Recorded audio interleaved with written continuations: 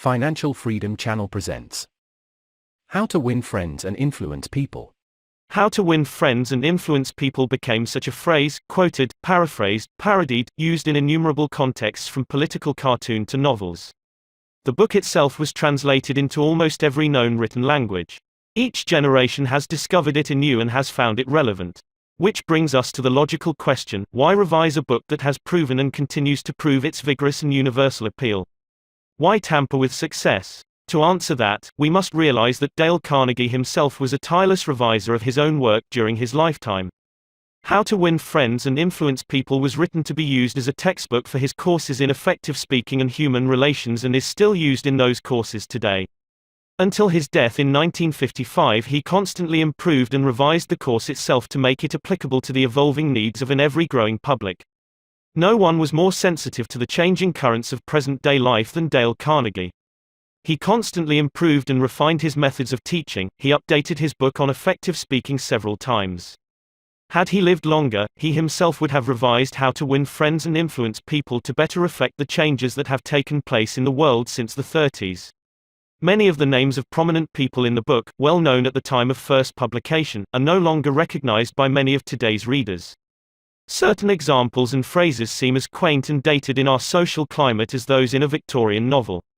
The important message and overall impact of the book is weakened to that extent. Our purpose, therefore, in this revision is to clarify and strengthen the book for a modern reader without tampering with the content. We have not changed How to Win Friends and Influence People except to make a few excisions and add a few more contemporary examples. The brash, breezy Carnegie style is intact, even the 30s slang is still there. Dale Carnegie wrote as he spoke, in an intensively exuberant, colloquial, conversational manner. So his voice still speaks as forcefully as ever, in the book and in his work. Thousands of people all over the world are being trained in Carnegie courses in increasing numbers each year. And other thousands are reading and studying How to Win Friends and Influence People and being inspired to use its principles to better their lives. To all of them, we offer this revision in the spirit of the honing and polishing of a finely made tool. Dorothy Carnegie, Mrs. Dale Carnegie, How This Book Was Written and Why by Dale Carnegie. During the first 35 years of the 20th century, the publishing houses of America printed more than 250,000 different books. Most of them were deadly dull, and many were financial failures. Many, did I say? The president of one of the largest publishing houses in the world confessed to me that his company, after 75 years of publishing experience, still lost money on 7 out of every 8 books it published. Why, then, did I have the temerity to write another book? And, after I had written it, why should you bother to read it? Fair questions, both, and I'll try to answer them. I have, since 1912, been conducting educational courses for business and professional men and women in New York. At first, I conducted courses in public speaking only, courses designed to train adults, by actual experience, to think on their feet and express their ideas with more clarity, more effectiveness and more poise, both in business interviews and before groups. But gradually, as the seasons passed, I realized that as sorely as these adults needed training in effective speaking, they needed still more training in the fine art of getting along with people in everyday business and social contacts. I also gradually realized that I was sorely in need of such training myself. As I look back across the years, I am appalled at my own frequent lack of finesse and understanding. How I wish a book such as this had been placed in my hands 20 years ago. What a priceless boon it would have been. Dealing with people is probably the biggest problem you face, especially if you are in business. Yes, and that is also true if you are a housewife, architect or engineer. Research done a few years ago under the auspices of the Carnegie Foundation for the Advancement of Teaching uncovered a most important and significant fact, a fact later confirmed by additional studies made at the Carnegie Institute of Technology. These investigations revealed that even in such technical lines as engineering, about 15% of one's financial success is due to one's technical knowledge and about 85% is due to skill in human engineering to personality and the ability to lead people. For many years, I conducted courses each season at the Engineers Club of Philadelphia, and also courses for the New York chapter of the American Institute of Electrical Engineers. A total of probably more than 1,500 engineers have passed through my classes. They came to me because they had finally realized, after years of observation and experience, that the highest paid personnel in engineering are frequently not those who know the most about engineering. One can, for example, hire mere technical ability in engineering, accountancy, architecture or any other profession at nominal salaries. But the person who has technical knowledge plus the ability to express ideas, to assume leadership, and to arouse enthusiasm among people, that person is headed for higher earning power. In the heyday of his activity, John D. Rockefeller said that the ability to deal with people is as purchasable a commodity as sugar or coffee, and I will pay more for that ability, said John D., than for any other under the sun. Wouldn't you suppose that every college in the land would conduct courses to develop the highest priced ability under the sun? But if there is just one practical, common-sense course of that kind given for adults in even one college in the land, it has escaped my attention up to the present writing. The University of Chicago and the United YMCA. Schools conducted a survey to determine what adults want to study. That survey cost $25,000 and took 2 years. The last part of the survey was made in Meriden, Connecticut. It had been chosen as a typical American town. Every adult in Meriden was interviewed and requested to answer 156 questions. Questions such as, what is your business or profession? Your education? How do you spend your spare time? What is your income? Your hobbies? Your ambitions? Your problems? What subjects are you most interested in studying? And so on. That survey revealed that health is the prime interest of adults and that the second interest is people, how to understand and get along with people, how to make people like you, and how to win others to your way of thinking. So the committee conducting this survey resolved to conduct such a course for adults in Meriden. They searched diligently for a practical textbook on the subject and found not one. Finally, they approached one of the world's outstanding authorities on adult education and asked him if he knew of any book that met the needs of this group. No, he replied, I know what those adults want. But the book they need has never been written. I knew from experience that this statement was true, for I myself had been searching for years to discover a practical, working handbook on human relations. Since no such book existed, I have tried to write one for use in my own courses. And here it is. I hope you like it. In preparation for this book, I read everything that I could find on the subject, everything from newspaper columns, magazine articles, records of the family courts, the writings of the old philosophers and the new psychologists. In addition, I hired a trained researcher to spend 1.5 years in various libraries reading everything I had missed, plowing through erudite tomes on psychology, poring over hundreds of magazine articles, searching through countless biographies, trying to ascertain how the great leaders of all ages had dealt with people. We read the biographies, we read the life stories of all great leaders from Julius Caesar to Thomas Edison. I recall that we read over 100 biographies of Theodore Roosevelt alone. We were determined to spare no time, no expense, to discover every practical idea that anyone had ever used throughout the ages for winning friends and influencing people. I personally interviewed scores of successful people, some of them world-famous inventors like Marconi and Edison, political leaders like Franklin D. Roosevelt and James Farley, business leaders like Owen D. Young, movie stars like Clark Gable and Mary Pickford, and explorers like Martin Johnson, and tried to discover the techniques they used in human relations. From all this material, I prepared a short talk. I called it, How to Win Friends and Influence People. I say, short. It was short in the beginning, but it soon expanded to a lecture that consumed 1 hour and 30 minutes. For years, I gave this talk each season to the adults in the Carnegie Institute courses in New York. I gave the talk and urged the listeners to go out and test it in the business and social contacts, and then come back to class and speak about their experiences and the results they had achieved. What an interesting assignment. These men and women, hungry for self-improvement, were fascinated by the idea of working in a new kind of laboratory, the first and only laboratory of human relationships for adults that had ever existed. This book wasn't written in the usual sense of the word. It grew as a child grows. It grew and developed out of that laboratory, out of the experiences of thousands of adults. Years ago, we started with a set of rules printed on a card no larger than a postcard. The next season we printed a larger card, then a leaflet, then a series of booklets, each one expanding in size and scope. After 15 years of experiment and research came this book. The rules we have set down here are not mere theories or guesswork. They work like magic. Incredible as it sounds, I have seen the application of these principles literally revolutionize the lives of many people. To illustrate, a man with 314 employees joined one of these courses. For years, he had driven and criticized and condemned his employees without stint or discretion. Kindness, words of appreciation and encouragement were alien to his lips.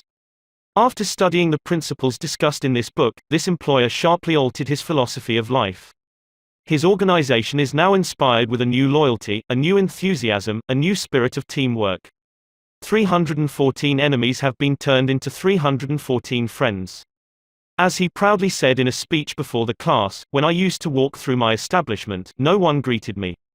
My employees actually looked the other way when they saw me approaching. But now they are all my friends, and even the janitor calls me by my first name. This employer gained more profit, more leisure, and what is infinitely more important, he found far more happiness in his business and in his home. Countless numbers of salespeople have sharply increased their sales by the use of these principles. Many have opened up new accounts that they had formerly solicited in vain. Executives have been given increased authority, increased pay. One executive reported a large increase in salary because he applied these truths. Another, an executive in the Philadelphia Gas Works Company, was slated for demotion when he was 65 because of his belligerence, because of his inability to lead people skillfully. This training not only saved him from the demotion but brought him a promotion with increased pay. On innumerable occasions, spouses attending the banquet given at the end of the course have told me that their homes have been much happier since their husbands or wives started this training. People are frequently astonished at the new results they achieve. It all seems like magic. In some cases, in their enthusiasm, they have telephoned me at my home on Sundays because they couldn't wait 48 hours to report their achievements at the regular session of the course. One man was so stirred by a talk on these principles that he Saturday far into the night discussing them with other members of the class. At 3 o'clock in the morning, the others went home. But he was so shaken by a realization of his own mistakes, so inspired by the vista of a new and richer world opening before him, that he was unable to sleep. He didn't sleep that night or the next day or the next night. Who was he? A naive, untrained individual ready to gush over any new theory that came along? No, far from it. He was a sophisticated dealer in art, very much the man about town, who spoke 3 languages fluently and was a graduate of 2 European universities. While writing this chapter, I received a letter from a German of the old school, an aristocrat whose forebears had served for generations as professional army officers under the Hohenzollerns. His letter, written from a transatlantic steamer, telling about the application of these principles, rose almost to a religious fervor. Another man, an old New Yorker, a Harvard graduate, a wealthy man, the owner of a large carpet factory, declared he had learned more in 14 weeks through this system of training about the fine art of influencing people than he had learned about the same subject during his 4 years in college. Absurd, laughable, fantastic. Of course, you are privileged to dismiss this statement with whatever adjective you wish. I am merely reporting, without comment, a declaration made by a conservative and eminently successful Harvard graduate in a public address to approximately 600 people at the Yale Club in New York on the evening of Thursday, February 23, 1933. Compared to what we ought to be, said the famous Professor William James of Harvard, compared to what we ought to be, we are only half awake. We are making use of only a small part of our physical and mental resources.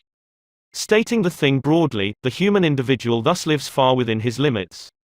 He possesses powers of various sorts which he habitually fails to use, those powers which you habitually fail to use.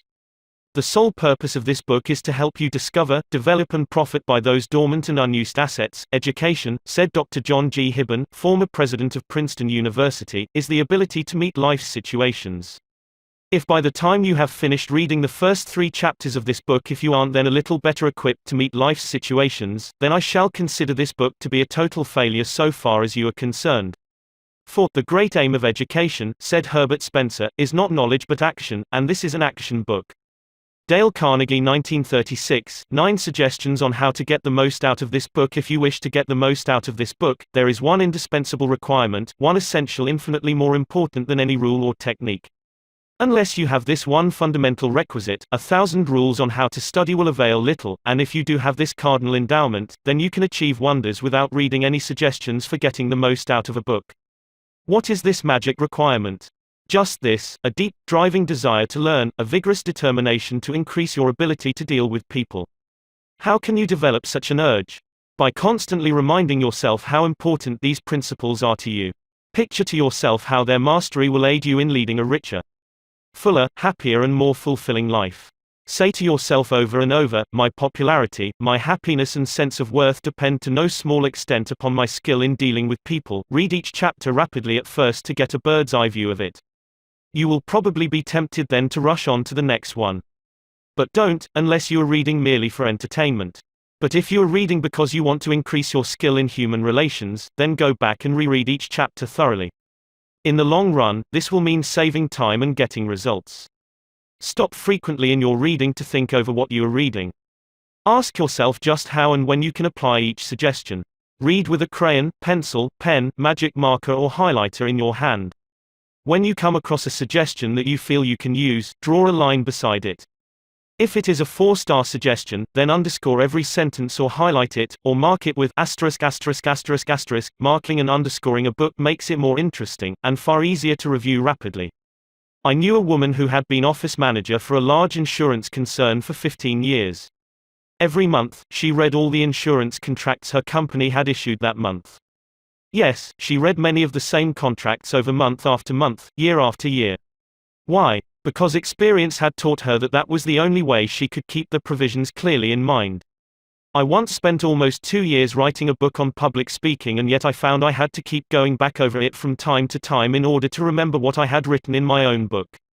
The rapidity with which we forget is astonishing. So, if you want to get a real, lasting benefit out of this book, don't imagine that skimming through it once will suffice. After reading it thoroughly, you ought to spend a few hours reviewing it every month. Keep it on your desk in front of you every day. Glance through it often. Keep constantly impressing yourself with the rich possibilities for improvement that still lie in the offing. Remember that the use of these principles can be made habitual only by a constant and vigorous campaign of review and application. There is no other way. Bernard Shaw once remarked, "If you teach a man anything, he will never learn." Shaw was right. Learning is an active process. We learn by doing. So, if you desire to master the principles you are studying in this book, do something about them. Apply these rules at every opportunity. If you don't, you will forget them quickly. Only knowledge that is used sticks in your mind. You will probably find it difficult to apply these suggestions all the time.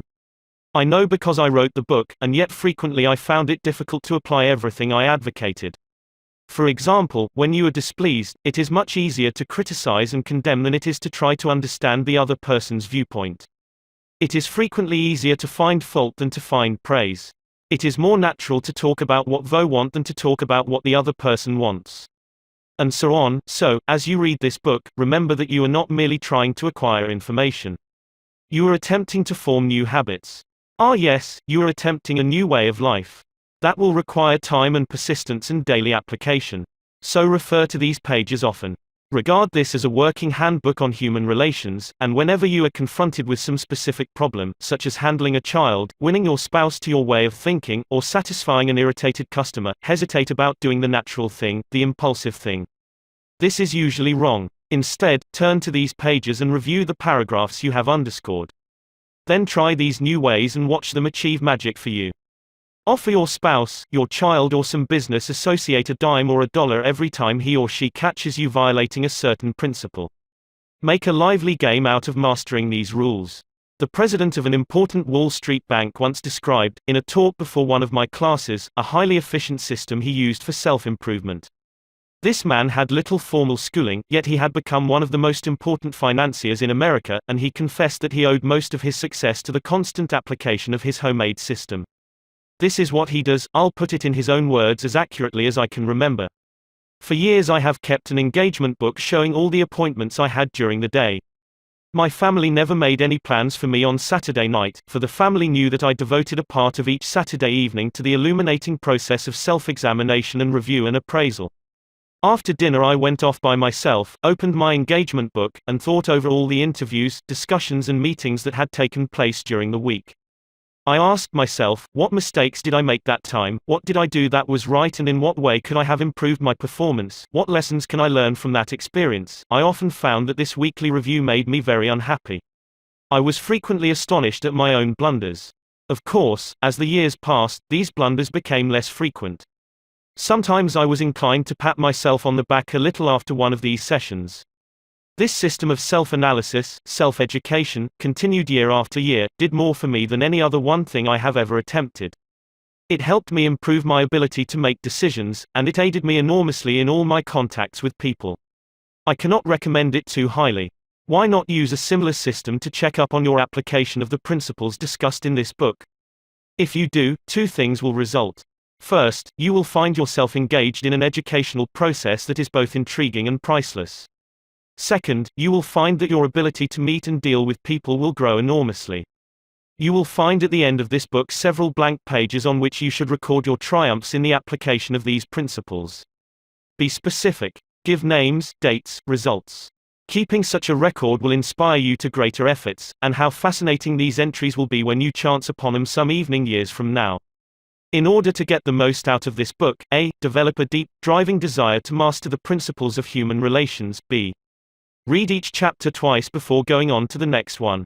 C. As you read, stop frequently to ask yourself how you can apply each suggestion. D. Underscore each important idea. E. Review this book each month. F. Apply these principles at every opportunity. Use this volume as a working handbook to help you solve your daily problems. G. Make a lively game out of your learning by offering some friend a dime or $1 every time he or she catches you violating one of these principles. H. Check up each week on the progress you are making. Ask yourself what mistakes you have made, what improvement, what lessons you have learned for the future. I. Keep notes in the back of this book showing how and when you have applied these principles. A Shortcut to Distinction by Lowell Thomas. This biographical information about Dale Carnegie was written as an introduction to the original edition of How to Win Friends and Influence People. It is reprinted in this edition to give the readers additional background on Dale Carnegie. It was a cold January night in 1935, but the weather couldn't keep them away. 2,500 men and women thronged into the grand ballroom of the Hotel Pennsylvania in New York. Every available seat was filled by 7:30. At 8 o'clock, the eager crowd was still pouring in. The spacious balcony was soon jammed. Presently even standing space was at a premium, and hundreds of people, tired after navigating a day in business, stood up for an hour and a half that night to witness, what? A fashion show, a 6-day bicycle race, or a personal appearance by Clark Gable. No, these people had been lured there by a newspaper ad. 2 evenings previously, they had seen this full-page announcement in the New York Sun staring them in the face: learn to speak effectively, prepare for leadership. Old stuff. Yes, but believe it or not, in the most sophisticated town on earth, during a depression with 20% of the population on relief, 2,500 people had left their homes and hustled to the hotel in response to that ad. The people who responded were of the upper economic strata, executives, employers and professionals.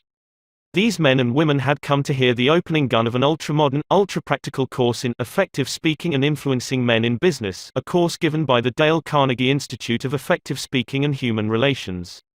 Why were they there, these 2,500 businessmen and women? Because of a sudden hunger for more education because of the Depression? Apparently not, for this same course had been playing to packed houses in New York City every season for the preceding 24 years. During that time, more than 15,000 business and professional people had been trained by Dale Carnegie.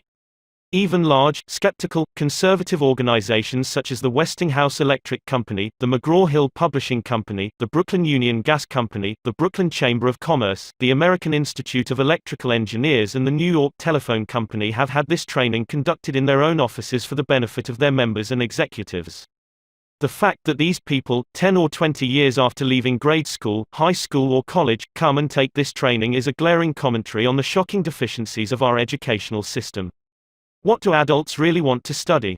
That is an important question, and in order to answer it, the University of Chicago, the American Association for Adult Education, and the United YMCA Schools made a survey over a 2-year period. That survey revealed that the prime interest of adults is health. It also revealed that the second interest is in developing skill in human relationships. They want to learn the technique of getting along with and influencing other people. They don't want to become public speakers, and they don't want to listen to a lot of high-sounding talk about psychology. They want suggestions they can use immediately in business, in social contacts and in the home. So that was what adults wanted to study, was it? All right, said the people making the survey. Fine. If that is what they want, we'll give it to them. Looking around for a textbook, they discovered that no working manual had ever been written to help people solve their daily problems in human relationships. Here was a fine kettle of fish. For hundreds of years, learned volumes had been written on Greek and Latin and higher mathematics, topics about which the average adult doesn't give two hoots. But on the one subject on which he has a thirst for knowledge, a veritable passion for guidance and help, nothing.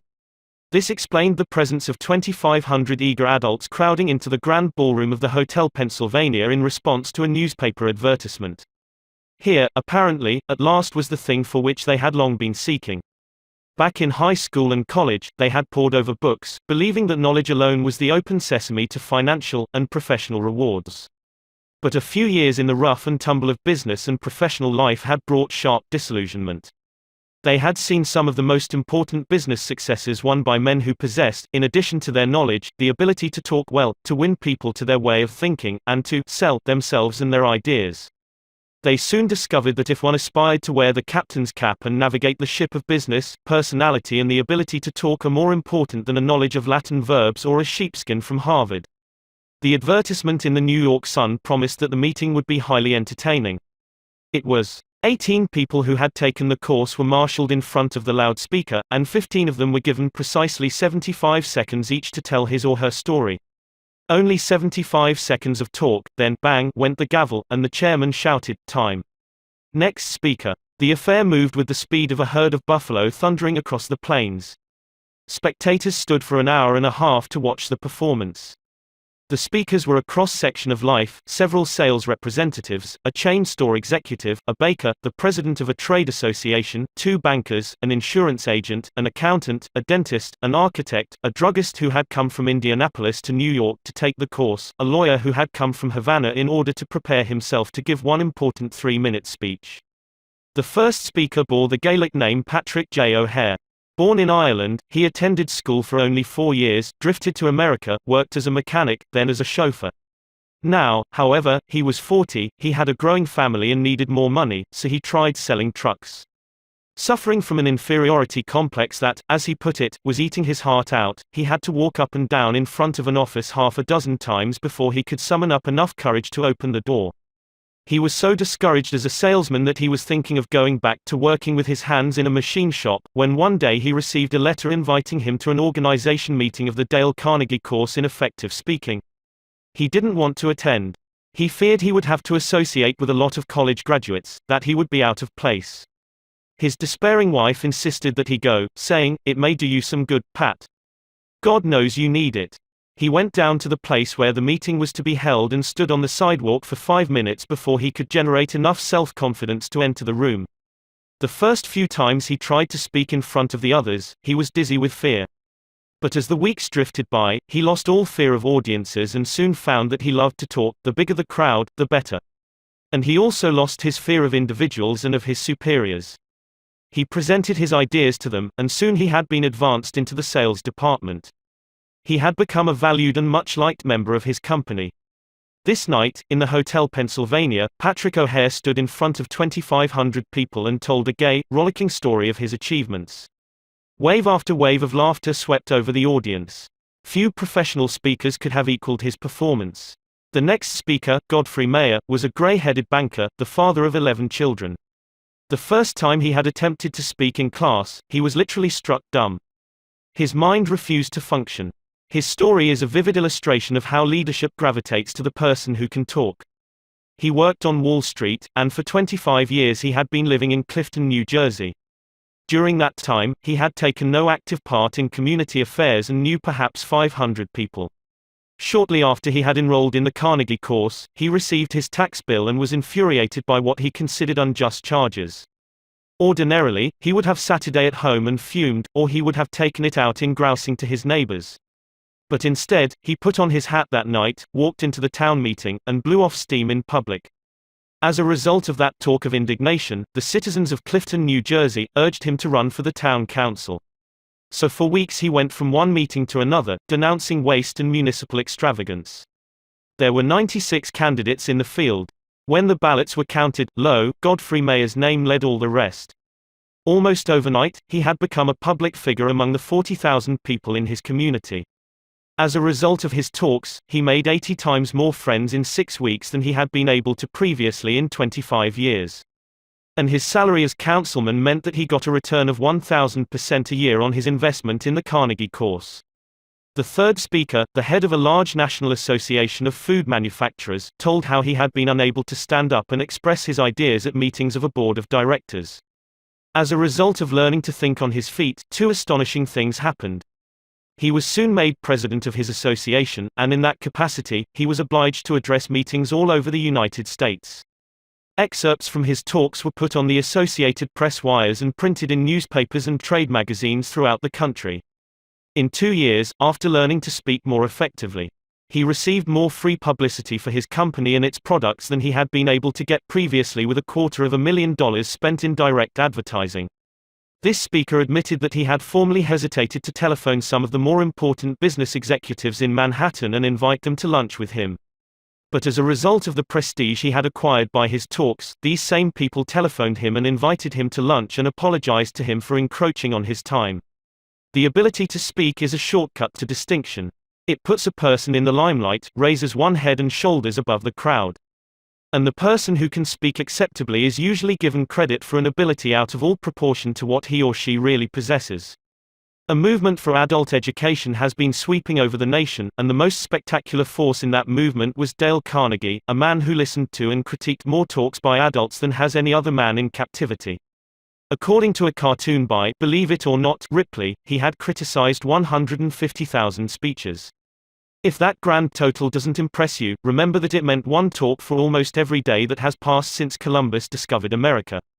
Or, to put it in other words, if all the people who had spoken before him had used only 3 minutes and had appeared before him in succession, it would have taken 10 months, listening day and night, to hear them all.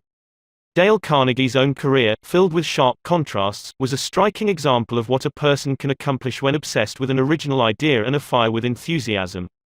Born on a Missouri farm 10 miles from a railway, he never saw a streetcar until he was 12 years old, yet by the time he was 46, he was familiar with the far-flung corners of the earth, everywhere from Hong Kong to Hammerfest, and, at one time, he approached closer to the North Pole than Admiral Byrd's headquarters at Little America was to the South Pole. This Missouri lad who had once picked strawberries and cut cockleburrs for 5 cents an hour became the highly paid trainer of the executives of large corporations in the art of self-expression. This erstwhile cowboy who had once punched cattle and branded calves and ridden fences out in western South Dakota later went to London to put on shows under the patronage of the royal family. This chap who was a total failure the first half dozen times he tried to speak in public later became my personal manager. Much of my success has been due to training under Dale Carnegie. Young Carnegie had to struggle for an education, for hard luck was always battering away at the old farm in northwest Missouri with a flying tackle and a body slam. Year after year, the 102 river rose and drowned the corn and swept away the hay. Season after season, the fat hogs sickened and died from cholera, the bottom fell out of the market for cattle and mules, and the bank threatened to foreclose the mortgage. Sick with discouragement, the family sold out and bought another farm near the State Teachers College at Warrensburg, Missouri. Board and room could be had in town for $1 a day, but young Carnegie couldn't afford it. So he stayed on the farm and commuted on horseback 3 miles to college each day. At home, he milked the cows, cut the wood, fed the hogs, and studied his Latin verbs by the light of a coal oil lamp until his eyes blurred and he began to nod. Even when he got to bed at midnight, he set the alarm for 3 o'clock. His father bred pedigreed Durrick Jersey hogs, and there was danger, during the bitter cold nights, that the young pigs would freeze to death, so they were put in a basket, covered with a gunny sack, and set behind the kitchen stove. True to their nature, the pigs demanded a hot meal at 3 a.m. So when the alarm went off, Dale Carnegie crawled out of the blankets, took the basket of pigs out to their mother, waited for them to nurse, and then brought them back to the warmth of the kitchen stove. There were 600 students in State Teachers College, and Dale Carnegie was one of the isolated half-dozen who couldn't afford to board in town. He was ashamed of the poverty that made it necessary for him to ride back to the farm and milk the cows every night. He was ashamed of his coat, which was too tight, and his trousers, which were too short. Rapidly developing an inferiority complex, he looked about for some shortcut to distinction. He soon saw that there were certain groups in college that enjoyed influence and prestige, the football and baseball players and the chaps who won the debating and public speaking contests. Realizing that he had no flair for athletics, he decided to win one of the speaking contests. He spent months preparing his talks. He practiced as he sat a day in the saddle galloping to college and back, he practiced his speeches as he milked the cows, and then he mounted a bale of hay in the barn and with great gusto and gestures harangued the frightened pigeons about the issues of the day. But in spite of all his earnestness and preparation, he met with defeat after defeat. He was 18 at the time, sensitive and proud. He became so discouraged, so depressed, that he even thought of suicide. And then suddenly he began to win, not one contest, but every speaking contest in college. Other students pleaded with him to train them, and they won also. After graduating from college, he started selling correspondence courses to the ranchers among the sandhills of western Nebraska and eastern Wyoming. In spite of all his boundless energy and enthusiasm, he couldn't make the grade. He became so discouraged that he went to his hotel room in Alliance, Nebraska, in the middle of the day, threw himself across the bed, and wept in despair. He longed to go back to college, he longed to retreat from the harsh battle of life, but he couldn't. So he resolved to go to Omaha and get another job. He didn't have the money for a railroad ticket, so he traveled on a freight train, feeding and watering 2 carloads of wild horses in return for his passage. After landing in South Omaha, he got a job selling bacon and soap and lard for Armour and Company. His territory was up among the Badlands and the cow and Indian country of western South Dakota.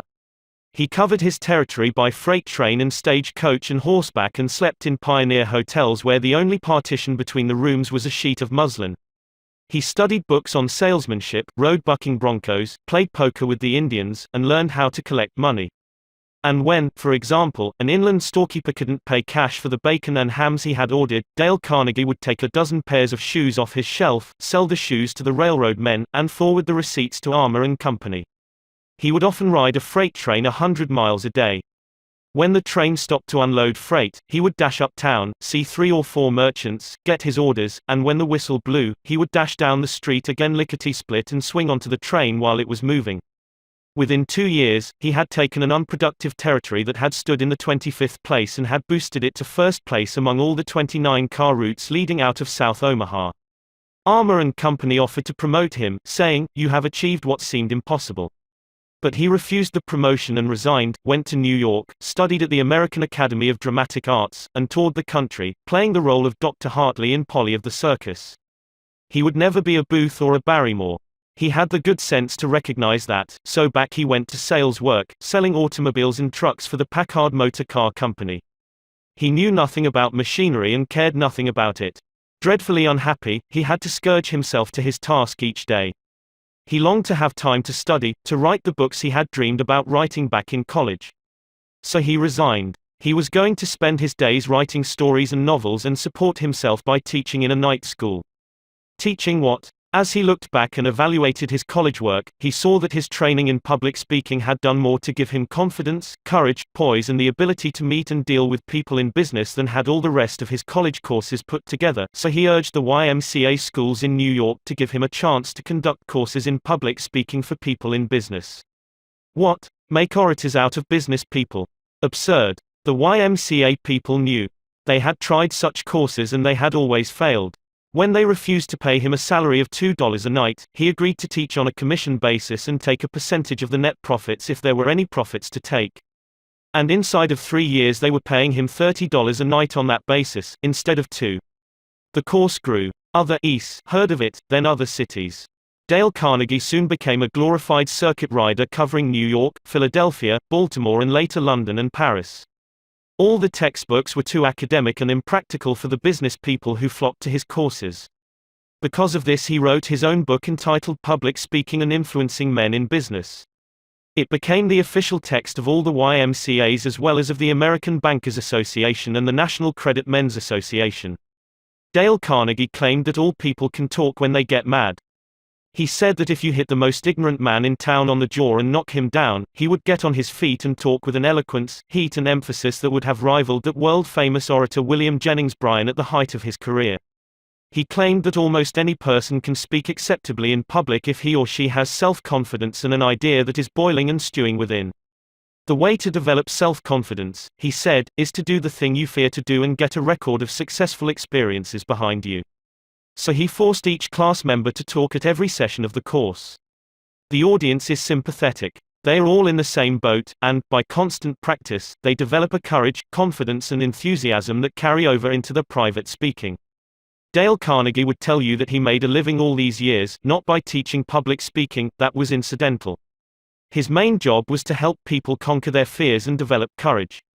He started out at first to conduct merely a course in public speaking, but the students who came were businessmen and women. Many of them hadn't seen the inside of a classroom in 30 years. Most of them were paying their tuition on the installment plan. They wanted results and they wanted them quick, results that they could use the next day in business interviews and in speaking before groups. So he was forced to be swift and practical. Consequently, he developed a system of training that is unique, a striking combination of public speaking, salesmanship, human relations and applied psychology. A slave to no hard and fast rules, he developed a course that is as real as the measles and twice as much fun. When the class is terminated, the graduates formed clubs of their own and continued to meet fortnightly for years afterward.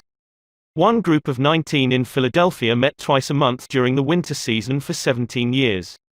Class members frequently travel 50 or 100 miles to attend classes.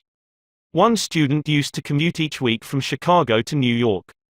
Professor William James of Harvard used to say that the average person develops only 10% of his latent mental ability.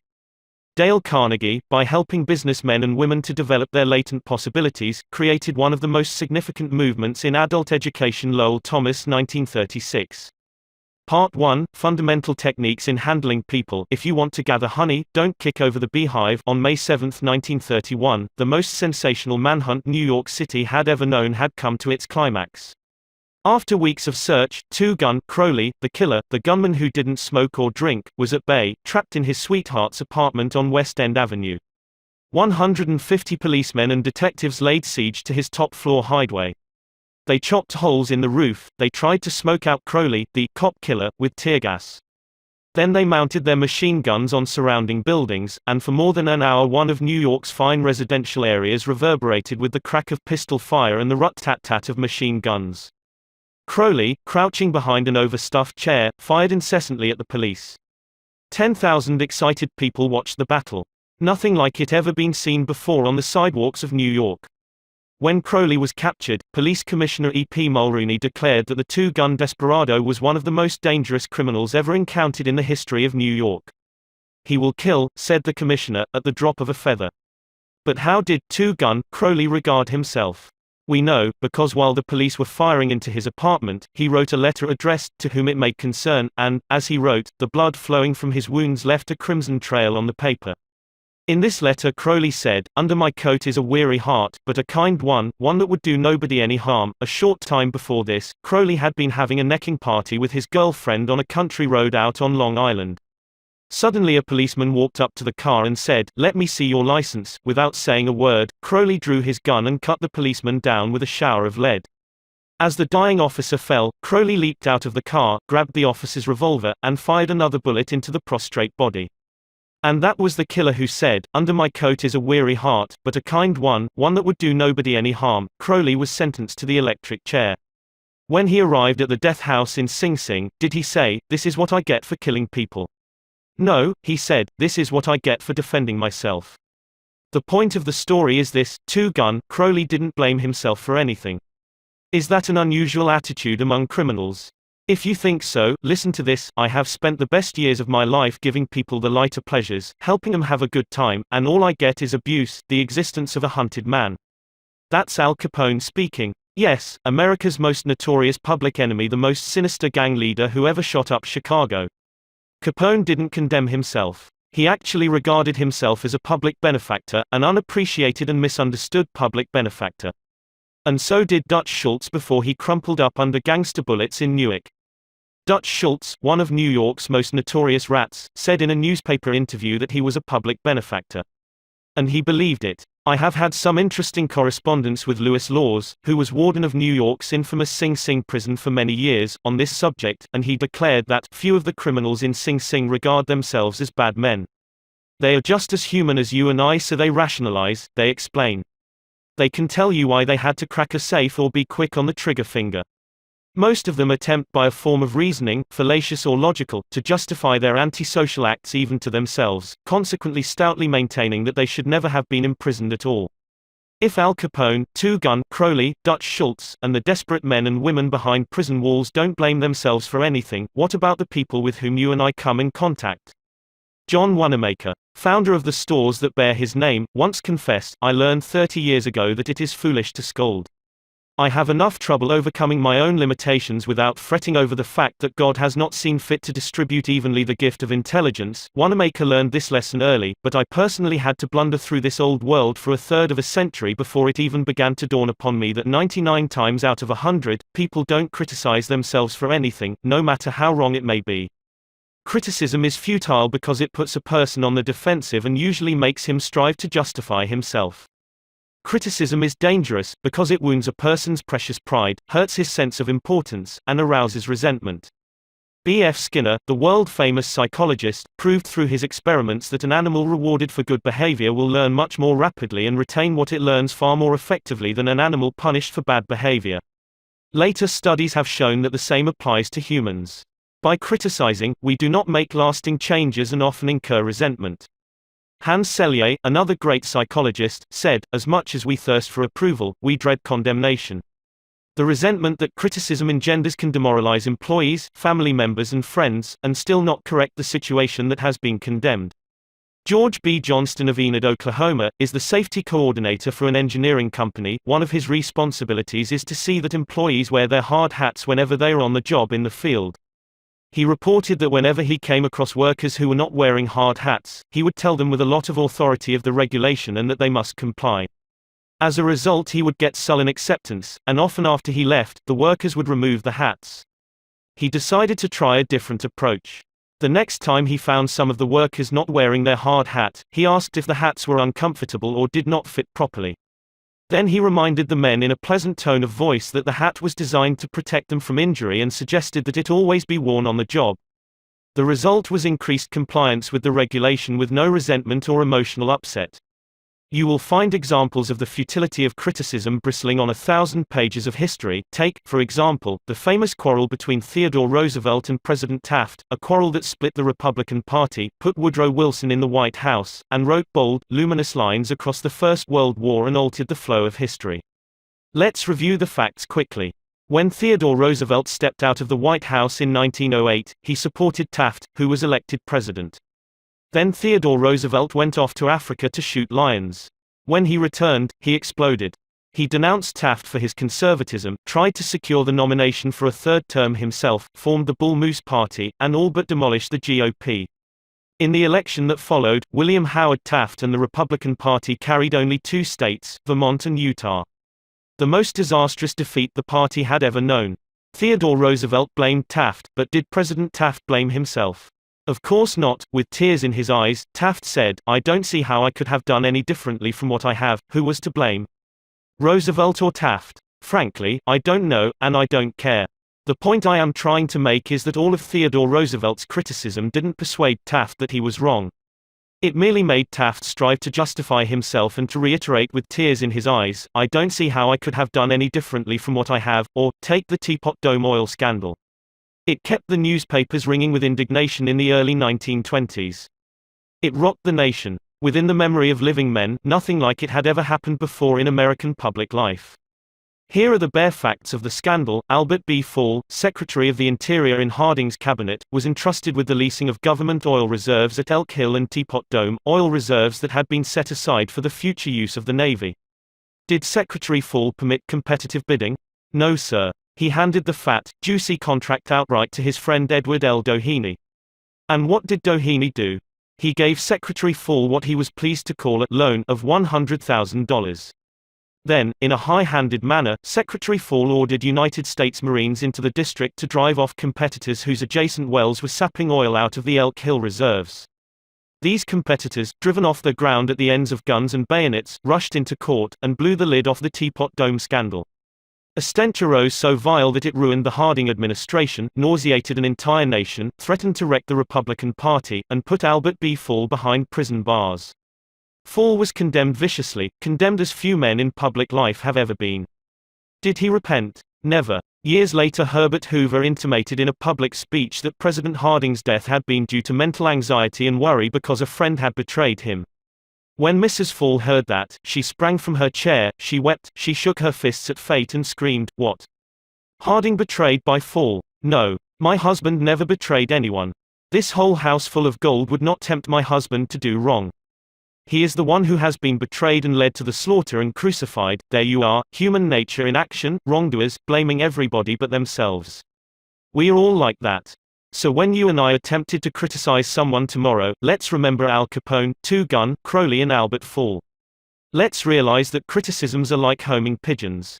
They always return home. Let's realize that the person we are going to correct and condemn will probably justify himself or herself, and condemn us in return, or, like the gentle Taft, will say, I don't see how I could have done any differently from what I have. On the morning of April 15, 1865, Abraham Lincoln lay dying in a hall bedroom of a cheap lodging house directly across the street from Ford's Theater, where John Wilkes Booth had shot him.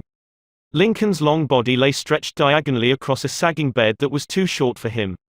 A cheap reproduction of Rosa Bonheur's famous painting The Horsefair hung above the bed, and a dismal gas jet flickered yellow light.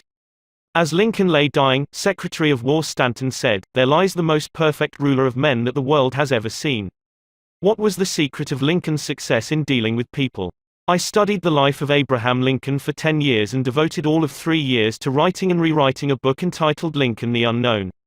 I believe I have made as detailed and exhaustive a study of Lincoln's personality and home life as it is possible for any being to make. I made a special study of Lincoln's method of dealing with people. Did he indulge in criticism? Oh, yes. As a young man in the Pigeon Creek Valley of Indiana, he not only criticized but he wrote letters and poems ridiculing people and dropped these letters on the country roads where they were sure to be found. One of these letters aroused resentments that burned for a lifetime. Even after Lincoln had become a practicing lawyer in Springfield, Illinois, he attacked his opponents openly in letters published in the newspapers. But he did this just once too often. In the autumn of 1842 he ridiculed a vain, pugnacious politician by the name of James Shields. Lincoln lammed him through an anonymous letter published in Springfield Journal. The town roared with laughter. Shields, sensitive and proud, boiled with indignation. He found out who wrote the letter, leaped on his horse, started after Lincoln, and challenged him to fight a duel. Lincoln didn't want to fight. He was opposed to dueling, but he couldn't get out of it and save his honor. He was given the choice of weapons. Since he had very long arms, he chose cavalry broadswords and took lessons in sword fighting from a West Point graduate, and, on the appointed day, he and Shields met on a sandbar in the Mississippi River, prepared to fight to the death, but, at the last minute, their seconds interrupted and stopped the duel. That was the most lurid personal incident in Lincoln's life. It taught him an invaluable lesson in the art of dealing with people. Never again did he write an insulting letter. Never again did he ridicule anyone. And from that time on, he almost never criticized anybody for anything. Time after time, during the Civil War, Lincoln put a new general at the head of the Army of the Potomac, and each one in turn, McClellan, Pope, Burnside, Hooker, Meade, blundered tragically and drove Lincoln to pacing the floor in despair. Half the nation savagely condemned these incompetent generals, but Lincoln, with malice toward none, with charity for all, held his peace. One of his favorite quotations was, "Judge not, that ye be not judged," and when Mrs. Lincoln and others spoke harshly of the Southern people, Lincoln replied, "Don't criticize them, they are just what we would be under similar circumstances." Yet if any man ever had occasion to criticize, surely it was Lincoln. Let's take just one illustration. The Battle of Gettysburg was fought during the first 3 days of July 1863. During the night of July 4, Lee began to retreat southward while storm clouds deluged the country with rain. When Lee reached the Potomac with his defeated army, he found a swollen, impassable river in front of him, and a victorious Union army behind him. Lee was in a trap. He couldn't escape. Lincoln saw that. Here was a golden, heaven-sent opportunity, the opportunity to capture Lee's army and end the war immediately. So, with a surge of high hope, Lincoln ordered Meade not to call a council of war but to attack Lee immediately. Lincoln telegraphed his orders and then sent a special messenger to Meade demanding immediate action. And what did General Meade do? He did the very opposite of what he was told to do. He called a council of war in direct violation of Lincoln's orders. He hesitated. He procrastinated. He telegraphed all manner of excuses. He refused point-blank to attack Lee. Finally, the waters receded, and Lee escaped over the Potomac with his forces. Lincoln was furious. "What does this mean?" Lincoln cried to his son Robert. "Great God! What does this mean? We had 'em within our grasp and had only to stretch forth our hands and they were ours, yet nothing that I could say or do could make the army move. Under the circumstances, almost any general could have defeated Lee. If I had gone up there, I could have whipped him myself." In bitter disappointment, Lincoln sat a day down and wrote Meade this letter. And remember, at this period of his life Lincoln was extremely conservative and restrained in his phraseology. So, this letter coming from Lincoln in 1863 was tantamount to the severest rebuke. "My dear General, I do not believe you appreciate the magnitude of the misfortune involved in Lee's escape. He was within our easy grasp, and to have closed upon him would, in connection with our other late successes, have ended the war. As it is, the war will be prolonged indefinitely. If you could not safely attack Lee last Monday, how can you possibly do so south of the river, when you can take with you very few, no more than 2/3 of the force you then had in hand? It would be unreasonable to expect, and I do not expect, that you can now effect much. Your golden opportunity is gone, and I am distressed immeasurably because of it. What do you suppose Meade did when he read the letter? Meade never saw that letter. Lincoln never mailed it. It was found among his papers after his death. My guess is, and this is only a guess, that after writing that letter, Lincoln looked out of the window and said to himself, "Just a minute. Maybe I ought not to be so hasty. It is easy enough for me to sit here in the quiet of the White House and order Meade to attack, but if I had been up at Gettysburg, and if I had seen as much blood as Meade has seen during the last week, and if my ears had been pierced with the screams and shrieks of the wounded and dying, maybe I wouldn't be so anxious to attack either. If I had Meade's timid temperament, perhaps I would have done just what he had done. Anyhow, it is water under the bridge now. If I send this letter, it will relieve my feelings, but it will make Meade try to justify himself. It will make him condemn me. It will arouse hard feelings, impair all his further usefulness as a commander, and perhaps force him to resign from the army. So, as I have already said, Lincoln put the letter aside, for he had learned by bitter experience that sharp criticisms and rebukes almost invariably end in futility. Theodore Roosevelt said that when he, as president, was confronted with a perplexing problem, he used to lean back and look up at a large painting of Lincoln which hung above his desk in the White House and ask himself, what would Lincoln do if he were in my shoes? How would he solve this problem? The next time we attempted to admonish somebody, let's pull a $5 bill out of our pocket, look at Lincoln's picture on the bill, and ask, how would Lincoln handle this problem if he had it? Mark Twain lost his temper occasionally and wrote letters that turned the paper brown. For example, he once wrote to a man who had aroused his ire, "The thing for you is a burial permit. You have only to speak and I will see that you get it." On another occasion he wrote to an editor about a proofreader's attempts to improve my spelling and punctuation. He ordered, "Set the matter according to my copy hereafter and see that the proofreader retains his suggestions in the mush of his decayed brain." The writing of these stinging letters made Mark Twain feel better. They allowed him to blow off steam, and the letters didn't do any real harm, because Mark's wife secretly lifted them out of the mail. They were never sent. Do you know someone you would like to change and regulate and improve? Good. That is fine. I am all in favor of it, but why not begin on yourself? From a purely selfish standpoint, that is a lot more profitable than trying to improve others, yes, and a lot less dangerous. Don't complain about the snow on your neighbor's roof, said Confucius, when your own doorstep is unclean. When I was still young and trying hard to impress people, I wrote a foolish letter to Richard Harding Davis, an author who once loomed large on the literary horizon of America.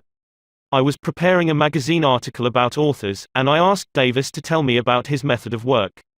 A few weeks earlier, I had received a letter from someone with this notation at the bottom, "Dictated but not read." I was quite impressed. I felt that the writer must be very big and busy and important. I wasn't the slightest bit busy, but I was eager to make an impression on Richard Harding Davis, so I ended my short note with the words, "Dictated but not read." He never troubled to answer the letter. He simply returned it to me with this scribbled across the bottom: "Your bad manners are exceeded only by your bad manners." True, I had blundered, and perhaps I deserved this rebuke.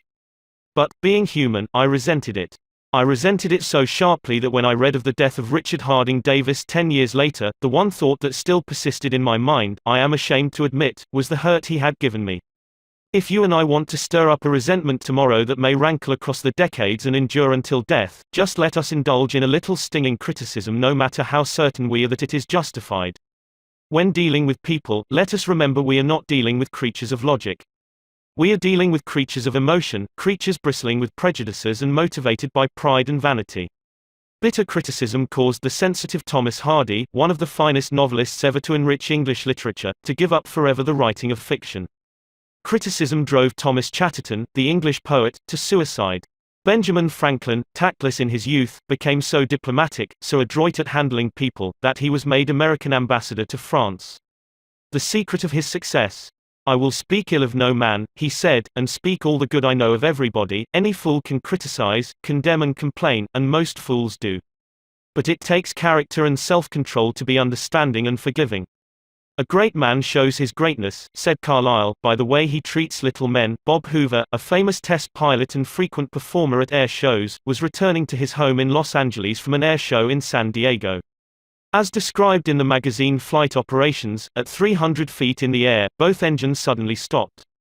By deft maneuvering he managed to land the plane, but it was badly damaged although nobody was hurt.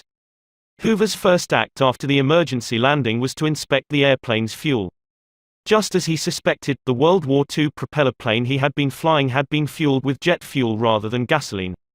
Upon returning to the airport, he asked to see the mechanic who had serviced his airplane. The young man was sick with the agony of his mistake. Tears streamed down his face as Hoover approached. He had just caused the loss of a very expensive plane and could have caused the loss of 3 lives as well. You can imagine Hoover's anger. One could anticipate the tongue lashing that this proud and precise pilot would unleash for that carelessness. But Hoover didn't scold the mechanic, he didn't even criticize him. Instead, he put his big arm around the man's shoulder and said, "To show you I'm sure that you'll never do this again, I want you to service my F-51 tomorrow." Often parents attempted to criticize their children. You would expect me to say, "Don't." But I will not. I am merely going to say, before you criticize them, read one of the classics of American journalism, Father Forgets. It originally appeared as an editorial in the People's Home Journal. We are reprinting it here with the author's permission, as condensed in the Reader's Digest. Father Forgets is one of those little pieces which, dashed off in a moment of sincere feeling, strikes an echoing chord in so many readers as to become a perennial reprint favorite. Since its first appearance, Father Forgets has been reproduced, writes the author, W. Livingston Land, in hundreds of magazines and house organs, and in newspapers the country over. It has been reprinted almost as extensively in many foreign languages. I have given personal permission to thousands who wish to read it from school, church, and lecture platforms. It has been on the air on countless occasions and programs. Oddly enough, college periodicals have used it, and high school magazines. Sometimes a little piece seems mysteriously to click. This one certainly did. Father Forgets. W. Livingston Land. Listen, son, I am saying this as you lie asleep, one little paw crumpled under your cheek and the blonde curls stickily wet on your damp forehead. I have stolen into your room alone. Just a few minutes ago, as I sat reading my paper in the library, a stifling wave of remorse swept over me. Guiltily I came to your bedside. There are the things I was thinking, son. I had been cross with you. I scolded you as you were dressing for school because you gave your face merely a dab with a towel. I took you to task for not cleaning your shoes. I called out angrily when you threw some of your things on the floor. At breakfast I found fault, too. You spilled things. You gulped down your food. You put your elbows on the table.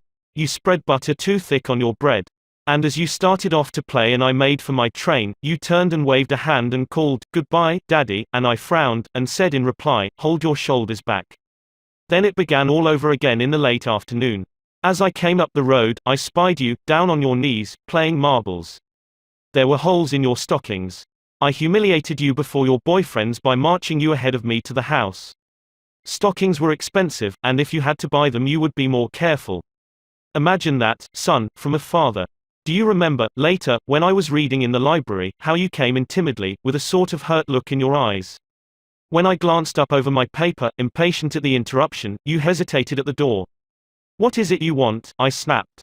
You said nothing, but ran across in one tempestuous plunge, and threw your arms around my neck and kissed me, and your small arms tightened with an affection that God had set blooming in your heart and which even neglect could not wither. And then you were gone, pattering up the stairs. Well, son, it was shortly afterwards that my paper slipped from my hands and a terrible sickening fear came over me. What has habit been doing to me? The habit of finding fault, of reprimanding. This was my reward to you for being a boy. It was not that I did not love you, it was that I expected too much of youth. I was measuring you by the yardstick of my own years. And there was so much that was good and fine and true in your character. The little heart of you was as big as the dawn itself over the wide hills. This was shown by your spontaneous impulse to rush in and kiss me good night. Nothing else matters tonight, son. I have come to your bedside in the darkness, and I have knelt there, ashamed. It is a feeble atonement. I know you would not understand these things if I told them to you during your waking hours. But tomorrow I will be a real daddy. I will chum with you, and suffer when you suffer, and laugh when you laugh. I will bite my tongue when impatient words come. I will keep saying as if it were a ritual, he is nothing but a boy, a little boy. I am afraid I have visualized you as a man. Yet as I see you now, son, crumpled and weary in your cot, I see that you are still a baby. Yesterday you were in your mother's arms, your head on her shoulder. I have asked too much, too much. Instead of condemning people, let's try to understand them. Let's try to figure out why they do what they do. That's a lot more profitable and intriguing than criticism, and it breeds sympathy, tolerance and kindness. To know all is to forgive all. As Dr. Johnson said, God himself, sir, does not propose to judge man until the end of his days, why should you and I?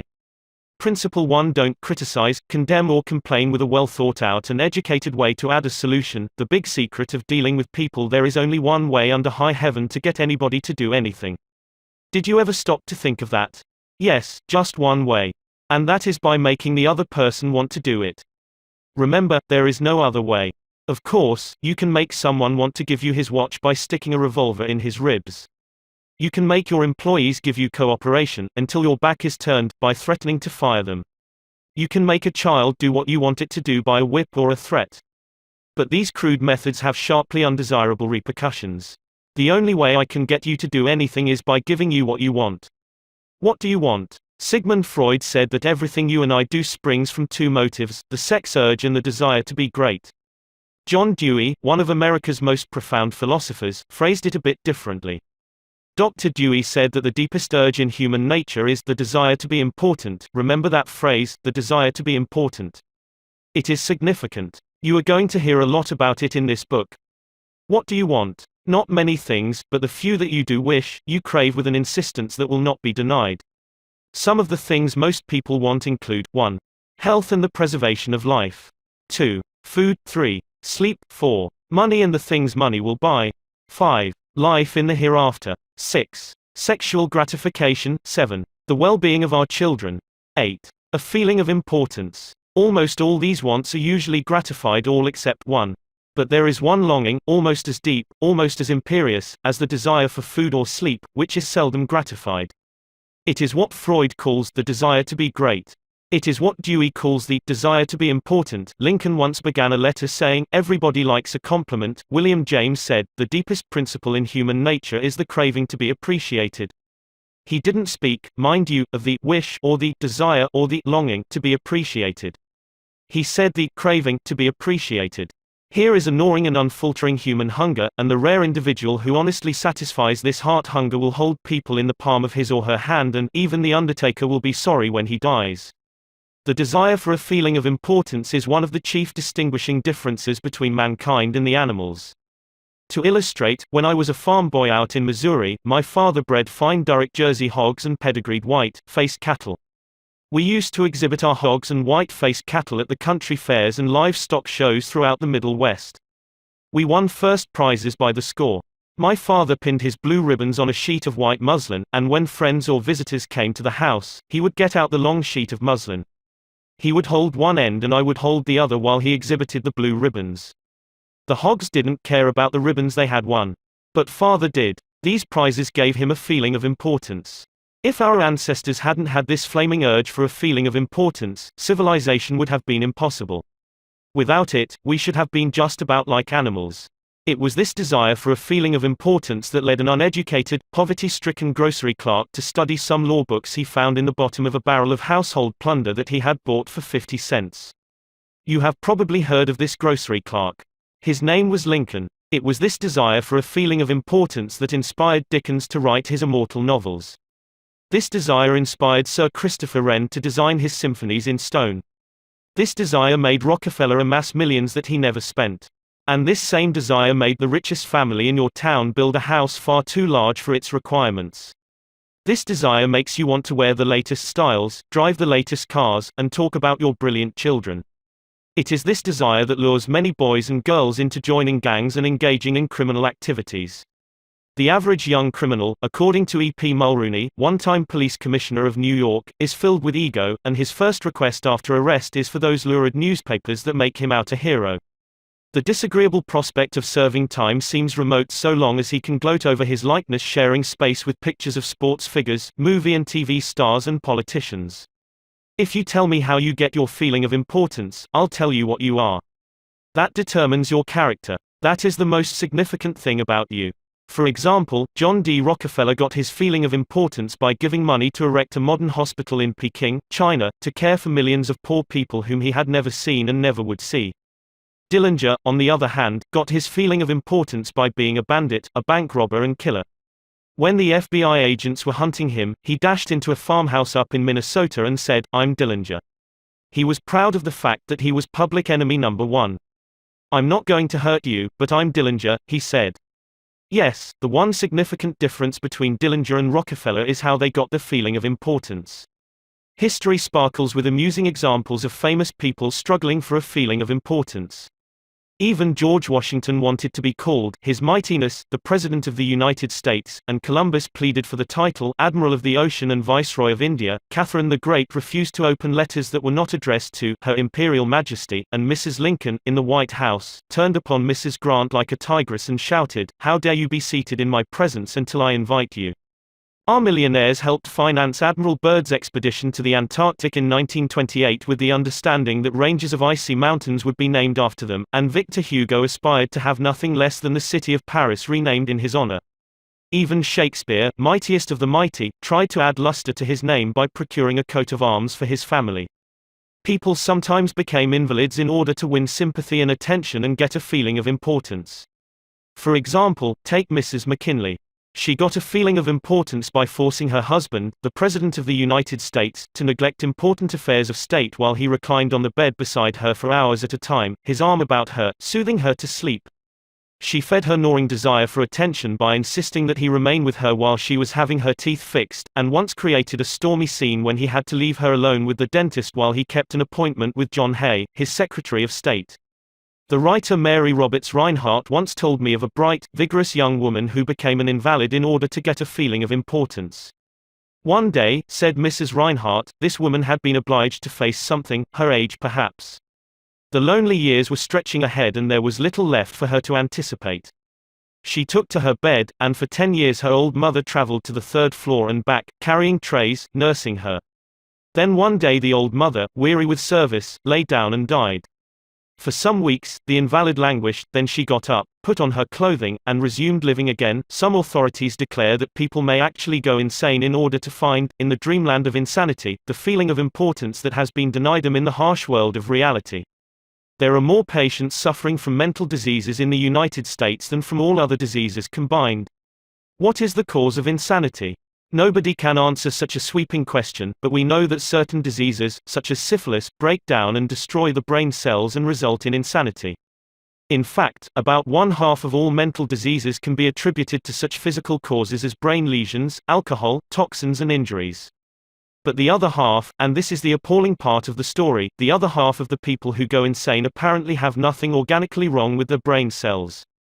In post-mortem examinations, when the brain tissues are studied under the highest-powered microscopes, these tissues are found to be apparently just as healthy as yours and mine.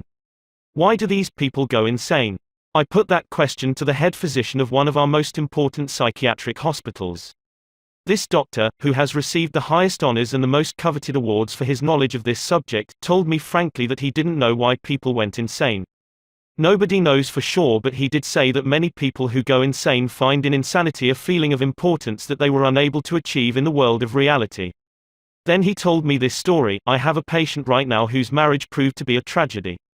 She wanted love, sexual gratification, children and social prestige, but life blasted all her hopes. Her husband didn't love her. He refused even to eat with her and forced her to serve his meals in his room upstairs. She had no children, no social standing.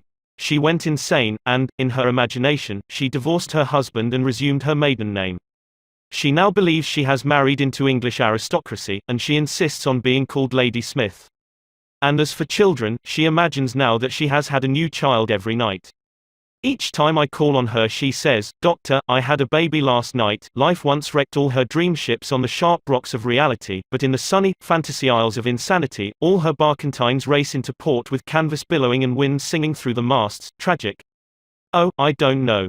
Her physician said to me, if I could stretch out my hand and restore her sanity, I wouldn't do it. She's much happier as she is.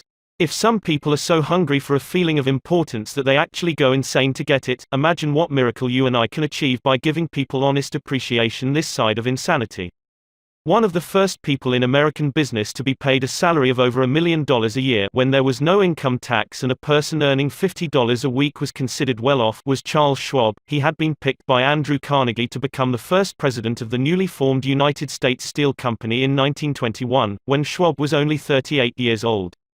Schwab later left U.S. Steel to take over the then troubled Bethlehem Steel Company, and he rebuilt it into one of the most profitable companies in America. Why did Andrew Carnegie pay $1 million a year, or more than $3,000 a day, to Charles Schwab? Why? Because Schwab was a genius? No. Because he knew more about the manufacture of steel than other people? Nonsense. Charles Schwab told me himself that he had many men working for him who knew more about the manufacture of steel than he did. Schwab says that he was paid this salary largely because of his ability to deal with people. I asked him how he did it. Here is his secret set down in his own words, words that ought to be cast in eternal bronze and hung in every home and school, every shop and office in the land, words that children ought to memorize instead of wasting their time memorizing the conjugation of Latin verbs or the amount of the annual rainfall in Brazil, words that will all but transform your life and mine if we will only live them. I consider my ability to arouse enthusiasm among my people, said Schwab, the greatest asset I possess, and the way to develop the best that is in a person is by appreciation and encouragement. There is nothing else that so kills the ambitions of a person as criticisms from superiors. I never criticize anyone. I believe in giving a person incentive to work. So, I am anxious to praise but loath to find fault. If I like anything, I am hearty in my approbation and lavish in my praise. That is what Schwab did. But what do average people do? The exact opposite. If they don't like a thing, they bawl out their subordinates. If they do like it, they say nothing. As the old couplet says, once I did bad and that I heard ever, twice I did good, but that I heard never. In my wide association in life, meeting with many and great people in various parts of the world, Schwab declared, I have yet to find the person, however great or exalted his station, who did not do better work and put forth greater effort under a spirit of approval than he would ever do under a spirit of criticism. That, he said, frankly, was one of the outstanding reasons for the phenomenal success of Andrew Carnegie. Carnegie praised his associates publicly as well as privately. Carnegie wanted to praise his assistants even on his tombstone. He wrote an epitaph for himself which read, "Here lies one who knew how to get around him men who were cleverer than himself." Sincere appreciation was one of the secrets of the first John D. Rockefeller's success in handling men. For example, when one of his partners, Edward T. Bedford, lost $1 million for the firm by a bad buy in South America, John D. might have criticized, but he knew Bedford had done his best, and the incident was closed. So, Rockefeller found something to praise. He congratulated Bedford because he had been able to save 60% of the money he had invested. "That's splendid," said Rockefeller. "We don't always do as well as that upstairs. I have among my clippings a story that I know never happened, but it illustrates a truth, so I'll repeat it. According to this silly story, a farm woman, at the end of a heavy day's work, set before her menfolks a heaping pile of hay. And when they indignantly demanded whether she had gone crazy, she replied, 'Why, how did I know you'd notice? I've been cooking for you men for the last 20 years and in all that time I ain't heard no word to let me know you wasn't just eating hay.'" When a study was made a few years ago on runaway wives, what do you think was discovered to be the main reason wives ran away? It was lack of appreciation. And I'd bet that a similar study made of runaway husbands would come out the same way. We often take our spouses so much for granted that we never let them know we appreciate them. A member of one of our classes told of a request made by his wife. She and a group of other women in her church were involved in a self-improvement program. She asked her husband to help her by listing 6 things he believed she could do to help her become a better wife. He reported to the class, "I was surprised by such a request. Frankly, it would have been easy for me to list 6 things I would like to change about her. My heavens, she could have listed 1,000 things she would like to change about me, but I didn't. I said to her, 'Let me think about it and give you an answer in the morning.' The next morning I got up very early and called the florist and had him send 6 red roses to my wife with a note saying, 'I can't think of 6 things I would like to change about you. I love you the way you are.' When I arrived at home that evening, who do you think greeted me at the door? That's right. My wife. She was almost in tears. Needless to say, I was extremely glad I had not criticized her as she had requested. The following Sunday at church, after she had reported the results of her assignment, several women with whom she had been studying came up to me and said, "That was the most considerate thing I have ever heard." It was then I realized the power of appreciation. Florence Ziegfeld, the most spectacular producer who ever dazzled Broadway, gained his reputation by his subtle ability to glorify the American girl. Time after time, he took drab little creatures that no one ever looked at twice and transformed them on the stage into glamorous visions of mystery and seduction. Knowing the value of appreciation and confidence, he made women feel beautiful by the sheer power of his gallantry and consideration. He was practical. He raised the salary of chorus girls from $30 a week to as high as $175.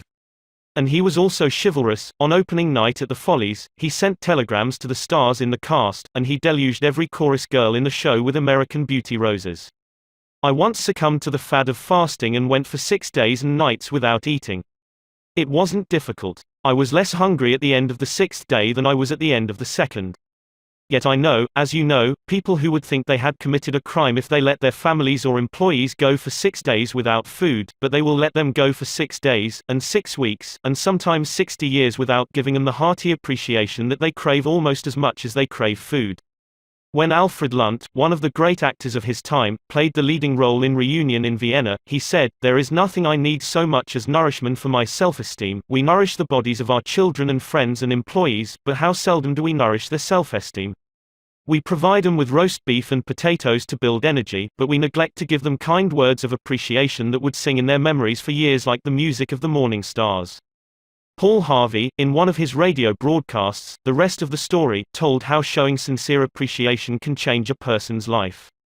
He reported that years ago a teacher in Detroit asked Stevie Morris to help her find a mouse that was lost in the classroom. You see, she appreciated the fact that nature had given Stevie something no one else in the room had. Nature had given Stevie a remarkable pair of ears to compensate for his blind eyes. But this was really the first time Stevie had been shown appreciation for those talented ears. Now, years later, he says that this act of appreciation was the beginning of a new life. You see, from that time on he developed his gift of hearing and went on to become, under the stage name of Stevie Wonder, one of the great pop singers and songwriters of the 70s. Paul Orant, Paul Harvey's The Rest of the Story, New York, Doubleday, 1977.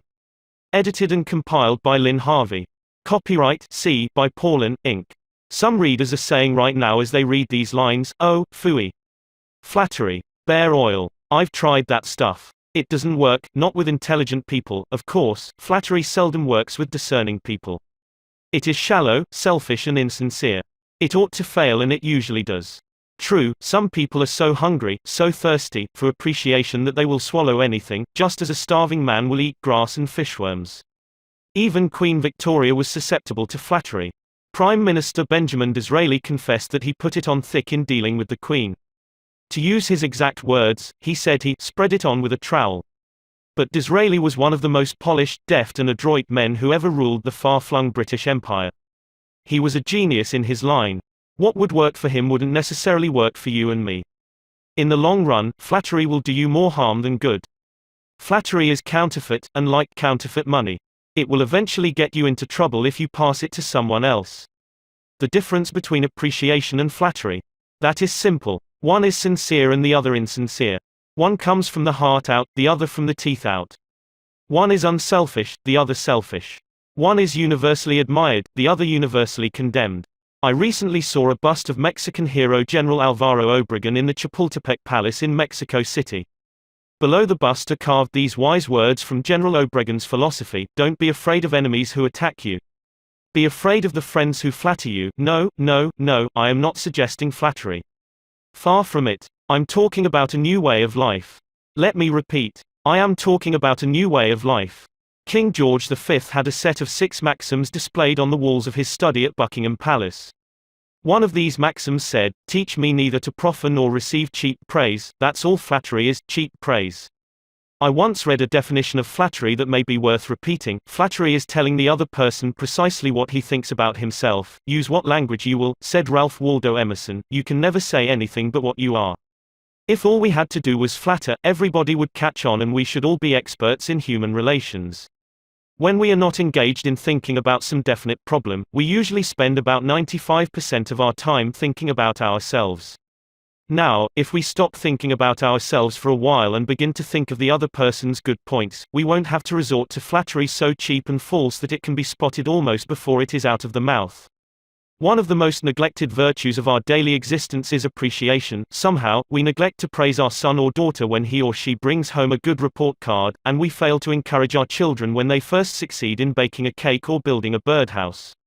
Nothing pleases children more than this kind of parental interest and approval. The next time you enjoy filet mignon at the club, send word to the chef that it was excellently prepared, and when a tired salesperson shows you unusual courtesy, please mention it.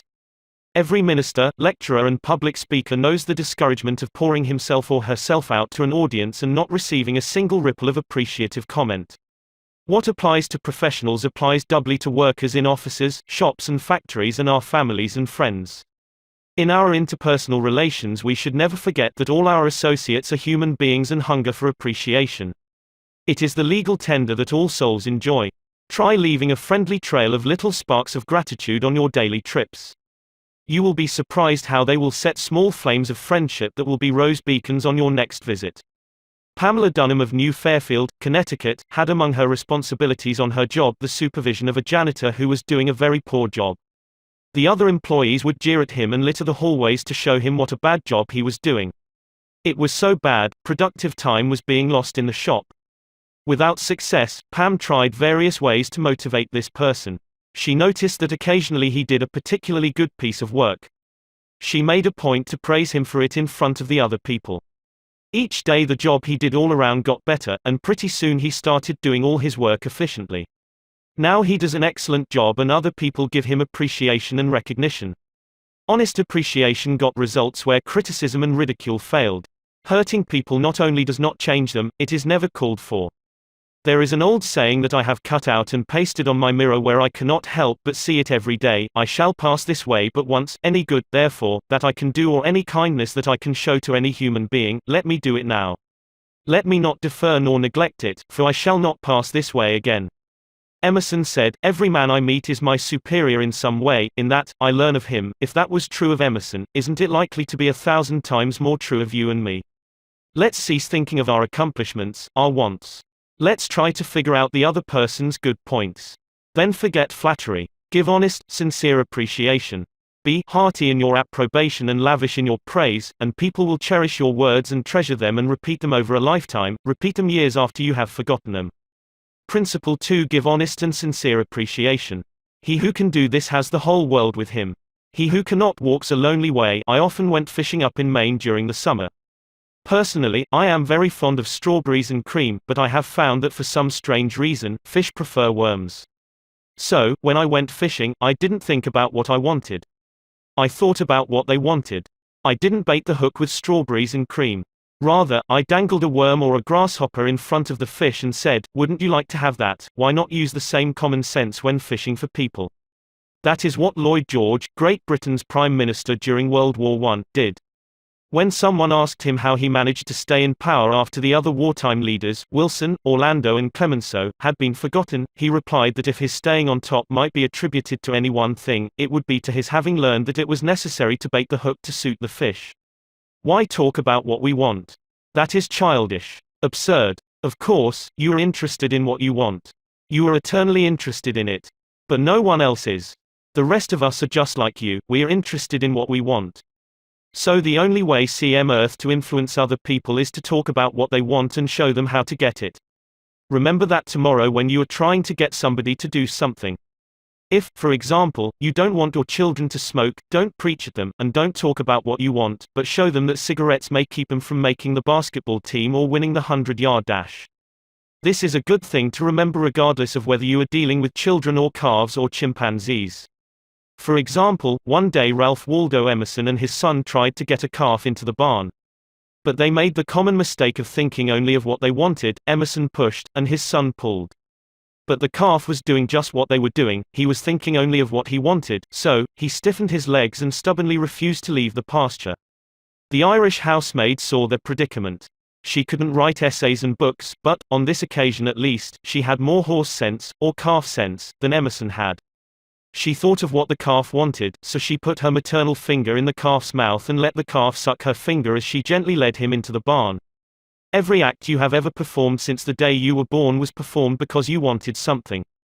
How about the time you gave a large contribution to the Red Cross? Yes, that is no exception to the rule.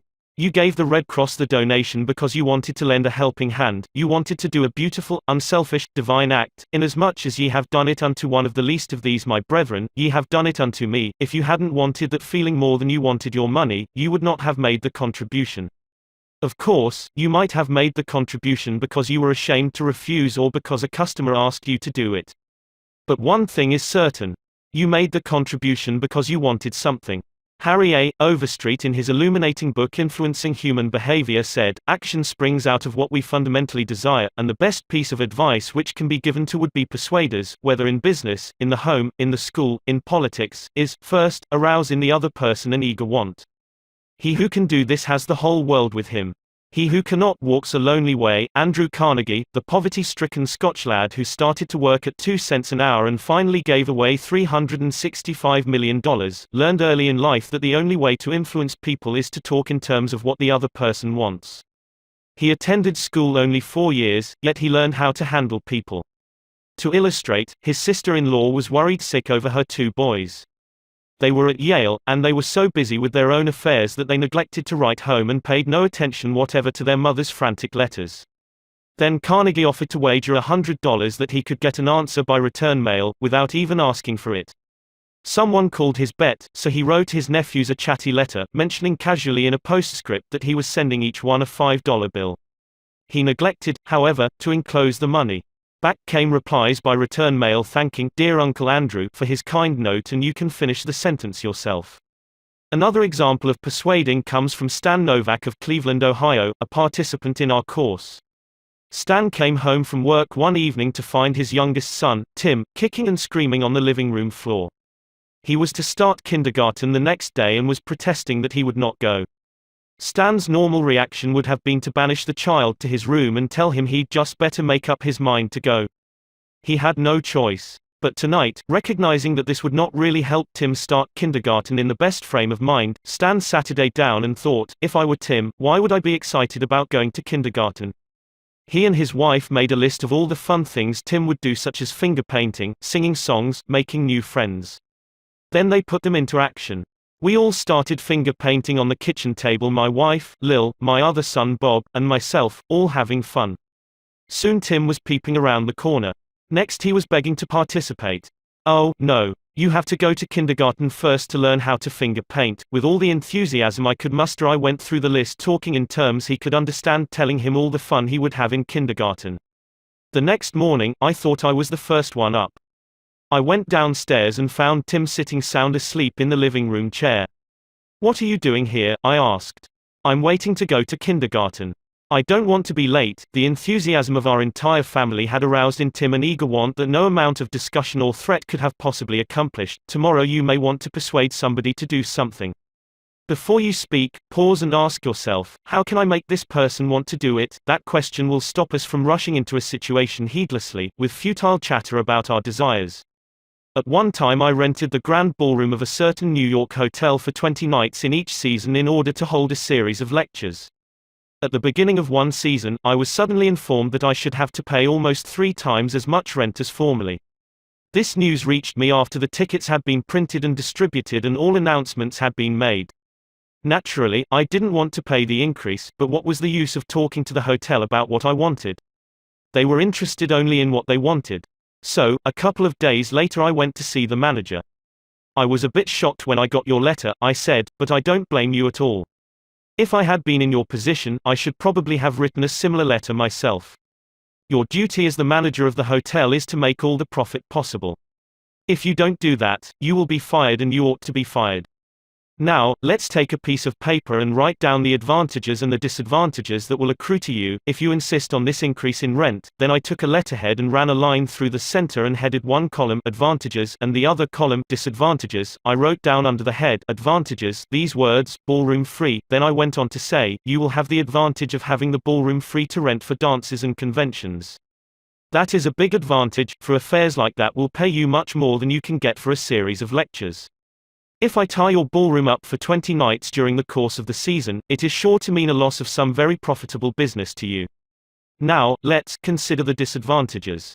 First, instead of increasing your income from me, you are going to decrease it. In fact, you are going to wipe it out because I cannot pay the rent you are asking. I shall be forced to hold these lectures at some other place. There's another disadvantage to you also. These lectures attract crowds of educated and cultured people to your hotel. That is good advertising for you, isn't it? In fact, if you spent $5,000 advertising in the newspapers, you couldn't bring as many people to look at your hotel as I can bring by these lectures. That is worth a lot to a hotel, isn't it? As I talked, I wrote these two disadvantages under the proper heading, and handed the sheet of paper to the manager, saying, I wish you would carefully consider both the advantages and disadvantages that are going to accrue to you and then give me your final decision. I received a letter the next day, informing me that my rent would be increased only 50% instead of 300%. Mind you, I got this reduction without saying a word about what I wanted. I talked all the time about what the other person wanted and how he could get it.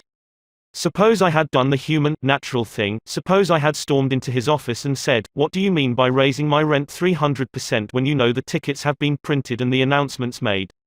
300%. Ridiculous. Absurd. I won't pay it. What would have happened then? An argument would have begun to steam and boil and sputter, and you know how arguments end. Even if I had convinced him that he was wrong, his pride would have made it difficult for him to back down and give in. Here is one of the best bits of advice ever given about the fine art of human relationships. If there is any one secret of success, said Henry Ford, it lies in the ability to get the other person's point of view and see things from that person's angle as well as from your own. That is so good, I want to repeat it. If there is any one secret of success, it lies in the ability to get the other person's point of view and see things from that person's angle as well as from your own. That is so simple, so obvious, that anyone ought to see the truth of it at a glance, yet 90% of the people on this earth ignore it 90% of the time. An example: look at the letters that come across your desk tomorrow morning, and you will find that most of them violate this important canon of common sense.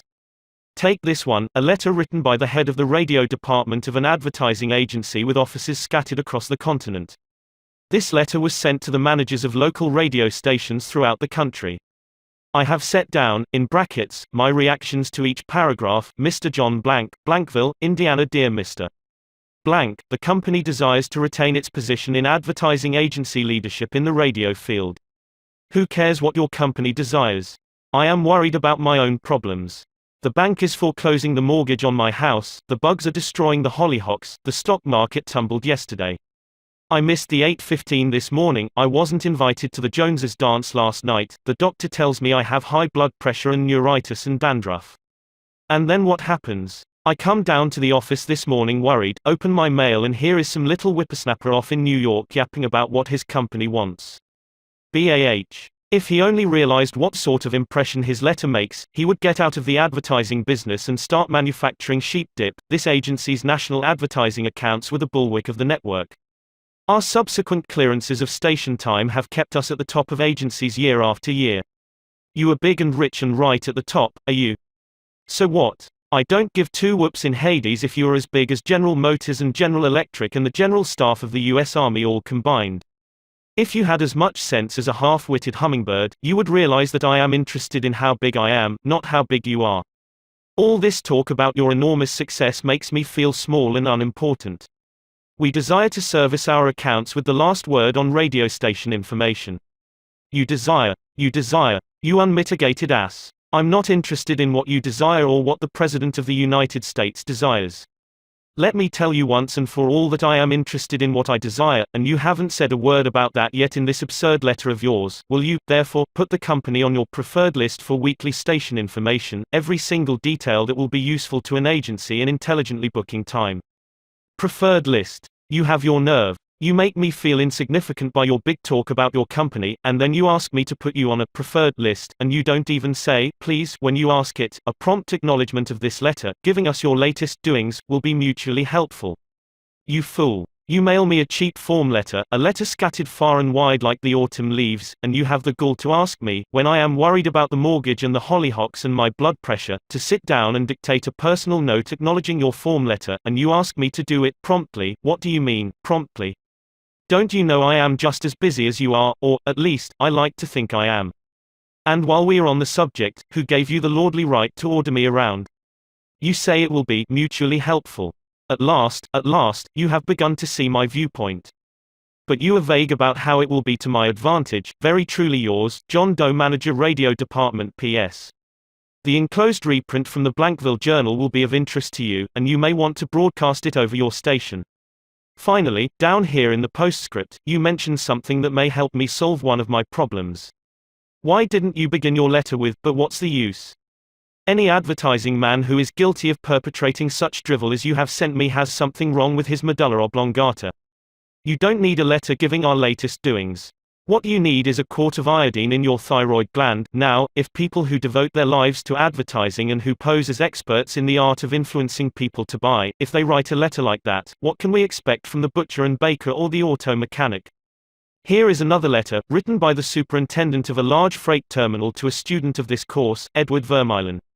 What effect did this letter have on the man to whom it was addressed? Read it and then I'll tell you.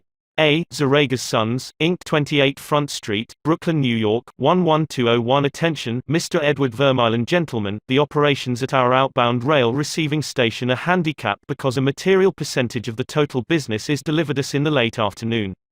This condition results in congestion, overtime on the part of our forces, delays to trucks, and in some cases delays to freight. On November 10, we received from your company a lot of 510 pieces, which reached here at 4:20 p.m.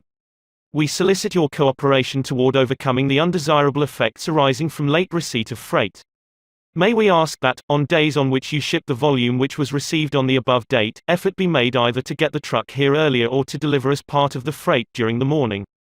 The advantage that would accrue to you under such an arrangement would be that of more expeditious discharge of your trucks and the assurance that your business would go forward on the date of its receipt. Very truly yours, J. B. Supt. After reading this letter, Mr. Vermeulen, sales manager for A. Zaraga's Sons, Inc., sent it to me with the following comment: this letter had the reverse effect from that which was intended.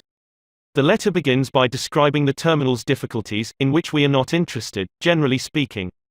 Our cooperation is then requested without any thought as to whether it would inconvenience us, and then, finally, in the last paragraph, the fact is mentioned that if we do cooperate it will mean more expeditious discharge of our trucks with the assurance that our freight will go forward on the date of its receipt.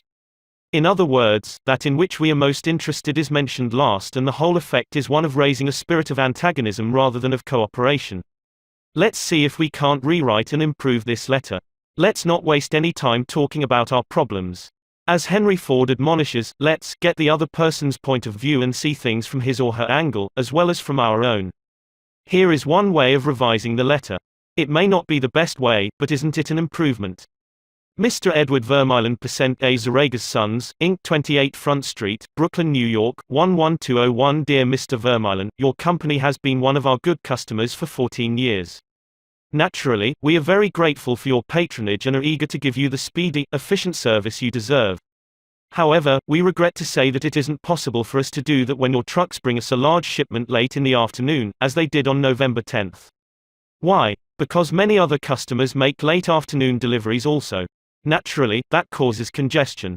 That means your trucks are held up unavoidably at the pier and sometimes even your freight is delayed. That's bad, but it can be avoided. If you make your deliveries at the pier in the morning when possible, your trucks will be able to keep moving, your freight will get immediate attention, and our workers will get home early at night to enjoy a dinner of the delicious macaroni and noodles that you manufacture. Regardless of when your shipments arrive, we shall always cheerfully do all in our power to serve you promptly. You are busy. Please don't trouble to answer this note. Yours truly, J. B. Supt. Barbara Anderson, who worked in a bank in New York, desired to move to Phoenix, Arizona, because of the health of her son. Using the principles she had learned in our course, she wrote the following letter to 12 banks in Phoenix: Dear Sir, my 10 years of bank experience should be of interest to a rapidly growing bank like yours. In various capacities in bank operations with the Bankers Trust Company in New York, leading to my present assignment as branch manager, I have acquired skills in all phases of banking including depositor relations, credits, loans and administration. I will be relocating to Phoenix in May and I am sure I can contribute to your growth and profit. I will be in Phoenix the week of April 3rd and would appreciate the opportunity to show you how I can help your bank meet its goals. Sincerely, Barbara L. Anderson. Do you think Mrs. Anderson received any response from that letter? 11 of the 12 banks invited her to be interviewed, and she had a choice of which bank's offer to accept. Why? Mrs. Anderson did not state what she wanted but wrote in the letter how she could help them, and focused on their wants, not her own. Thousands of salespeople are pounding the pavements today, tired, discouraged and underpaid. Why? Because they are always thinking only of what they want. They don't realize that neither you nor I want to buy anything. If we did, we would go out and buy it. But both of us are eternally interested in solving our problems. And if salespeople can show us how their services or merchandise will help us solve our problems, they won't need to sell us. We'll buy. And customers like to feel that they are buying, not being sold. Yet many salespeople spend a lifetime in selling without seeing things from the customer's angle. For example, for many years I lived in Forest Hills, a little community of private homes in the center of Greater New York. One day as I was rushing to the station, I chanced to meet a real estate operator who had bought and sold property in that area for many years. He knew Forest Hills well, so I hurriedly asked him whether or not my stucco house was built with metal lath or hollow tile. He said he didn't know and told me what I already knew, that I could find out by calling the Forest Hills Garden Association. The following morning, I received a letter from him. Did he give me the information I wanted? He could have gotten it in 60 seconds by a telephone call. But he didn't. He told me again that I could get it by telephoning, and then asked me to let him handle my insurance. He was not interested in helping me. He was interested only in helping himself. J. Howard Lucas of Birmingham, Alabama, tells how two salespeople from the same company handled the same type of situation. He reported, "Several years ago, I was on the management team of a small company. Headquartered near us was the district office of a large insurance company. Their agents were assigned territories, and our company was assigned to two agents, whom I shall refer to as Carl and John.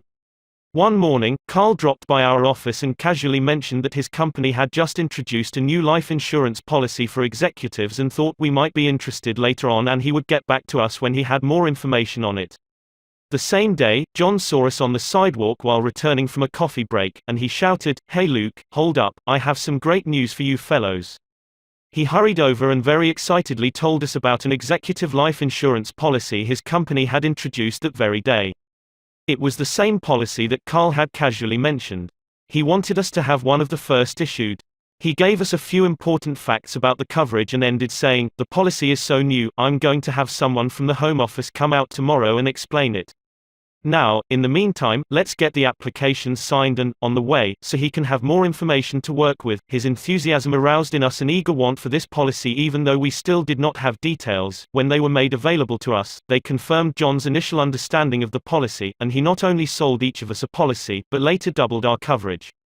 Carl could have had those sales, but he made no effort to arouse in us any desire for the policies. The world is full of people who are grabbing and self-seeking. So, the rare individual who unselfishly tries to serve others has an enormous advantage. He has little competition. Owen D. Young, a noted lawyer and one of America's great business leaders, once said, "People who can put themselves in the place of other people who can understand the workings of their minds, need never worry about what the future has in store for them." If out of reading this book you get just one thing, an increased tendency to think always in terms of other people's point of view, and see things from their angle, if you get that one thing out of this book, it may easily prove to be one of the building blocks of your career. Looking at the other person's point of view and arousing in him an eager want for something is not to be construed as manipulating that person so that he will do something that is only for your benefit and his detriment. Each party should gain from the negotiation. In the letters to Mr. Vermeulen, both the sender and the receiver of the correspondence gained by implementing what was suggested. Both the bank and Mrs. Anderson won by her letter in that the bank obtained a valuable employee and Mrs. Anderson a suitable job. And in the example of John's sale of insurance to Mr. Lucas, both gained through this transaction. Another example in which everybody gains through this principle of arousing an eager want comes from Michael E. Whidden of Warwick, Rhode Island, who is a territory salesman for the Shell Oil Company. Mike wanted to become the #1 salesperson in his district, but one service station was holding him back. It was run by an older man who could not be motivated to clean up his station. It was in such poor shape that sales were declining significantly. This manager would not listen to any of Mike's pleas to upgrade the station. After many exhortations and heart-to-heart talks, all of which had no impact, Mike decided to invite the manager to visit the newest Shell station in his territory. The manager was so impressed by the facilities at the new station that when Mike visited him the next time, his station was cleaned up and had recorded a sales increase. This enabled Mike to reach the #1 spot in his district. All his talking and discussion hadn't helped, but by arousing an eager want in the manager, by showing him the modern station, he had accomplished his goal, and both the manager and Mike benefited. Most people go through college and learn to read Virgil and master the mysteries of calculus without ever discovering how their own minds function. For instance, I once gave a course in effective speaking for the young college graduates who were entering the employ of the Carrier Corporation, the large air conditioner manufacturer. One of the participants wanted to persuade the others to play basketball in their free time, and this is about what he said: "I want you to come out and play basketball. I like to play basketball, but the last few times I've been to the gymnasium there haven't been enough people to get up a game. 2 or 3 of us got to throwing the ball around the other night, and I got a black eye. I wish all of you would come down tomorrow night. I want to play basketball." Did he talk about anything you want? You don't want to go to a gymnasium that no one else goes to, do you? You don't care about what he wants. You don't want to get a black eye. Could he have shown you how to get the things you want by using the gymnasium? Surely. More pep, keener edge to the appetite, clearer brain, fun, games, basketball. To repeat Professor Overstreet's wise advice, first, arouse in the other person an eager want. He who can do this has the whole world with him. He who cannot walks a lonely way. One of the students in the author's training course was worried about his little boy. The child was underweight and refused to eat properly. His parents used the usual method. They scolded and nagged. "Mother wants you to eat this and that, father wants you to grow up to be a big man." Did the boy pay any attention to these pleas? Just about as much as you pay to one fleck of sand on a sandy beach. No one with a trace of horse sense would expect a child 3 years old to react to the viewpoint of a father 30 years old. Yet that was precisely what that father had expected. It was absurd. He finally saw that. So he said to himself, "What does that boy want? How can I tie up what I want to what he wants?" It was easy for the father when he started thinking about it. His boy had a tricycle that he loved to ride up and down the sidewalk in front of the house in Brooklyn. A few doors down the street lived a bully, a bigger boy who would pull the little boy off his tricycle and ride it himself. Naturally, the little boy would run screaming to his mother, and she would have to come out and take the bully off the tricycle and put her little boy on again. This happened almost every day. What did the little boy want? It didn't take a Sherlock Holmes to answer that one. His pride, his anger, his desire for a feeling of importance, all the strongest emotions in his makeup, goaded him to get revenge, to smash the bully in the nose.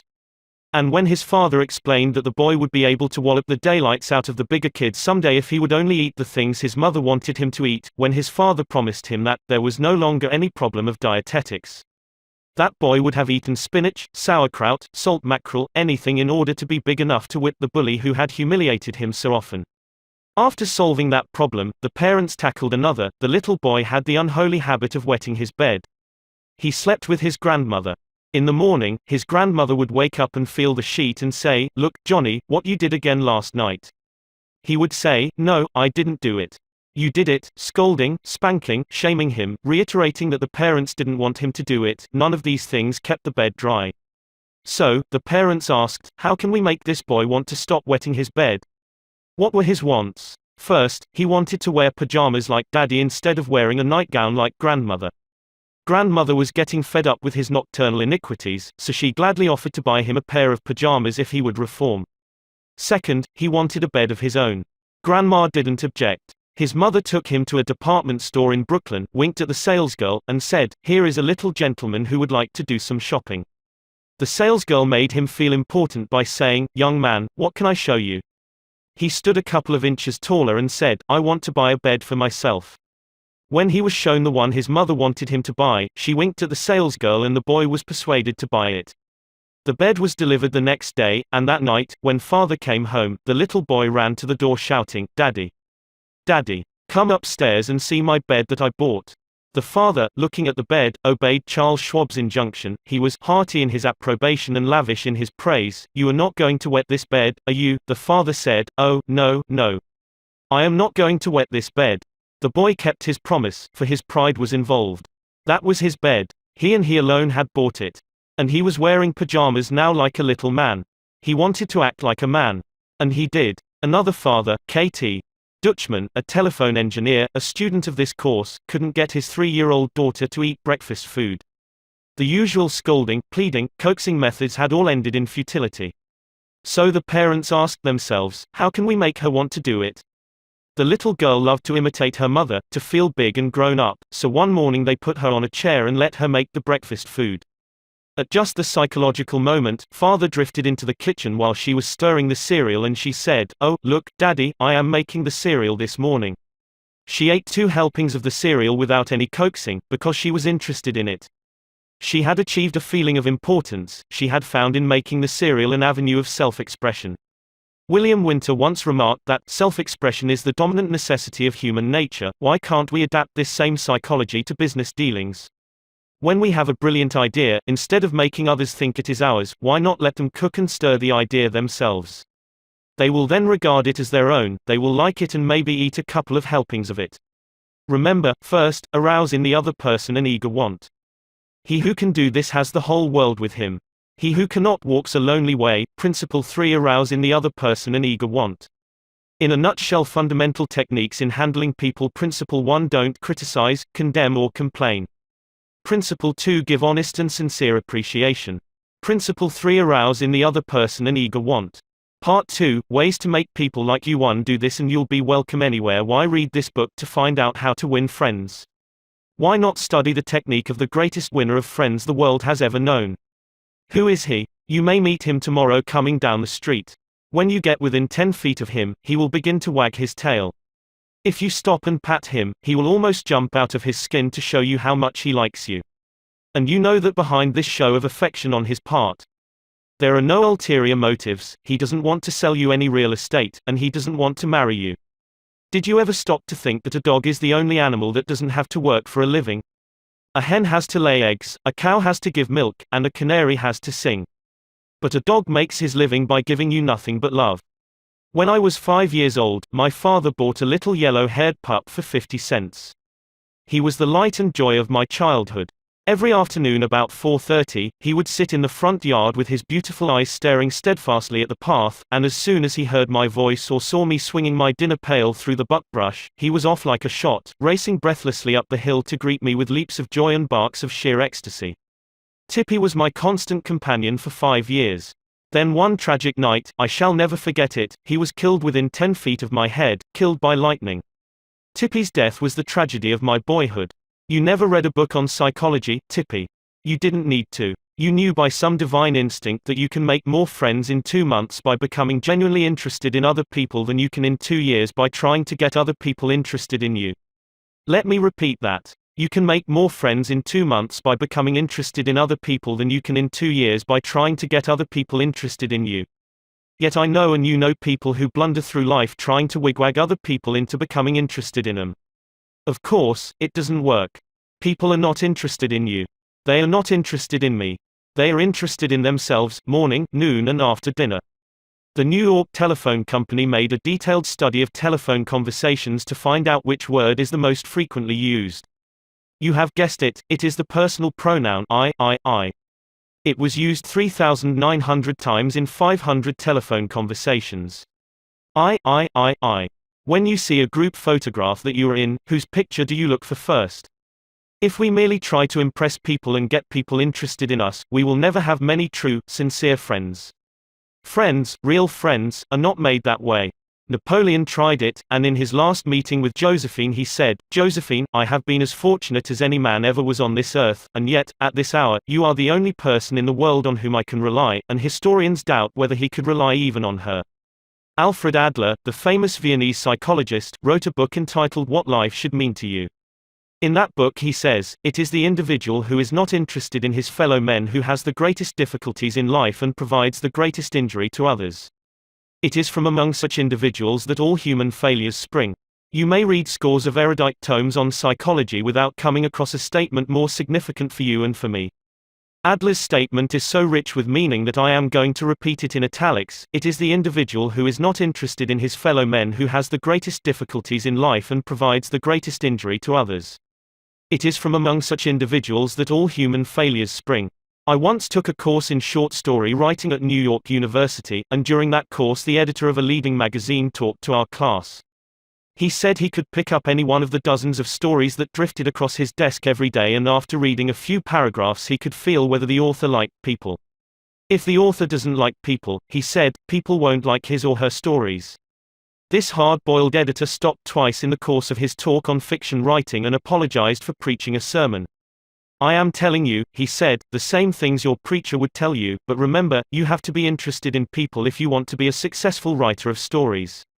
If that is true of writing fiction, you can be sure it is true of dealing with people face to face. I spent an evening in the dressing room of Howard Thurston the last time he appeared on Broadway. Thurston was the acknowledged dean of magicians. For 40 years he had traveled all over the world, time and again, creating illusions, mystifying audiences, and making people gasp with astonishment. More than 60 million people had paid admission to his show, and he had made almost $2 million in profit. I asked Mr. Thurston to tell me the secret of his success. His schooling certainly had nothing to do with it, for he ran away from home as a small boy, became a hobo, rode in boxcars, slept in haystacks, begged his food from door to door, and learned to read by looking out of boxcars at signs along the railway. Did he have a superior knowledge of magic? No, he told me hundreds of books had been written about legerdemain and scores of people knew as much about it as he did. But he had two things that the others didn't have. First, he had the ability to put his personality across the footlights. He was a master showman. He knew human nature. Everything he did, every gesture, every intonation of his voice, every lifting of an eyebrow had been carefully rehearsed in advance, and his actions were timed to split seconds. But, in addition to that, Thurston had a genuine interest in people. He told me that many magicians would look at the audience and say to themselves, well, there is a bunch of suckers out there, a bunch of hicks, I'll fool them all right. But Thurston's method was totally different. He told me that every time he went on stage, he said to himself, I am grateful because these people come to see me, they make it possible for me to make my living in a very agreeable way. I'm going to give them the very best I possibly can. He declared he never stepped in front of the footlights without first saying to himself over and over, I love my audience. I love my audience, ridiculous.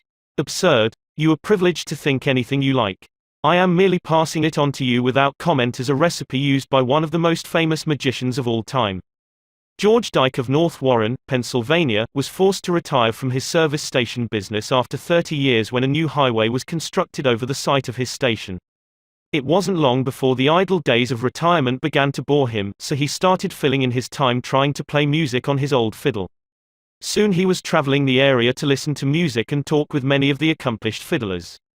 In his humble and friendly way he became generally interested in learning the background and interests of every musician he met. Although he was not a great fiddler himself, he made many friends in this pursuit. He attended competitions and soon became known to the country music fans in the eastern part of the United States as Uncle George, the fiddle scraper from Kinzua County. When we heard Uncle George, he was 72 and enjoying every minute of his life. By having a sustained interest in other people, he created a new life for himself at a time when most people consider their productive years over. That, too, was one of the secrets of Theodore Roosevelt's astonishing popularity. Even his servants loved him. His valet, James E. Amos, wrote a book about him entitled Theodore Roosevelt, Hero to His Valet. In that book Amos relates this illuminating incident. My wife one time asked the president about a bobwhite. She had never seen one and he described it to her fully. Sometime later, the telephone at our cottage rang. Amos and his wife lived in a little cottage on the Roosevelt estate at Oyster Bay. My wife answered it and it was Mr. Roosevelt himself. He had called her, he said, to tell her that there was a bobwhite outside her window and that if she would look out she might see it. Little things like that were so characteristic of him. Whenever he went by our cottage, even though we were out of sight, we would hear him call out, "Ooh ooh ooh, Annie," or "Ooh ooh ooh, James." It was just a friendly greeting as he went by. How could employees keep from liking a man like that? How could anyone keep from liking him? Roosevelt called at the White House one day when the President and Mrs. Taft were away. His honest liking for humble people was shown by the fact that he greeted all the old White House servants by name, even the scullery maids. When he saw Alice, the kitchen maid, writes Archie Butt, he asked her if she still made cornbread. Alice told him that she sometimes made it for the servants, but no one ate it upstairs. They show bad taste, Roosevelt boomed, and I'll tell the president so when I see him. Alice brought a piece to him on a plate, and he went over to the office eating it as he went and greeting gardeners and laborers as he passed. He addressed each person just as he had addressed them in the past. Ike Hoover, who had been head usher at the White House for 40 years, said with tears in his eyes, "It is the only happy day we had in nearly 2 years, and not one of us would exchange it for a $100 bill." The same concern for the seemingly unimportant people helped sales representative Edward M. Sykes Jr. of Chatham, New Jersey, retain an account. Many years ago, he reported, "I called on customers for Johnson & Johnson in the Massachusetts area. One account was a drug store in Hingham. Whenever I went into this store, I would always talk to the soda clerk and sales clerk for a few minutes before talking to the owner to obtain his order. One day I went up to the owner of the store, and he told me to leave as he was not interested in buying J&J products anymore because he felt they were concentrating their activities on food and discount stores to the detriment of the small drugstore. I left with my tail between my legs and drove around the town for several hours. Finally, I decided to go back and try at least to explain our position to the owner of the store. When I returned, I walked in and as usual said hello to the soda clerk and sales clerk. When I walked up to the owner, he smiled at me and welcomed me back. He then gave me double the usual order. I looked at him with surprise and asked him what had happened since my visit only a few hours earlier. He pointed to the young man at the soda fountain and said that after I had left, the boy had come over and said that I was one of the few salespeople that called on the store that even bothered to say hello to him and to the others in the store. He told the owner that if any salesperson deserved his business, it was I. The owner agreed and remained a loyal customer. I never forgot that to be genuinely interested in other people is a most important quality for a salesperson to possess. For any person, for that matter, I have discovered from personal experience that one can win the attention and time and cooperation of even the most sought-after people by becoming genuinely interested in them. Let me illustrate. Years ago I conducted a course in fiction writing at the Brooklyn Institute of Arts and Sciences, and we wanted such distinguished and busy authors as Kathleen Norris, Fannie Hurst, Ida Tarbell, Albert Payson Terhune and Rupert Hughes to come to Brooklyn and give us the benefit of their experiences.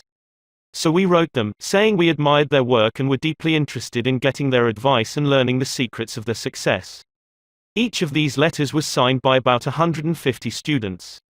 We said we realized that these authors were busy, too busy to prepare a lecture. So we enclosed a list of questions for them to answer about themselves and their methods of work. They liked that. Who wouldn't like it? So they left their homes and traveled to Brooklyn to give us a helping hand. By using the same method, I persuaded Leslie M. Shaw, Secretary of the Treasury in Theodore Roosevelt's cabinet, George W. Wickersham, Attorney General in Taft's cabinet, William Jennings Bryan, Franklin D. Roosevelt and many other prominent men to come to talk to the students of my courses in public speaking. All of us, be we workers in a factory, clerks in an office or even a king upon his throne, all of us like people who admire us. Take the German Kaiser, for example. At the close of World War I he was probably the most savagely and universally despised man on this earth. Even his own nation turned against him when he fled over into Holland to save his neck.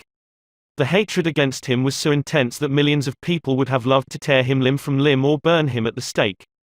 In the midst of all this forest fire of fury, one little boy wrote the Kaiser a simple, sincere letter glowing with kindliness and admiration. This little boy said that no matter what the others thought, he would always love Wilhelm as his emperor. The Kaiser was deeply touched by his letter and invited the little boy to come to see him. The boy came, so did his mother, and the Kaiser married her. That little boy didn't need to read a book on how to win friends and influence people. He knew how instinctively. If we want to make friends, let's put ourselves out to do things for other people, things that require time, energy, unselfishness and thoughtfulness. When the Duke of Windsor was Prince of Wales, he was scheduled to tour South America, and before he started out on that tour he spent months studying Spanish so that he could make public talks in the language of the country, and the South Americans loved him for it. For years I made it a point to find out the birthdays of my friends. How? Although I haven't the foggiest bit of faith in astrology, I began by asking the other party whether he believed the date of one's birth has anything to do with character and disposition. I then asked him or her to tell me the month and day of birth. If he or she said November 24th, for example, I kept repeating to myself, November 24th, November 24th. The minute my friend's back was turned, I wrote down the name and birthday and later would transfer it to a birthday book.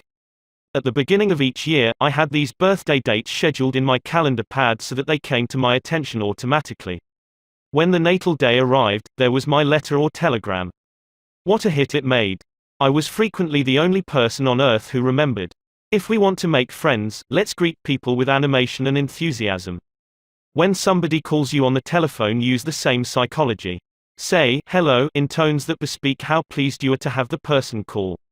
Many companies train their telephone operators to greet all callers in a tone of voice that radiates interest and enthusiasm. The caller feels the company is concerned about them. Let's remember that when we answer the telephone tomorrow. Showing a genuine interest in others not only wins friends for you but may develop in its customers a loyalty to your company. In an issue of the publication of the National Bank of North America of New York, the following letter from Madeline Rosedale, a depositor, was published, *** Eagle, publication of the National Bank of North America, NEW York, March 31, 1978. I would like you to know how much I appreciate your staff. Everyone is so courteous, polite and helpful. What a pleasure it is, after waiting on a long line, to have the teller greet you pleasantly. Last year my mother was hospitalized for 5 months. Frequently I went to Marie Petricello, a teller. She was concerned about my mother and inquired about her progress. Is there any doubt that Mrs. Rosedale will continue to use this bank? Charles R. Walters, of one of the large banks in New York City, was assigned to prepare a confidential report on a certain corporation. He knew of only one person who possessed the facts he needed so urgently. As Mr. Walters was ushered into the president's office, a young woman stuck her head through a door and told the president that she didn't have any stamps for him that day. I am collecting stamps for my 12-year-old son, the president explained to Mr. Walters. Mr. Walters stated his mission and began asking questions. The president was vague, general, nebulous. He didn't want to talk, and apparently nothing could persuade him to talk. The interview was brief and barren. Frankly, I didn't know what to do, Mr. Walters said as he related the story to the class. Then I remembered what his secretary had said to him, stamps, 12-year-old son. And I also recalled that the foreign department of our bank collected stamps taken from letters pouring in from every continent washed by the 7 seas. The next afternoon I called on this man and sent in word that I had some stamps for his boy. Was I ushered in with enthusiasm? Yes sir, he couldn't have shaken my hand with more enthusiasm if he had been running for Congress. He radiated smiles and goodwill. My George will love this one, he kept saying as he fondled the stamps. And look at this. This is a treasure. We spent half an hour talking stamps and looking at a picture of his boy, and he then devoted more than an hour of his time to giving me every bit of information I wanted, without my even suggesting that he do it. He told me all he knew, and then called in his subordinates and questioned them. He telephoned some of his associates. He loaded me down with facts, figures, reports and correspondence. In the parlance of newspaper reporters, I had a scoop. Here is another illustration. M. Nafley Jr. of Philadelphia had tried for years to sell fuel to a large chain store organization. But the chain store company continued to purchase its fuel from an out-of-town dealer and haul it right past the door of Nal's office. Mr. Nafley made a speech one night before one of my classes, pouring out his hot wrath upon chain stores, branding them as a curse to the nation. And still he wondered why he couldn't sell them. I suggested that he try different tactics. To put it briefly, this is what happened. We staged a debate between members of the course on whether the spread of the chain store is doing the country more harm than good. Mr. Nafley, at my suggestion, took the negative side. He agreed to defend the chain stores, and then went straight to an executive of the chain store organization that he despised and said, I am not here to try to sell fuel. I have come to ask you to do me a favor. He then told about his debate and said, I have come to you for help because I can't think of anyone else who would be more capable of giving me the facts I want. I'm anxious to win this debate, and I'll deeply appreciate whatever help you can give me. Here is the rest of the story in Mr. Nal's own words. I had asked this man for precisely 1 minute of his time. It was with that understanding that he consented to see me. After I had stated my case, he motioned me to a chair and talked to me for exactly 1 hour and 47 minutes. He called in another executive who had written a book on chain stores. He wrote to the National Chain Store Association and secured for me a copy of a debate on the subject. He feels that the chain store is rendering a real service to humanity. He is proud of what he is doing for hundreds of communities. His eyes fairly glowed as he talked, and I must confess that he opened my eyes to things I had never even dreamed of. He changed my whole mental attitude. As I was leaving, he walked with me to the door, put his arm around my shoulder, wished me well in my debate, and asked me to stop in and see him again and let him know how I made out. The last words he said to me were, "Please see me again later in the spring. I should like to place an order with you for fuel." To me that was almost a miracle. Here he was offering to buy fuel without my even suggesting it. I had made more headway in 2 hours by becoming genuinely interested in him and his problems than I could have made in 10 years trying to get him interested in me and my product. You didn't discover a new truth, Mr. Knafley. For a long time ago, 100 years before Christ was born, a famous old Roman poet, Publius Syrus, remarked, "We are interested in others when they are interested in us." A show of interest, as with every other principle of human relations, must be sincere. It must pay off not only for the person showing the interest, but for the person receiving the attention. It is a two-way street, both parties benefit. Martin Ginsburg, who took our course in Long Island, New York, reported how the special interest a nurse took in him profoundly affected his life. It was Thanksgiving Day and I was 10 years old. I was in a welfare ward of a city hospital and was scheduled to undergo major orthopedic surgery the next day. I knew that I could only look forward to months of confinement, convalescence and pain. My father was dead, my mother and I lived alone in a small apartment and we were on welfare. My mother was unable to visit me that day. As the day went on, I became overwhelmed with the feeling of loneliness, despair and fear. I knew my mother was home alone worrying about me, not having anyone to be with, not having anyone to eat with and not even having enough money to afford a Thanksgiving Day dinner. The tears welled up in my eyes, and I stuck my head under the pillow and pulled the covers over it. I cried silently, but oh so bitterly, so much that my body racked with pain. A young student nurse heard my sobbing and came over to me. She took the covers off my face and started wiping my tears. She told me how lonely she was, having to work that day and not being able to be with her family. She asked me whether I would have dinner with her. She brought 2 trays of food, sliced turkey, mashed potatoes, cranberry sauce and ice cream for dessert. She talked to me and tried to calm my fears. Even though she was scheduled to go off duty at 4 p.m., she stayed on her own time until almost 11 p.m. She played games with me, talked to me and stayed with me until I finally fell asleep. Many Thanksgivings have come and gone since I was 10, but one never passes without me remembering that particular one and my feelings of frustration, fear, loneliness and the warmth and tenderness of the stranger that somehow made it all bearable. If you want others to like you, if you want to develop real friendships, if you want to help others at the same time as you help yourself, keep this principle in mind. Principle 1: Become genuinely interested in other people. A simple way to make a good first impression. At a dinner party in New York, one of the guests, a woman who had inherited money, was eager to make a pleasing impression on everyone. She had squandered a modest fortune on sables, diamonds and pearls. But she hadn't done anything whatever about her face. It radiated soreness and selfishness.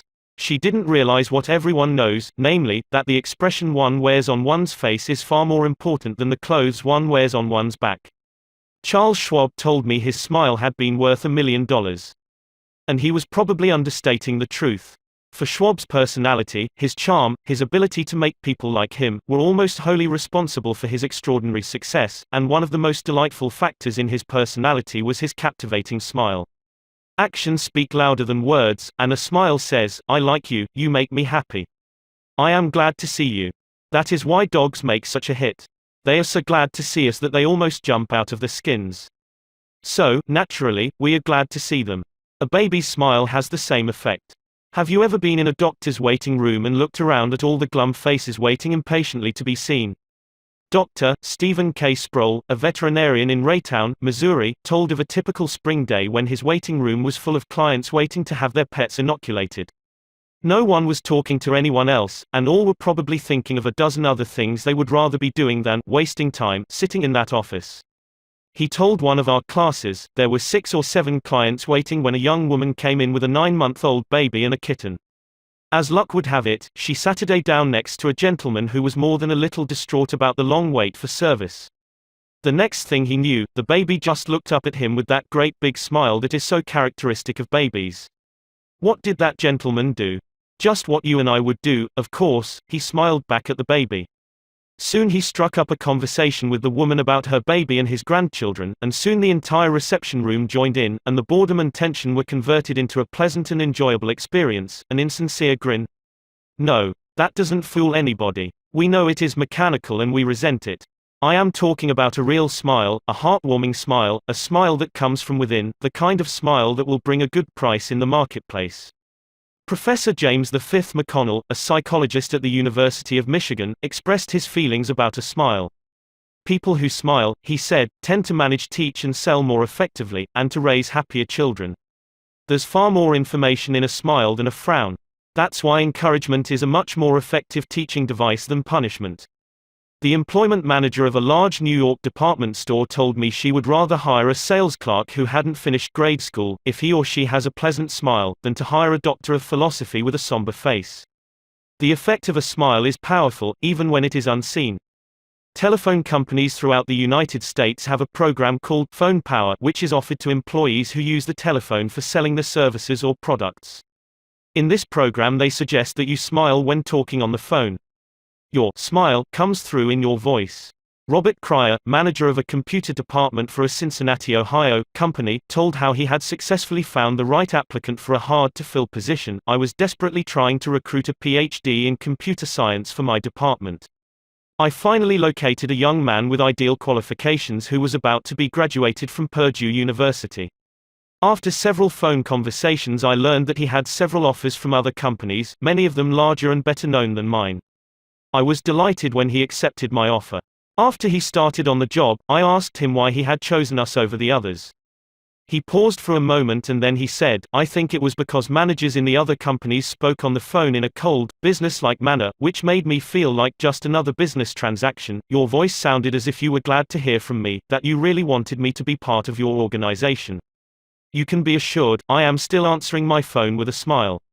The chairman of the board of directors of one of the largest rubber companies in the United States told me that, according to his observations, people rarely succeed at anything unless they have fun doing it. This industrial leader doesn't put much faith in the old adage that hard work alone is the magic key that will unlock the door to our desires. "I have known people," he said, "who succeeded because they had a rip-roaring good time conducting their business. Later, I saw those people change as the fun became work. The business had grown dull, they lost all joy in it, and they failed. You must have a good time meeting people if you expect them to have a good time meeting you. I have asked thousands of business people to smile at someone every hour of the day for a week and then come to class and talk about the results. How did it work? Let's see. Here is a letter from William B. Steinhardt, a New York stockbroker. His case isn't isolated. In fact, it is typical of hundreds of cases. "One have been married for over 18 years, wrote Mr. Steinhardt, and in all that time I seldom smiled at my wife or spoke 24 words to her from the time I got up until I was ready to leave for business. I was one of the worst grouches who ever walked down Broadway.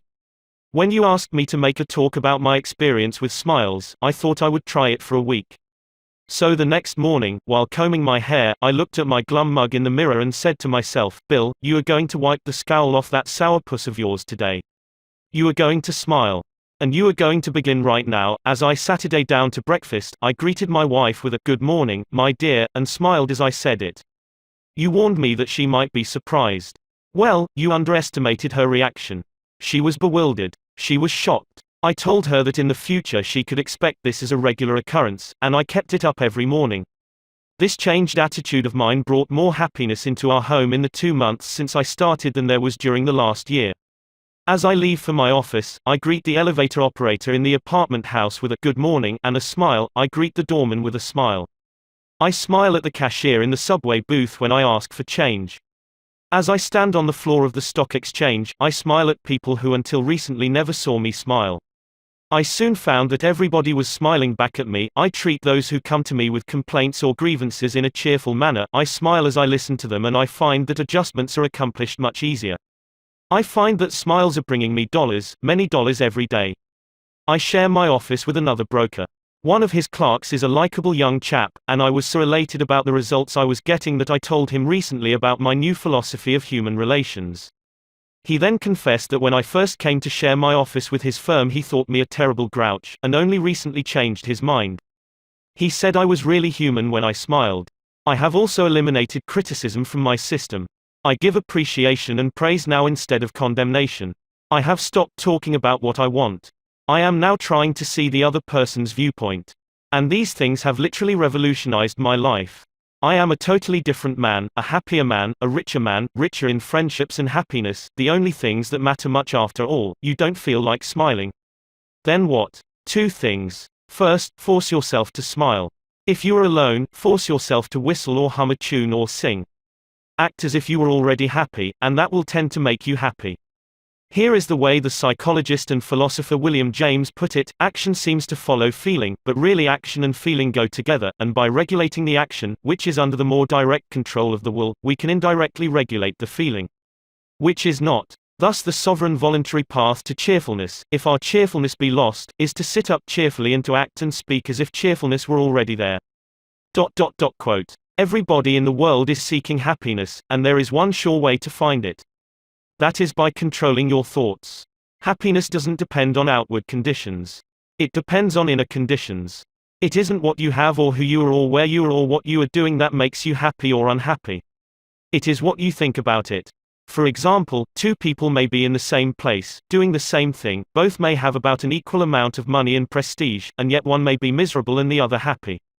Why? Because of a different mental attitude.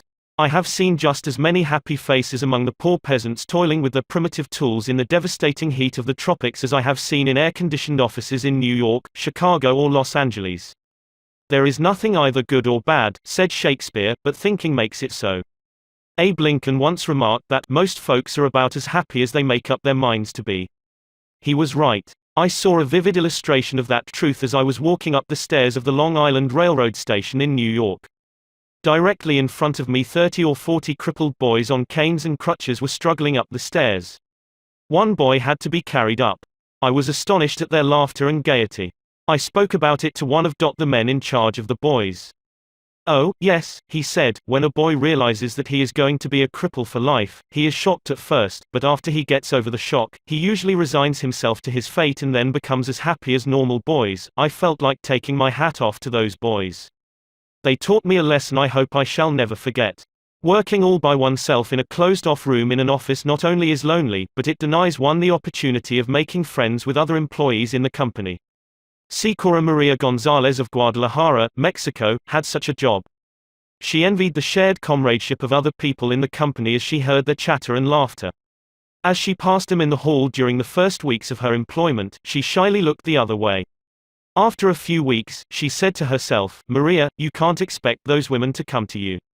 You have to go out and meet them." The next time she walked to the water cooler, she put on her brightest smile and said, "Hi, how are you today?" to each of the people she met. The effect was immediate. Smiles and hellos were returned, the hallway seemed brighter, the job friendlier. Acquaintanceships developed and some ripened into friendships. Her job and her life became more pleasant and interesting. Peruse this bit of sage advice from the essayist and publisher Elbert Hubbard, but remember, perusing it won't do you any good unless you apply it. Whenever you go out of doors, draw the chin in, carry the crown of the head high, and fill the lungs to the utmost, drink in the sunshine, greet your friends with a smile, and put soul into every handclasp. Do not fear being misunderstood and do not waste a minute thinking about your enemies. Try to fix firmly in your mind what you would like to do, and then, without veering off direction, you will move straight to the goal.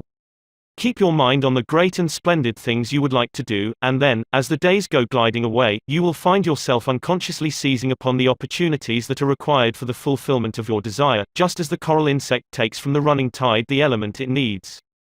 Picture in your mind the able, earnest, useful person you desire to be, and the thought you hold is hourly transforming you into that particular individual.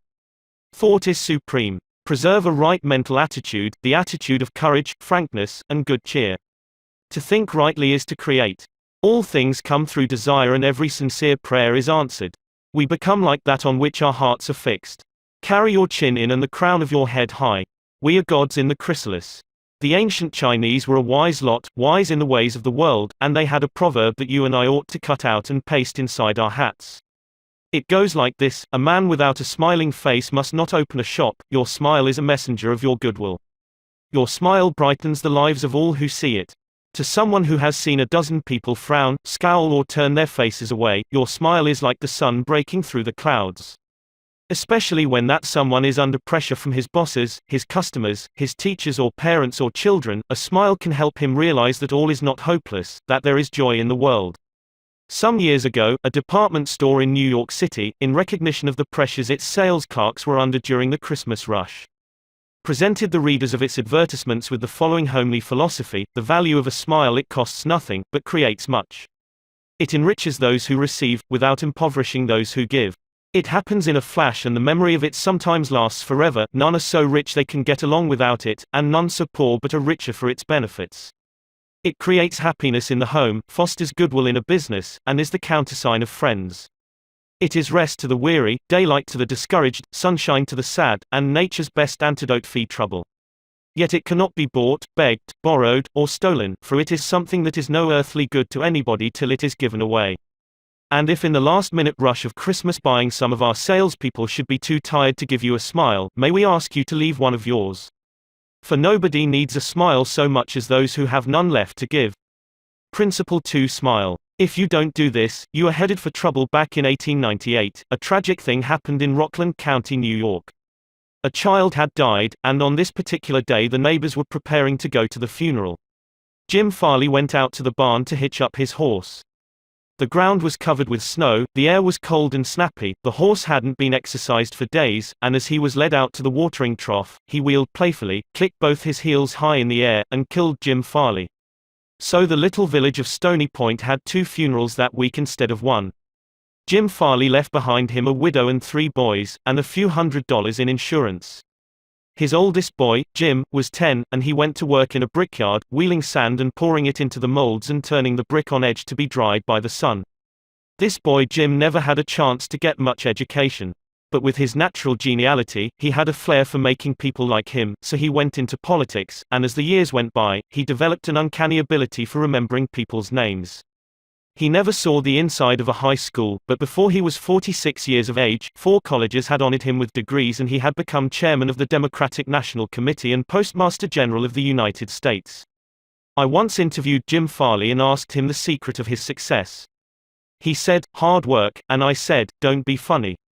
He then asked me what I thought was the reason for his success. I replied, "I understand you can call 10,000 people by their first names." "No. You are wrong," he said. "I can call 50,000 people by their first names, make no mistake about it." That ability helped Mr. Farley put Franklin Roosevelt in the White House when he managed Roosevelt's campaign in 1932. During the years that Jim Farley traveled as a salesman for a gypsum concern, and during the years that he held office as town clerk in Stony Point, he built up a system for remembering names. In the beginning, it was a very simple one. Whenever he met a new acquaintance, he found out his or her complete name and some facts about his or her family, business and political opinions. He fixed all these facts well in mind as part of the picture, and the next time he met that person, even if it was a year later, he was able to shake hands, inquire after the family, and ask about the hollyhocks in the backyard. No wonder he developed a following. For months before Roosevelt's campaign for president began, Jim Farley wrote hundreds of letters a day to people all over the western and northwestern states. Then he hopped onto a train and in 19 days covered 20 states and 12,000 miles, traveling by buggy, train, automobile and boat. He would drop into town, meet his people at lunch or breakfast, tea or dinner, and give them a heart-to-heart talk, then he'd dash off again on another leg of his journey. As soon as he arrived back east, he wrote to one person in each town he had visited, asking for a list of all the guests to whom he had talked. The final list contained thousands and thousands of names, yet each person on that list was paid the subtle flattery of getting a personal letter from James Farley. These letters began, "Dear Bill" or "Dear Jane," and they were always signed, Jim. Jim Farley discovered early in life that the average person is more interested in his or her own name than in all the other names on earth put together. Remember that name and call it easily, and you have paid a subtle and very effective compliment. But forget it or misspell it, and you have placed yourself at a sharp disadvantage. For example, I once organized a public speaking course in Paris and sent form letters to all the American residents in the city. French typists with apparently little knowledge of English filled in the names and naturally they made blunders. One man, the manager of a large American bank in Paris, wrote me a scathing rebuke because his name had been misspelled. Sometimes it is difficult to remember a name, particularly if it is hard to pronounce. Rather than even try to learn it, many people ignore it or call the person by an easy nickname. Sid Levy called on a customer for some time whose name was Nicodemus Papadoulos. Most people just called him Nick. Levy told us, "I made a special effort to say his name over several times to myself before I made my call. When I greeted him by his full name, 'Good afternoon, Mr. Nicodemus Papadoulos,' he was shocked. For what seemed like several minutes there was no reply from him at all. Finally, he said with tears rolling down his cheeks, 'Mr. Levy, in all the 15 years I have been in this country, nobody has ever made the effort to call me by my right name. What was the reason for Andrew Carnegie's success?' He was called the Steel King, yet he himself knew little about the manufacture of steel. He had hundreds of people working for him who knew far more about steel than he did. But he knew how to handle people, and that is what made him rich. Early in life, he showed a flair for organization, a genius for leadership. By the time he was 10, he too had discovered the astounding importance people place on their own name. And he used that discovery to win cooperation. To illustrate, when he was a boy back in Scotland, he got hold of a rabbit, a mother rabbit. Presto! He soon had a whole nest of little rabbits, and nothing to feed them. But he had a brilliant idea. He told the boys and girls in the neighborhood that if they would go out and pull enough clover and dandelions to feed the rabbits, he would name the bunnies in their honor. The plan worked like magic, and Carnegie never forgot it. Years later, he made millions by using the same psychology in business. For example, he wanted to sell steel rails to the Pennsylvania Railroad. J. Edgar Thomson was the president of the Pennsylvania Railroad then. So Andrew Carnegie built a huge steel mill in Pittsburgh and called it the Edgar Thomson Steel Works. Here is a riddle. See if you can guess it. When the Pennsylvania Railroad needed steel rails, where do you suppose J. Edgar Thomson bought them?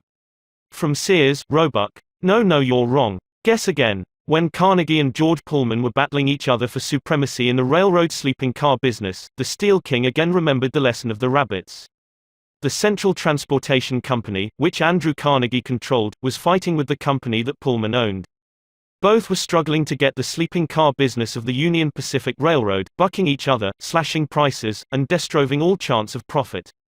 Both Carnegie and Pullman had gone to New York to see the board of directors of the Union Pacific. Meeting one evening in the St. Nicholas Hotel, Carnegie said, "Good evening, Mr. Pullman, aren't we making a couple of fools of ourselves?" "What do you mean?" Pullman demanded. Then Carnegie expressed what he had on his mind, a merger of their two interests. He pictured in glowing terms the mutual advantages of working with, instead of against, each other. Pullman listened attentively, but he was not wholly convinced.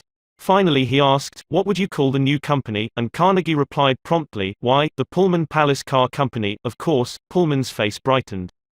"Come into my room," he said. "Let's talk it over." That talk made industrial history. This policy of remembering and honoring the names of his friends and business associates was one of the secrets of Andrew Carnegie's leadership. He was proud of the fact that he could call many of his factory workers by their first names, and he boasted that while he was personally in charge, no strike ever disturbed his flaming steel mills.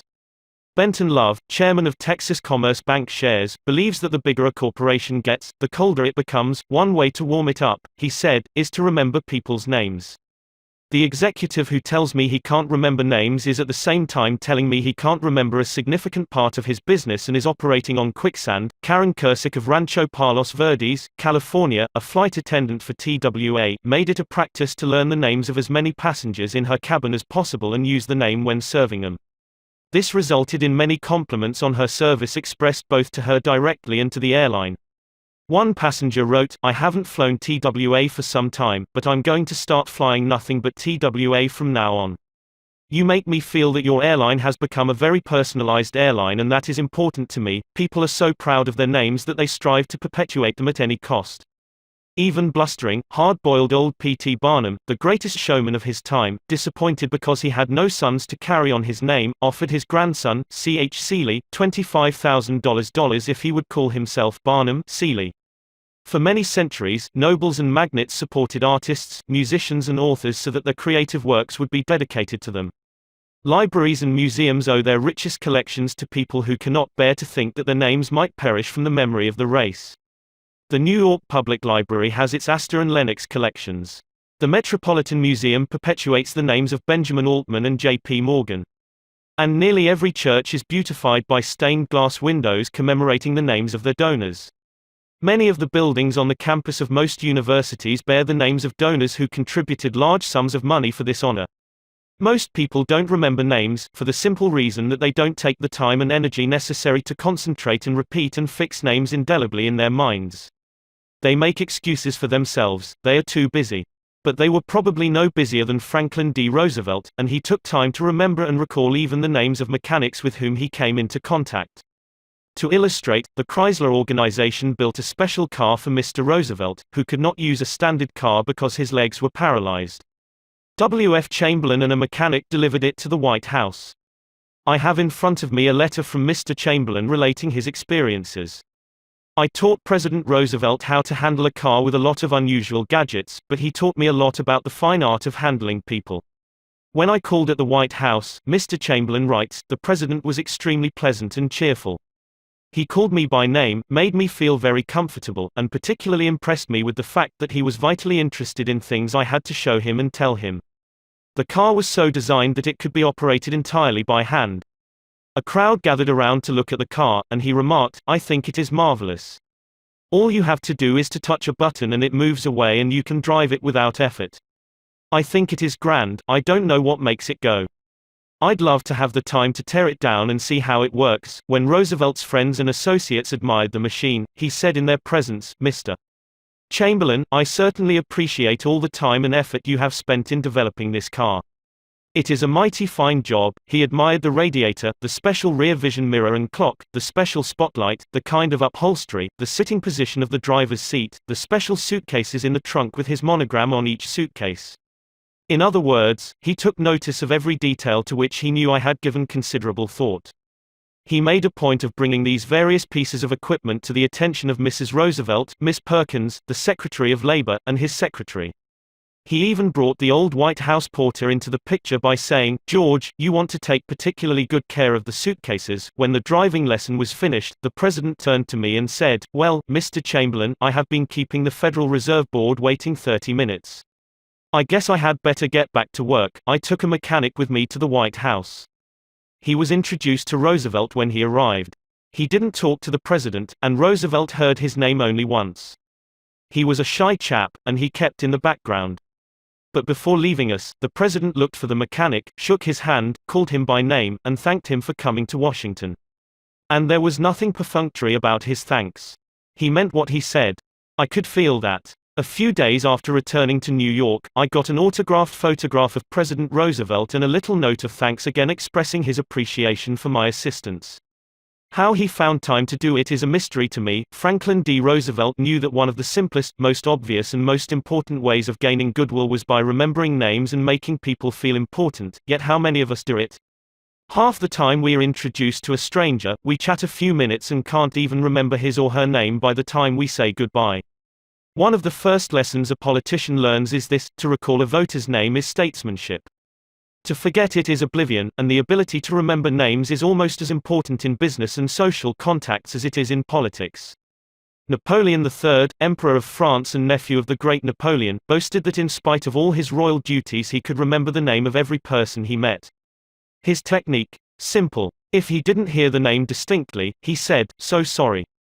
I didn't get the name clearly." Then, if it was an unusual name, he would say, "How is it spelled?" During the conversation, he took the trouble to repeat the name several times and tried to associate it in his mind with the person's features, expression and general appearance. If the person was someone of importance, Napoleon went to even further pains. As soon as His Royal Highness was alone, he wrote the name down on a piece of paper, looked at it, concentrated on it, fixed it securely in his mind, and then tore up the paper. In this way, he gained an eye impression of the name as well as an ear impression. All this takes time, but good manners, said Emerson, are made up of petty sacrifices. The importance of remembering and using names is not just the prerogative of kings and corporate executives. It works for all of us. Ken Nottingham, an employee of General Motors in Indiana, usually had lunch at the company cafeteria. He noticed that the woman who worked behind the counter always had a scowl on her face. She had been making sandwiches for about 2 hours and I was just another sandwich to her. I told her what I wanted. She weighed out the ham on a little scale, then she gave me 1 leaf of lettuce, a few potato chips and handed them to me. The next day I went through the same line. Same woman, same scowl. The only difference was I noticed her name tag. I smiled and said, "Hello, Eunice," and then told her what I wanted. Well, she forgot the scale, piled on the ham, gave me 3 leaves of lettuce and heaped on the potato chips until they fell off the plate. We should be aware of the magic contained in a name and realize that this single item is wholly and completely owned by the person with whom we are dealing and nobody else.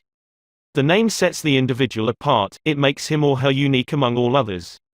The information we are imparting or the request we are making takes on a special importance when we approach the situation with the name of the individual. From the waitress to the senior executive, the name will work magic as we deal with others. Principle 3. Remember that a person's name is to that person the sweetest and most important sound in any language. An easy way to become a good conversationalist. Some time ago, I attended a bridge party.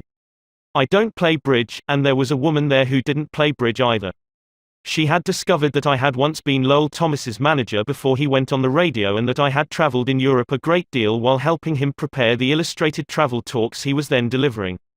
So she said, "Oh, Mr. Carnegie, I do want you to tell me about all the wonderful places you have visited and the sights you have seen." As we sat down on the sofa, she remarked that she and her husband had recently returned from a trip to Africa. "Africa," I exclaimed. "How interesting. I've always wanted to see Africa, but I never got there except for a 24-hour stay once in Algiers."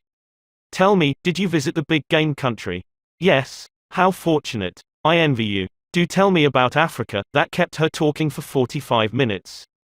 She never again asked me where I had been or what I had seen. She didn't want to hear me talk about my travels. All she wanted was an interested listener, so she could expand her ego and tell about where she had been. Was she unusual? No. Many people are like that. For example, I met a distinguished botanist at a dinner party given by a New York book publisher. I had never talked with a botanist before, and I found him fascinating. I literally sat on the edge of my chair and listened while he spoke of exotic plants and experiments in developing new forms of plant life and indoor gardens, and even told me astonishing facts about the humble potato. I had a small indoor garden of my own, and he was good enough to tell me how to solve some of my problems. As I said, we were at a dinner party. There must have been a dozen other guests, but I violated all the canons of courtesy, ignored everyone else, and talked for hours to the botanist. Midnight came, I said good night to everyone and departed. The botanist then turned to our host and paid me several flattering compliments. I was most stimulating, I was this and I was that, and he ended by saying I was a most interesting conversationalist, an interesting conversationalist. Why, I had said hardly anything at all. I couldn't have said anything if I had wanted to without changing the subject, for I didn't know any more about botany than I knew about the anatomy of a penguin. But I had done this, I had listened intently. I had listened because I was genuinely interested. And he felt it. Naturally that pleased him. That kind of listening is one of the highest compliments we can pay anyone. "Few human beings," wrote Jack Woodford in Strangers in Love, "few human beings are proof against the implied flattery of rapt attention." I went even further than giving him rapt attention. I was hearty in my approbation and lavish in my praise. I told him that I had been immensely entertained and instructed, and I had. I told him I wished I had his knowledge, and I did. I told him that I should love to wander the fields with him, and I have. I told him I must see him again, and I did. And so I had him thinking of me as a good conversationalist when, in reality, I had been merely a good listener and had encouraged him to talk. What is the secret, the mystery, of a successful business interview? Well, according to former Harvard President Charles W. Eliot, there is no mystery about successful business intercourse. Exclusive attention to the person who is speaking to you is very important. Nothing else is so flattering as that. Eliot himself was a past master of the art of listening. Henry James, one of America's first great novelists, recalled, "Dr. Eliot's listening was not mere silence, but a form of activity. Sitting very erect on the end of his spine with hands joined in his lap, making no movement except that he revolved his thumbs around each other faster or slower, he faced his interlocutor and seemed to be hearing with his eyes as well as his ears. He listened with his mind and attentively considered what you had to say while you said it. At the end of an interview, the person who had talked to him felt that he had had his say. Self-evident, isn't it? You don't have to study for 4 years in Harvard to discover that. Yet I know and you know department store owners who will rent expensive space, buy their goods economically, dress their windows appealingly, spend thousands of dollars in advertising and then hire clerks who haven't the sense to be good listeners, clerks who interrupt customers, contradict them, irritate them, and all but drive them from the store. A department store in Chicago almost lost a regular customer who spent several $1,000s each year in that store because a sales clerk wouldn't listen.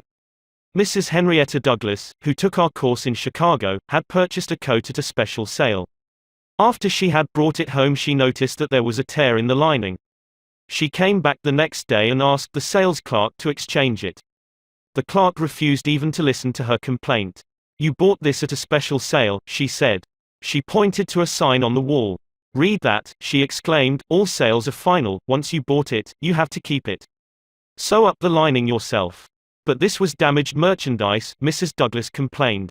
"Makes no difference," the clerk interrupted. Finals final. Mrs. Douglas was about to walk out indignantly, swearing never to return to that store ever, when she was greeted by the department manager, who knew her from her many years of patronage. Mrs. Douglas told her what had happened. The manager listened attentively to the whole story, examined the coat and then said, "Special sales are final, so we can dispose of merchandise at the end of the season. But this no return policy does not apply to damaged goods. We will certainly repair or replace the lining, or if you prefer, give you your money back." What a difference in treatment. If that manager had not come along and listened to the customer, a long-term patron of that store could have been lost forever. Listening is just as important in one's home life as in the world of business. Millie Esposito of Croton-on-Hudson, New York, made it her business to listen carefully when one of her children wanted to speak with her. One evening she was sitting in the kitchen with her son, Robert, and after a brief discussion of something that was on his mind, Robert said, "Mom, I know that you love me very much." Mrs. Esposito was touched and said, "Of course I love you very much. Did you doubt it?" Robert responded, "No, but I really know you love me because whenever I want to talk to you about something you stop whatever you are doing and listen to me." The chronic clicker, even the most violent critic, will frequently soften and be subdued in the presence of a patient, sympathetic listener, a listener who will be silent while the irate fault finder dilates like a king cobra and spews the poison out of his system. To illustrate, the New York Telephone Company discovered a few years ago that it had to deal with one of the most vicious customers who ever cursed a customer service representative. And he did curse. He raved. He threatened to tear the phone out by its roots. He refused to pay certain charges that he declared were false. He wrote letters to the newspapers. He filed innumerable complaints with the Public Service Commission, and he started several suits against the telephone company. At last, one of the company's most skillful troubleshooters was sent to interview this stormy petrel. This troubleshooter listened and let the cantankerous customer enjoy himself pouring out his tirade. The telephone representative listened and said yes, and sympathized with his grievance. He raved on and I listened for near 3 hours, the troubleshooter said as he related his experiences before one of the author's classes. Then I went back and listened some more. I interviewed him 4 times, and before the 4th visit was over I had become a charter member of an organization he was starting. He called it the Telephone Subscribers Protective Association. I am still a member of this organization, and, so far as I know, I'm the only member in the world today besides Mr. I listened and sympathized with him on every point that he made during these interviews. He had never had a telephone representative talk with him that way before, and he became almost friendly. The point on which I went to see him was not even mentioned on the first visit, nor was it mentioned on the second or third, but upon the 4th interview, I closed the case completely. He paid all his bills in full, and for the first time in the history of his difficulties with the telephone company he voluntarily withdrew his complaints from the Public Service Commission. Doubtless Mr. had considered himself a holy crusader, defending the public rights against callous exploitation. But in reality, what he had really wanted was a feeling of importance. He got this feeling of importance at first by kicking and complaining. But as soon as he got his feeling of importance from a representative of the company, his imagined grievances vanished into thin air. One morning years ago, an angry customer stormed into the office of Julian F. Detmer, founder of the Detmer Woolen Company, which later became the world's largest distributor of woolens to the tailoring trade. "This man owed us a small sum of money," Mr. Detmer explained to me. "The customer denied it, but we knew he was wrong. So our credit department had insisted that he pay. After getting a number of letters from our credit department, he packed his grip, made a trip to Chicago, and hurried into my office to inform me not only that he was not going to pay that bill, but that he was never going to buy another dollar's worth of goods from the Detmer Woolen Company." I listened patiently to all he had to say. I was tempted to interrupt, but I realized that would be bad policy, so I let him talk himself out.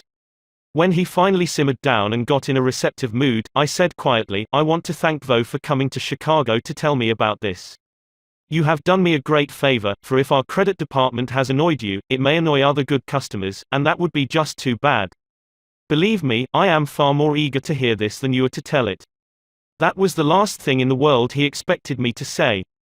I think he was a trifle disappointed, because he had come to Chicago to tell me a thing or two, but here I was thanking him instead of scrapping with him. I assured him we would wipe the charge off the books and forget it, because he was a very careful man with only one account to look after, while our clerks had to look after thousands. Therefore, he was less likely to be wrong than we were. I told him that I understood exactly how he felt and that, if I were in his shoes, I should undoubtedly feel precisely as he did. Since he wasn't going to buy from us anymore, I recommended some other woolen houses. In the past, we had usually lunched together when he came to Chicago, so I invited him to have lunch with me this day. He accepted reluctantly, but when we came back to the office he placed a larger order than ever before. He returned home in a softened mood and, wanting to be just as fair with us as we had been with him, looked over his bills, found one that had been mislaid, and sent us a check with his apologies. Later, when his wife presented him with a baby boy, he gave his son the middle name of Detmer, and he remained a friend and customer of the house until his death 22 years afterwards. Years ago, a poor Dutch immigrant boy washed the windows of a bakery shop after school to help support his family. His people were so poor that in addition he used to go out in the street with a basket every day and collect stray bits of coal that had fallen in the gutter where the coal wagons had delivered fuel. That boy, Edward Bock, never got more than 6 years of schooling in his life, yet eventually he made himself one of the most successful magazine editors in the history of American journalism. How did he do it? That is a long story, but how he got his start can be told briefly. He got his start by using the principles advocated in this chapter. He left school when he was 13 and became an office boy for Western Union, but he didn't for one moment give up the idea of an education. Instead, he started to educate himself. He saved his car fares and went without lunch until he had enough money to buy an encyclopedia of American biography, and then he did an unheard of thing. He read the lives of famous people and wrote them asking for additional information about their childhoods. He was a good listener. He asked famous people to tell him more about themselves. He wrote General James A. Garfield, who was then running for president, and asked if it was true that he was once a towboy on a canal, and Garfield replied. He wrote General Grant asking about a certain battle, and Grant drew a map for him and invited this 14-year-old boy to dinner and spent the evening talking to him. Soon our Western Union messenger boy was corresponding with many of the most famous people in the nation: Ralph Waldo Emerson, Oliver Wendell Holmes, Longfellow, Mrs. Abraham Lincoln, Louisa May Alcott, General Sherman and Jefferson Davis. Not only did he correspond with these distinguished people, but as soon as he got a vacation, he visited many of them as a welcome guest in their homes. This experience imbued him with a confidence that was invaluable. These men and women fired him with a vision and ambition that shaped his life. And all this, let me repeat, was made possible solely by the application of the principles we are discussing here. Isaac F. Marcosson, a journalist who interviewed hundreds of celebrities, declared that many people fail to make a favorable impression because they don't listen attentively. They have been so much concerned with what they are going to say next that they do not keep their ears open. Very important people have told me that they prefer good listeners to good talkers, but the ability to listen seems rarer than almost any other good trait, and not only important personages crave a good listener, but ordinary folk do too. As the Reader's Digest once said, many persons call a doctor when all they want is an audience. During the darkest hours of the Civil War, Lincoln wrote to an old friend in Springfield, Illinois, asking him to come to Washington. Lincoln said he had some problems he wanted to discuss with him. The old neighbor called at the White House, and Lincoln talked to him for hours about the advisability of issuing a proclamation freeing the slaves. Lincoln went over all the arguments for and against such a move, and then read letters and newspaper articles, some denouncing him for not freeing the slaves and others denouncing him for fear he was going to free them. After talking for hours, Lincoln shook hands with his old neighbor, said good night, and sent him back to Illinois without even asking for his opinion. Lincoln had done all the talking himself. That seemed to clarify his mind. He seemed to feel easier after that talk, the old friend said. Lincoln hadn't wanted advice, he had wanted merely a friendly, sympathetic listener to whom he could unburden himself. That's what we all want when we are in trouble. That is frequently all the irritated customer wants, and the dissatisfied employee or the hurt friend. One of the great listeners of modern times was Sigmund Freud. A man who met Freud described his manner of listening. It struck me so forcibly that I shall never forget him. He had qualities which I had never seen in any other man. Never had I seen such concentrated attention. There was none of that piercing, soul-penetrating gaze business. His eyes were mild and genial. His voice was low and kind. His gestures were few. But the attention he gave me, his appreciation of what I said, even when I said it badly, was extraordinary. You've no idea what it meant to be listened to like that. If you want to know how to make people shun you and laugh at you behind your back and even despise you, here is the recipe: never listen to anyone for long. Talk incessantly about yourself. If you have an idea while the other person is talking, don't wait for him or her to finish, bust right in and interrupt in the middle of a sentence. Do you know people like that? I do, unfortunately, and the astonishing part of it is that some of them are prominent. Bores, that is all they are, bores intoxicated with their own egos, drunk with a sense of their own importance. People who talk only of themselves think only of themselves. And, those people who think only of themselves, Dr. Nicholas Murray Butler, longtime president of Columbia University, said, are hopelessly uneducated. They are not educated, said Dr. Butler, no matter how instructed they may be, so if you aspire to be a good conversationalist, be an attentive listener. To be interesting, be interested. Ask questions that other persons will enjoy answering. Encourage them to talk about themselves and their accomplishments. Remember that the people you are talking to are 100 times more interested in themselves and their wants and problems than they are in you and your problems. A person's toothache means more to that person than a famine in China which kills 1 million people. A boil on one's neck interests one more than 40 earthquakes in Africa. Think of that the next time you start a conversation. Principle 4. Be a good listener. How to interest people. Everyone who was ever a guest of Theodore Roosevelt was astonished at the range and diversity of his knowledge. Whether his visitor was a cowboy or a rough rider, a New York politician or a diplomat, Roosevelt knew what to say. And how was it done? The answer was simple. Whenever Roosevelt expected a visitor, he sat up late the night before, reading up on the subject in which he knew his guest was particularly interested. For Roosevelt knew, as all leaders know, that the royal road to a person's heart is to talk about the things he or she treasures most. The genial William Leon Phelps, essayist and professor of literature at Yale, learned this lesson early in life. When I was 8 years old and was spending a weekend visiting my Aunt Libby Lindsley at her home in Stratford on the Housatonic, he wrote in his essay on human nature, a middle-aged man called one evening, and after a polite skirmish with my aunt, he devoted his attention to me. At that time, I happened to be excited about boats, and the visitor discussed the subject in a way that seemed to me particularly interesting. After he left, I spoke of him with enthusiasm. What a man! My aunt informed me he was a New York lawyer, that he cared nothing whatever about boats, that he took not the slightest interest in the subject. But why then did he talk all the time about boats? Because he is a gentleman. He saw you were interested in boats, and he talked about the things he knew would interest and please you. He made himself agreeable, and William Leon Phelps added, first never forgot my aunt's remark.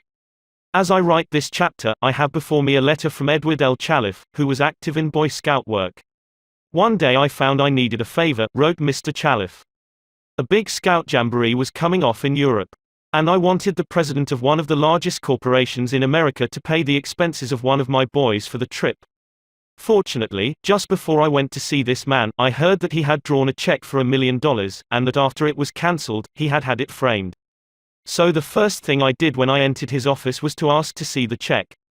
A check for $1 million. I told him I never knew that anybody had ever written such a check, and that I wanted to tell my boys that I had actually seen a check for $1 million. He gladly showed it to me, I admired it and asked him to tell me all about how it happened to be drawn. You notice, don't you, that Mr. Chalif didn't begin by talking about the Boy Scouts, or the Jamboree in Europe, or what it was he wanted. He talked in terms of what interested the other man. Here's the result. Presently, the man I was interviewing said, "Oh, by the way, what was it you wanted to see me about?" So I told him. To my vast surprise, Mr. Chalif continues, he not only granted immediately what I asked for, but much more. I had asked him to send only one boy to Europe, but he sent 5 boys and myself, gave me a letter of credit for $1,000 and told us to stay in Europe for 7 weeks. He also gave me letters of introduction to his branch presidents, putting them at our service, and he himself met us in Paris and showed us the town. Since then, he has given jobs to some of the boys whose parents were in want, and he is still active in our group. Yet I know if I hadn't found out what he was interested in, and got him warmed up first, I wouldn't have found him 1/10 as easy to approach. Is this a valuable technique to use in business? Is it? Let's see. Take Henry G. Duvernoy of Duvernoy & Sons, a wholesale baking firm in New York. Mr. Duvernoy had been trying to sell bread to a certain New York hotel. He had called on the manager every week for 4 years. He went to the same social affairs the manager attended. He even took rooms in the hotel and lived there in order to get the business. But he failed. Then, said Mr. Duvernoy, after studying human relations, I resolved to change my tactics. I decided to find out what interested this man, what caught his enthusiasm. I discovered he belonged to a society of hotel executives called the Hotel Greeters of America. He not only belonged, but his bubbling enthusiasm had made him president of the organization, and president of the International Greeters. No matter where its conventions were held, he would be there. So when I saw him the next day, I began talking about the greeters.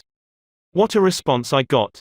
What a response! He talked to me for half an hour about the greeters, his tones vibrant with enthusiasm. I could plainly see that this society was not only his hobby, it was the passion of his life. Before I left his office, he had sold me a membership in his organization. In the meantime, I had said nothing about bread. But a few days later, the steward of his hotel phoned me to come over with samples and prices. "I don't know what you did to the old boy," the steward greeted me, "but he sure is sold on you, think of it." I had been drumming at that man for 4 years, trying to get his business, and I'd still be drumming at him if I hadn't finally taken the trouble to find out what he was interested in, and what he enjoyed talking about. Edward E. Harriman of Hagerstown, Maryland, chose to live in the beautiful Cumberland Valley of Maryland after he completed his military service. Unfortunately, at that time there were few jobs available in the area. A little research uncovered the fact that a number of companies in the area were either owned or controlled by an unusual business maverick, R.J. Funkhauser, whose rise from poverty to riches intrigued Mr. Harriman. However, he was known for being inaccessible to job seekers. Mr. Harriman wrote, "I interviewed a number of people and found that his major interest was anchored in his drive for power and money. Since he protected himself from people like me by use of a dedicated and stern secretary, I studied her interests and goals, and only then I paid an unannounced visit at her office. She had been Mr. Funkhauser's orbiting satellite for about 15 years. When I told her I had a proposition for him which might translate itself into financial and political success for him, she became enthused. I also conversed with her about her constructive participation in his success. After this conversation, she arranged for me to meet Mr. Funkhauser. I entered his huge and impressive office determined not to ask directly for a job. He was seated behind a large carved desk and thundered at me. "How about it, young man?" I said. "Mr. Funkhauser, I believe I can make money for you." He immediately rose and invited me to sit in one of the large upholstered chairs. I enumerated my ideas and the qualifications I had to realize these ideas, as well as how they would contribute to his personal success and that of his businesses. R.J., as he became known to me, hired me at once, and for over 20 years I have grown in his enterprises and we both have prospered. Talking in terms of the other person's interests pays off for both parties.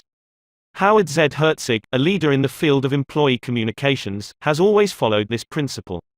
When asked what reward he got from it, Mr. Herzig responded that he not only received a different reward from each person, but that in general the reward had been an enlargement of his life each time he spoke to someone. Principle 5. Talk in terms of the other person's interests. How to make people like you instantly. I was waiting in line to register a letter in the post office at 33rd Street and 8th Avenue in New York. I noticed that the clerk appeared to be bored with the job, weighing envelopes, handing out stamps, making change, issuing receipts, the same monotonous grind year after year. So I said to myself, I am going to try to make that clerk like me. Obviously, to make him like me, I must say something nice, not about myself, but about him. So I asked myself, what is there about him that I can honestly admire? That is sometimes a hard question to answer, especially with strangers, but, in this case, it happened to be easy. I instantly saw something I admired no end. So while he was weighing my envelope, I remarked with enthusiasm, "I certainly wish I had your head of hair." He looked up, half startled, his face beaming with smiles. "Well, it isn't as good as it used to be," he said modestly. I assured him that although it might have lost some of its pristine glory, nevertheless it was still magnificent. He was immensely pleased. We carried on a pleasant little conversation, and the last thing he said to me was, "Many people have admired my hair. I'll bet that person went out to lunch that day walking on air. I'll bet he went home that night and told his wife about it. I'll bet he looked in the mirror and said, 'It is a beautiful head of hair.'" I told this story once in public, and a man asked me afterwards, "What did you want to get out of him? What was I trying to get out of him? What was I trying to get out of him?" If we are so contemptibly selfish that we can't radiate a little happiness and pass on a bit of honest appreciation without trying to get something out of the other person in return, if our souls are no bigger than sour crab apples, we shall meet with the failure we so richly deserve. Oh yes, I did want something out of that chap. I wanted something priceless. And I got it. I got the feeling that I had done something for him without his being able to do anything whatever in return for me. That is a feeling that flows and sings in your memory long after the incident is past. There is one all-important law of human conduct. If we obey that law, we shall almost never get into trouble. In fact, that law, if obeyed, will bring us countless friends and constant happiness. But the very instant we break the law, we shall get into endless trouble. The law is this: always make the other person feel important. John Dewey, as we have already noted, said that the desire to be important is the deepest urge in human nature, and William James said, the deepest principle in human nature is the craving to be appreciated. As I have already pointed out, it is this urge that differentiates us from the animals. It is this urge that has been responsible for civilization itself. Philosophers have been speculating on the rules of human relationships for thousands of years, and out of all that speculation, there has evolved only one important precept. It is not new. It is as old as history. Zoroaster taught it to his followers in Persia 2500 years ago. Confucius preached it in China 24 centuries ago. Lao Tzu, the founder of Taoism, taught it to his disciples in the Valley of the Han. Buddha preached it on the bank of the holy Ganges 500 years before Christ. The sacred books of Hinduism taught it 1,000 years before that. Jesus taught it among the stony hills of Judea 19 centuries ago. Jesus summed it up in one thought, probably the most important rule in the world: do unto others as you would have others do unto you. You want the approval of those with whom you come in contact. You want recognition of your true worth. You want a feeling that you are important in your little world. You don't want to listen to cheap, insincere flattery, but you do crave sincere appreciation. You want your friends and associates to be, as Charles Schwab put it, hearty in their approbation and lavish in their praise. All of us want that. So let's obey the golden rule, and give unto others what we would have others give unto us. How? When? Where? The answer is, all the time, everywhere.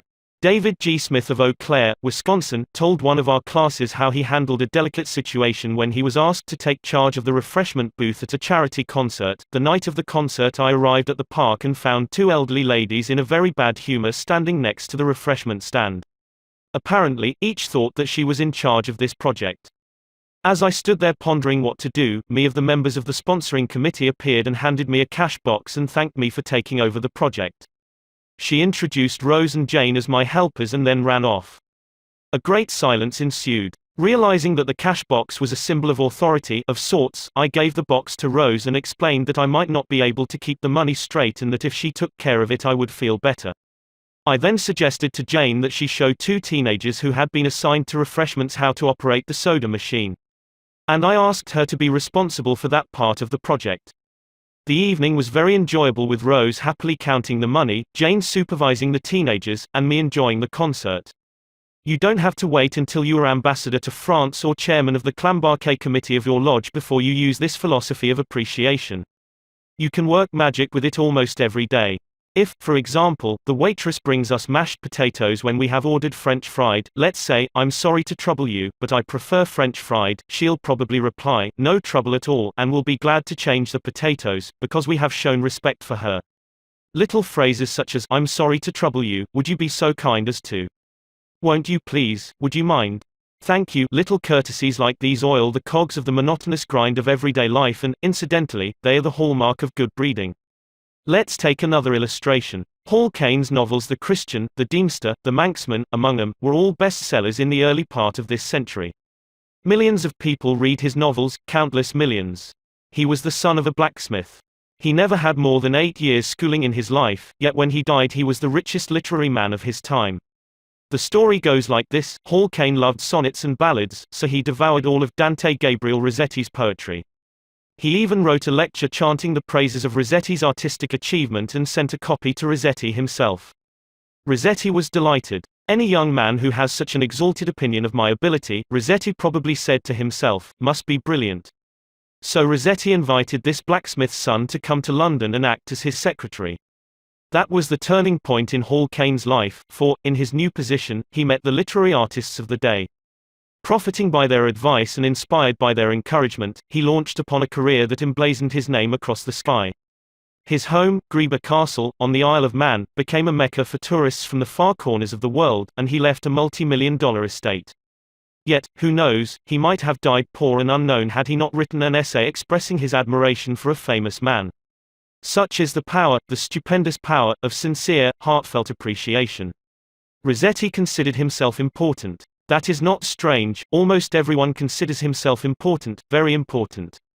The life of many a person could probably be changed if only someone would make him feel important. Ronald J. Rowland, who is one of the instructors of our course in California, is also a teacher of arts and crafts. He wrote to us about a student named Chris in his beginning crafts class. Chris was a very quiet, shy boy lacking in self-confidence, the kind of student that often does not receive the attention he deserves. I also teach an advanced class that had grown to be somewhat of a status symbol and a privilege for a student to have earned the right to be in it. On Wednesday, Chris was diligently working at his desk. I really felt there was a hidden fire deep inside him. I asked Chris if he would like to be in the advanced class. How I wish I could express the look in Chris's face, the emotions in that shy 14-year-old boy, trying to hold back his tears. Who me, Mr. Rowland? Am I good enough? Yes, Chris, you are good enough. I had to leave at that point because tears were coming to my eyes. As Chris walked out of class that day, seemingly 2 inches taller, he looked at me with bright blue eyes and said in a positive voice, "Thank you, Mr. Rowland. Chris taught me a lesson I will never forget: our deep desire to feel important. To help me never forget this rule, I made a sign which reads, 'You are important.' This sign hangs in the front of the classroom for all to see and to remind me that each student I face is equally important. The unvarnished truth is that almost all the people you meet feel themselves superior to you in some way, and a sure way to their hearts is to let them realize in some subtle way that you recognize their importance, and recognize it sincerely. Remember what Emerson said, 'Every man I meet is my superior in some way.' In that, I learn of him, and the pathetic part of it is that frequently those who have the least justification for a feeling of achievement bolster up their egos by a show of tumult and conceit which is truly nauseating. As Shakespeare put it, "Man, proud man, doctorist in a little brief authority, plays such fantastic tricks before high heaven, as make the angels weep." I am going to tell you how business people in my own courses have applied these principles with remarkable results. Let's take the case of a Connecticut attorney. Because of his relatives, he prefers not to have his name mentioned. Shortly after joining the course, Mr. R drove to Long Island with his wife to visit some of her relatives. She left him to chat with an old aunt of hers, and Th rushed off by herself to visit some of the younger relatives. Since he soon had to give a speech professionally on how he applied the principles of appreciation, he thought he would gain some worthwhile experience talking with the elderly lady. So he looked around the house to see what he could honestly admire. "This house was built about 1890, wasn't it?" he inquired. "Yes," she replied, "that is precisely the year it was built. It reminds me of the house I was born in," he said. "It's beautiful. Well built. Roomy. You know, they don't build houses like this anymore." "You're right," the old lady agreed. "The young folks nowadays don't care for beautiful homes. All they want is a small apartment, and then they go off gadding about in their automobiles." "This is a dream house," she said in a voice vibrating with tender memories. "This house was built with love. My husband and I dreamed about it for years before we built it. We didn't have an architect. We planned it all ourselves." She showed Mr. R about the house, and he expressed his hearty admiration for the beautiful treasures she had picked up in her travels and cherished over a lifetime: Paisley shawls, an old English tea set, Wedgwood china, French beds and chairs, Italian paintings, and silk draperies that had once hung in a French chateau. After showing Mr. R through the house, she took him out to the garage. There, jacked up on blocks, was a Packard car, in mint condition. "My husband bought that car for me shortly before he passed on," she said softly. "I have never ridden in it since his death. You appreciate nice things, and I'm going to give this car to you." "Why, Auntie," he said, "you overwhelm me. I appreciate your generosity, of course, but I couldn't possibly accept it. I'm not even a relative of yours. I have a new car, and you have many relatives that would like to have that Packard." "Relatives?" she exclaimed. "Yes, I have relatives who are just waiting till I die so they can get that car. But they are not going to get it. If you don't want to give it to them, you can very easily sell it to a second-hand dealer," he told her. "Sell it?" she cried. "Do you think I would sell this car? Do you think I could stand to see strangers riding up and down the street in that car that my husband bought for me? I wouldn't dream of selling it. I'm going to give it to you. You appreciate beautiful things." He tried to get out of accepting the car, but he couldn't without hurting her feelings. This lady, left all alone in a big house with her Paisley shawls, her French antiques, and her memories, was starving for a little recognition. She had once been young and beautiful and sought after. She had once built a house warm with love and had collected things from all over Europe to make it beautiful. Now, in the isolated loneliness of old age, she craved a little human warmth, a little genuine appreciation, and no one gave it to her. And when she found it, like a spring in the desert, her gratitude couldn't adequately express itself with anything less than the gift of her cherished Packard. Let's take another case. Donald M. McMahon, who was superintendent of Lewis and Valentine, nurseryman and landscape architects in Rye, New York, related this incident. Shortly after I attended the talk on how to win friends and influence people, I was landscaping the estate of a famous attorney. The owner came out to give me a few instructions about where he wished to plant a mass of rhododendrons and azaleas. I said, "Judge, you have a lovely hobby. I've been admiring your beautiful dogs. I understand you win a lot of blue ribbons every year at the show in Madison Square Garden." The effect of this little expression of appreciation was striking. "Yes," the judge replied, "I do have a lot of fun with my dogs. Would you like to see my kennel?" He spent almost an hour showing me his dogs and the prizes they had won. He even brought out their pedigrees and explained about the bloodlines responsible for such beauty and intelligence. Finally, turning to me, he asked, "Do you have any small children?" "Yes, I do," I replied. "I have a son." "Well, wouldn't he like a puppy?" the judge inquired. "Oh, yes, he'd be tickled pink." "All right, I'm going to give him one," the judge announced. He started to tell me how to feed the puppy. Then he paused. "You'll forget it if I tell you." "I'll write it out." So the judge went in the house, typed out the pedigree and feeding instructions, and gave me a puppy worth several $100s and 1 hour and 15 minutes of his valuable time, largely because I had expressed my honest admiration for his hobby and achievements. George Eastman, of Kodak fame, invented the transparent film that made motion pictures possible, amassed a fortune of $100 million, and made himself one of the most famous businessmen on earth.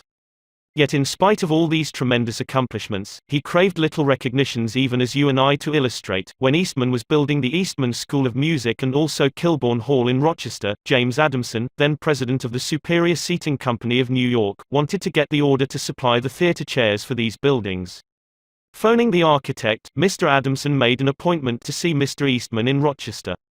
When Adamson arrived, the architect said, "I know you want to get this order, but I can tell you right now that you won't stand a ghost of a show if you take more than 5 minutes of George Eastman's time.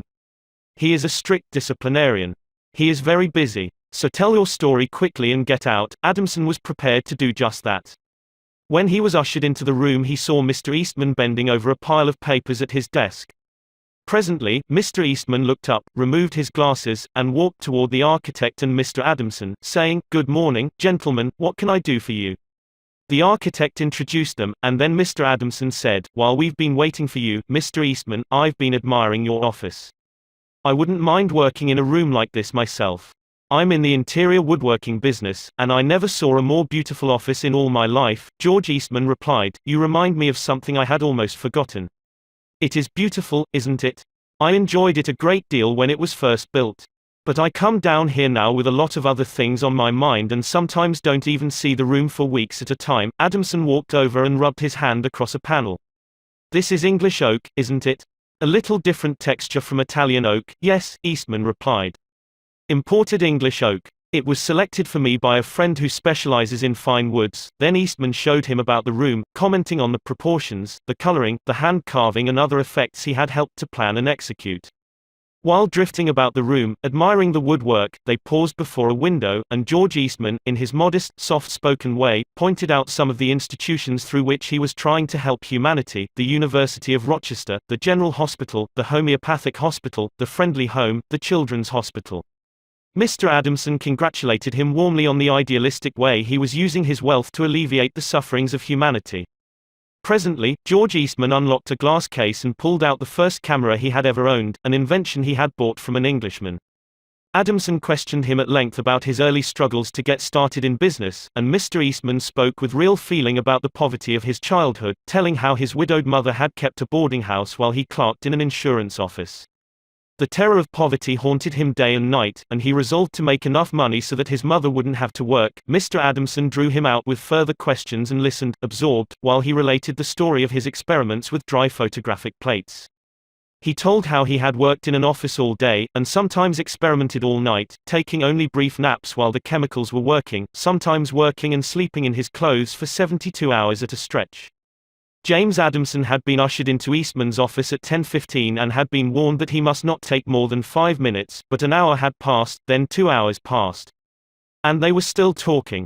Finally, George Eastman turned to Adamson and said, "The last time I was in Japan I bought some chairs, brought them home, and put them in my sun porch. But the sun peeled the paint, so I went downtown the other day and bought some paint and painted the chairs myself. Would you like to see what sort of a job I can do painting chairs? All right. Come up to my home and have lunch with me and I'll show you." After lunch, Mr. Eastman showed Adamson the chairs he had brought from Japan. They weren't worth more than a few dollars, but George Eastman, now a multimillionaire, was proud of them because he himself had painted them. The order for the seats amounted to $90,000. Who do you suppose got the order, James Adamson or one of his competitors? From the time of this story until Mr. Eastman's death, he and James Adamson were close friends. Claude Marais, a restaurant owner in Rouen, France, used this principle and saved his restaurant the loss of a key employee. This woman had been in his employ for 5 years and was a vital link between M. Marais and his staff of 21 people. He was shocked to receive a registered letter from her advising him of her resignation. M. Marais reported, "I was very surprised and, even more, disappointed, because I was under the impression that I had been fair to her and receptive to her needs. Inasmuch as she was a friend as well as an employee, I probably had taken her too much for granted and maybe was even more demanding of her than of other employees. I could not, of course, accept this resignation without some explanation. I took her aside and said, 'Paulette, you must understand that I cannot accept your resignation. You mean a great deal to me and to this company, and you are as important to the success of this restaurant as I am.' I repeated this in front of the entire staff, and I invited her to my home and reiterated my confidence in her with my family present. Paulette withdrew her resignation, and today I can rely on her as never before. I frequently reinforce this by expressing my appreciation for what she does and showing her how important she is to me and to the restaurant." "Talk to people about themselves," said Disraeli, one of the shrewdest men who ever ruled the British Empire. "Talk to people about themselves and they will listen for hours." Principle 6: Make the other person feel important and do it sincerely. In a nutshell, 6 ways to make people like you. Principle 1: Become genuinely interested in other people. Principle 2: Smile. Principle 3: Remember that a person's name is to that person the sweetest and most important sound in any language. Principle 4: Be a good listener. Principle 5: Talk in terms of the other person's interests. Principle 6: Make the other person feel important and do it sincerely.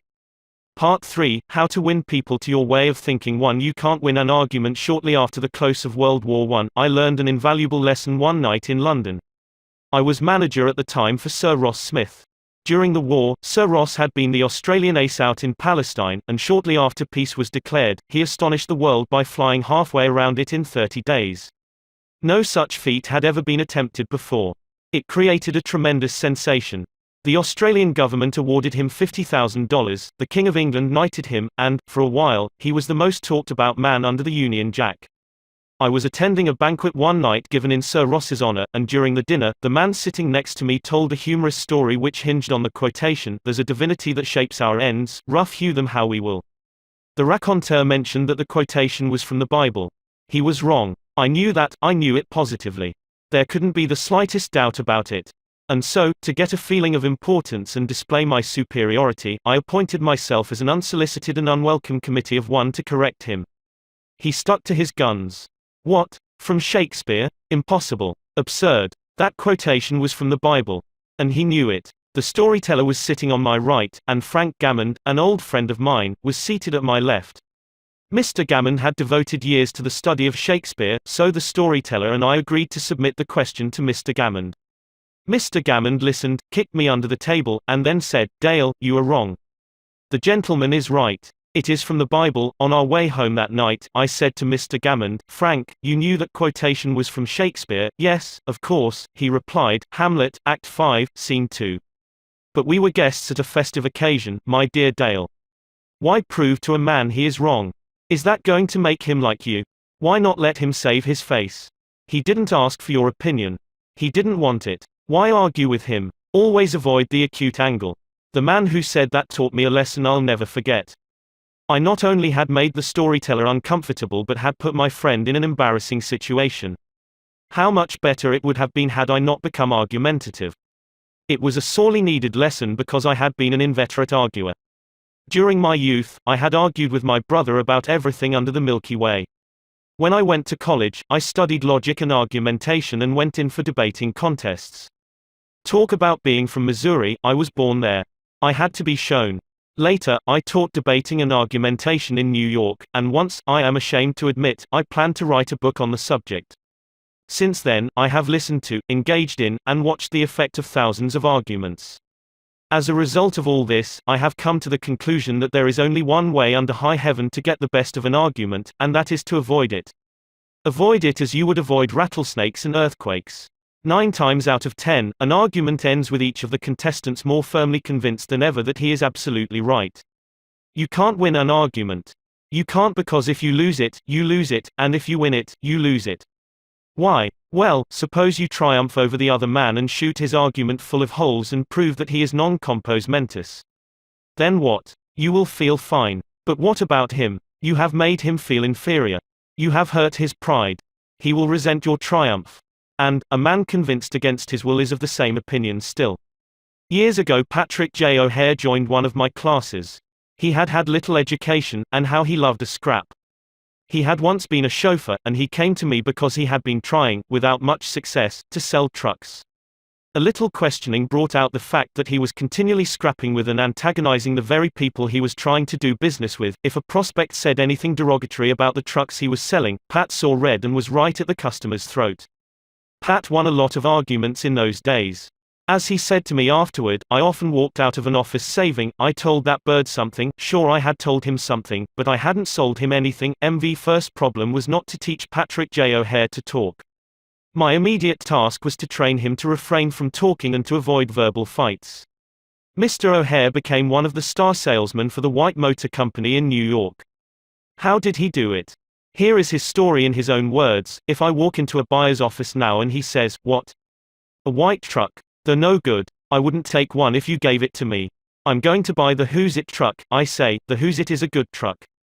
If you buy the Who's It, you'll never make a mistake. The Who's It's are made by a fine company and sold by good people." He is speechless then. There is no room for an argument. If he says the Who's It is best and I say sure it is, he has to stop. He can't keep on all afternoon saying, "It's the best," when I'm agreeing with him. We then get off the subject of Who's It and I begin to talk about the good points of the white truck. There was a time when a remark like his first one would have made me see scarlet and red and orange. I would start arguing against the Who's It, and the more I argued against it, the more my prospect argued in favor of it, and the more he argued, the more he sold himself on my competitor's product. As I look back now, I wonder how I was ever able to sell anything. I lost years of my life in scrapping and arguing. I keep my mouth shut now. It pays. As wise old Ben Franklin used to say, if you argue and rankle and contradict, you may achieve a victory sometimes, but it will be an empty victory because you will never get your opponent's goodwill. So figure it out for yourself. Which would you rather have, an academic, theatrical victory or a person's goodwill? You can seldom have both. The Boston Transcript once printed this bit of significant doggerel: "Here lies the body of William J., who died maintaining his right of way. He was right, dead right, as he sped along, but he's just as dead as if he were wrong." You may be right, dead right, as you speed along in your argument, but as far as changing another's mind is concerned, you will probably be just as futile as if you were wrong. Frederick S. Parsons, an income tax consultant, had been disputing and wrangling for an hour with a government tax inspector. An item of $9,000 was at stake. Mr. Parsons claimed that this $9,000 was in reality a bad debt, that it would never be collected, that it ought not to be taxed. "Bad debt, my eye," retorted the inspector. "It must be taxed." This inspector was cold, arrogant and stubborn, Mr. Parsons said as he told the story to the class. Reason was wasted and so were facts. The longer we argued, the more stubborn he became. So I decided to avoid argument, change the subject, and give him appreciation. I said, "I suppose this is a very petty matter in comparison with the really important and difficult decisions you're required to make. I've made a study of taxation myself. But I've had to get my knowledge from books. You are getting yours from the firing line of experience. I sometime wish I had a job like yours. It would teach me a lot." I meant every word I said. Well, the inspector straightened up in his chair, leaned back, and talked for a long time about his work, telling me of the clever frauds he had uncovered. His tone gradually became friendly, and presently he was telling me about his children. As he left, he advised me that he would consider my problem further and give me his decision in a few days. He called at my office 3 days later and informed me that he had decided to leave the tax return exactly as it was filed. This tax inspector was demonstrating one of the most common of human frailties. He wanted a feeling of importance, and as long as Mr. Parsons argued with him, he got his feeling of importance by loudly asserting his authority. But as soon as his importance was admitted and the argument stopped and he was permitted to expand his ego, he became a sympathetic and kindly human being. Buddha said, hatred is never ended by hatred but by love, and a misunderstanding is never ended by an argument but by tact, diplomacy, conciliation and a sympathetic desire to see the other person's viewpoint. Lincoln once reprimanded a young army officer for indulging in a violent controversy with an associate. No man who is resolved to make the most of himself, said Lincoln, can spare time for personal contention. Still less can he afford to take the consequences, including the vitiation of his temper and the loss of self-control. Yield larger things to which you show no more than equal rights, and yield lesser ones though clearly your own.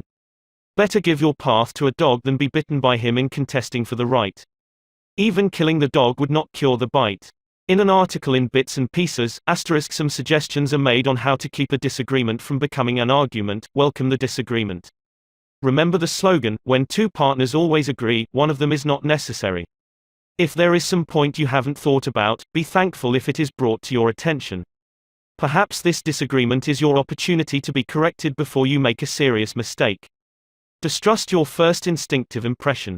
Our first natural reaction in a disagreeable situation is to be defensive. Be careful. Keep calm and watch out for your first reaction. It may be you at your worst, not your best. Control your temper. Remember, you can measure the size of a person by what makes him or her angry. Listen first. Give your opponents a chance to talk.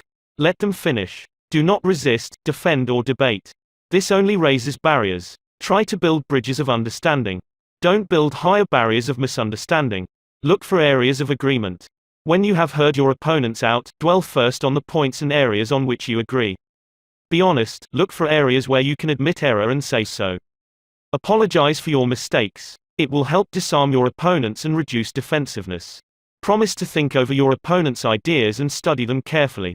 And mean it. Your opponents may be right.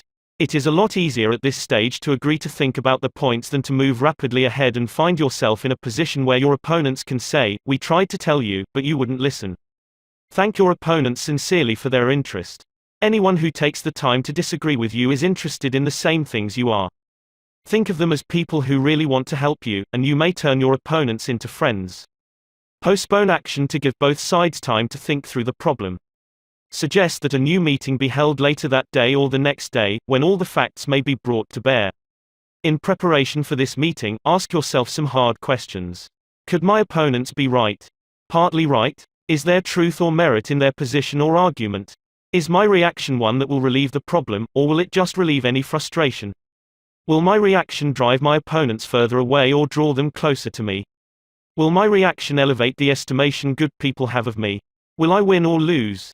What price will I have to pay if I win? If I am quiet about it, will the disagreement blow over? Is this difficult situation an opportunity for me? Bits and Pieces, published by the Economics Press, Fairfield, NJ. Opera tenor Jan Pearce, after he was married nearly 50 years, once said, "My wife and I made a pact a long time ago, and we've kept it no matter how angry we've grown with each other. When one yells, the other should listen because when two people yell, there is no communication, just noise and bad vibrations. Principle 1 The only way to get the best of an argument is to avoid it. A sure way of making enemies and how to avoid it. When Theodore Roosevelt was in the White House, he confessed that if he could be right 75% of the time, he would reach the highest measure of his expectation. If that was the highest rating that one of the most distinguished men of the 20th century could hope to obtain, what about you and me? If you can be sure of being right only 55% of the time, you can go down to Wall Street and make $1 million a day. If you can't be sure of being right even 55% of the time, why should you tell other people they are wrong? You can tell people they are wrong by a look or an intonation or a gesture just as eloquently as you can in words, and if you tell them they are wrong, do you make them want to agree with you? Never. For you have struck a direct blow at their intelligence, judgment, pride and self-respect. That will make them want to strike back. But it will never make them want to change their minds. You may then hurl at them all the logic of a Plato or an Immanuel Kant, but you will not alter their opinions, for you have hurt their feelings. Never begin by announcing, "I am going to prove so and so to you." That's bad. That's tantamount to saying, I'm smarter than you are, I'm going to tell you a thing or two and make you change your mind. That is a challenge. It arouses opposition and makes the listener want to battle with you before you even start.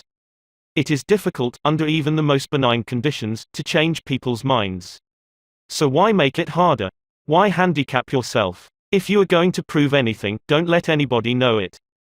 Do it so subtly, so adroitly, that no one will feel that you are doing it.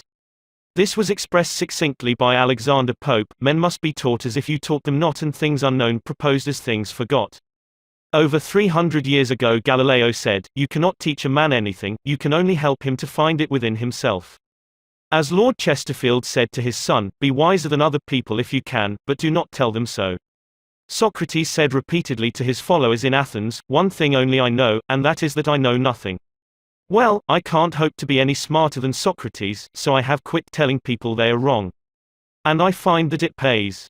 If a person makes a statement that you think is wrong, yes, even that you know is wrong, isn't it better to begin by saying, well, now, look, I thought otherwise, but I may be wrong.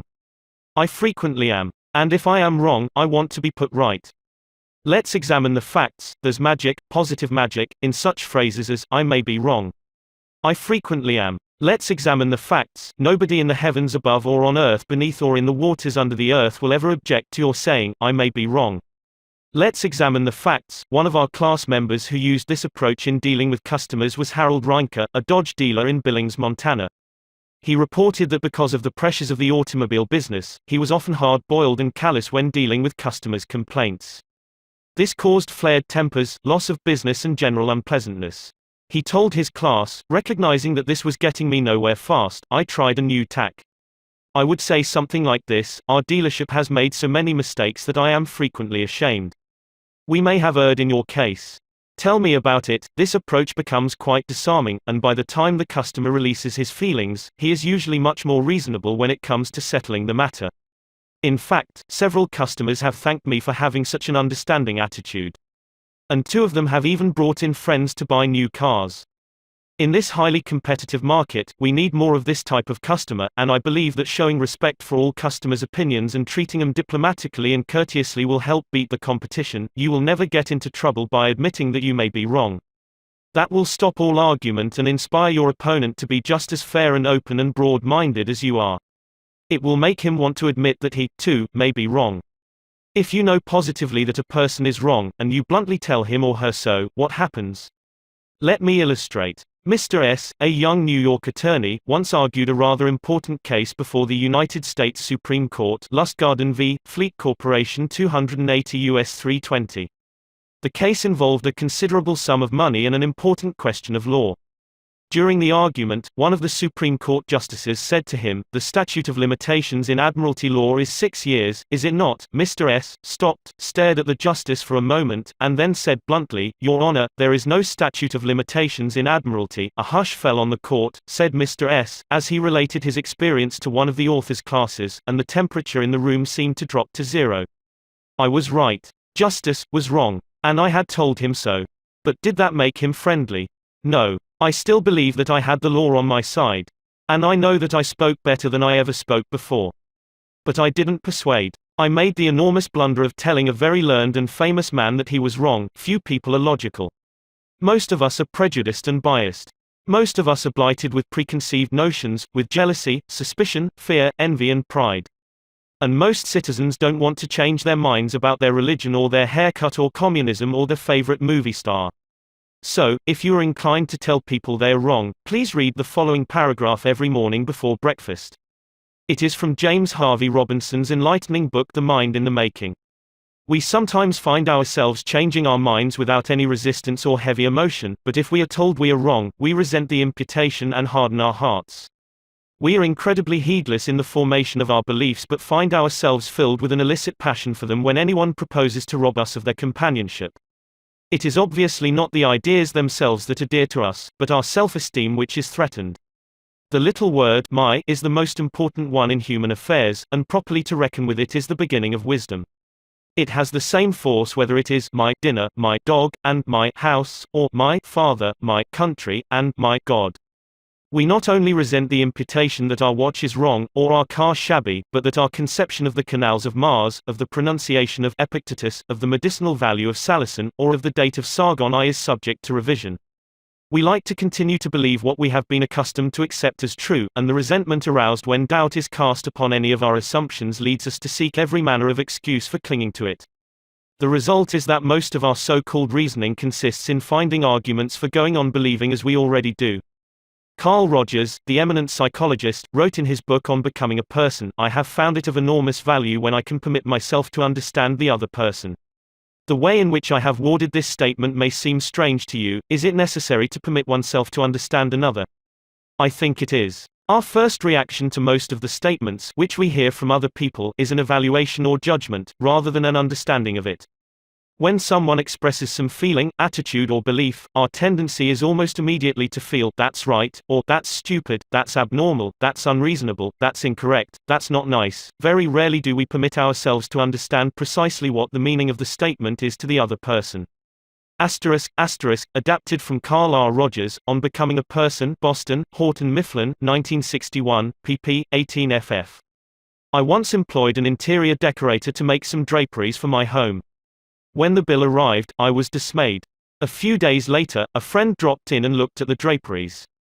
The price was mentioned, and she exclaimed with a note of triumph, "What? That's awful. I am afraid he put one over on you." True.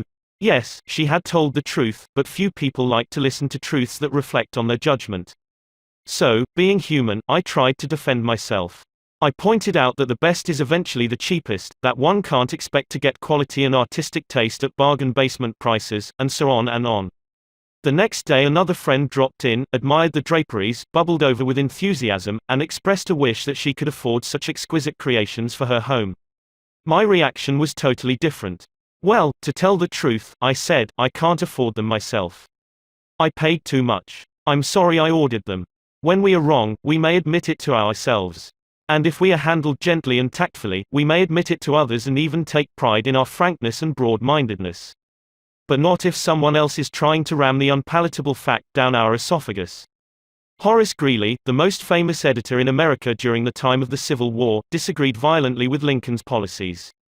He believed that he could drive Lincoln into agreeing with him by a campaign of argument, ridicule and abuse.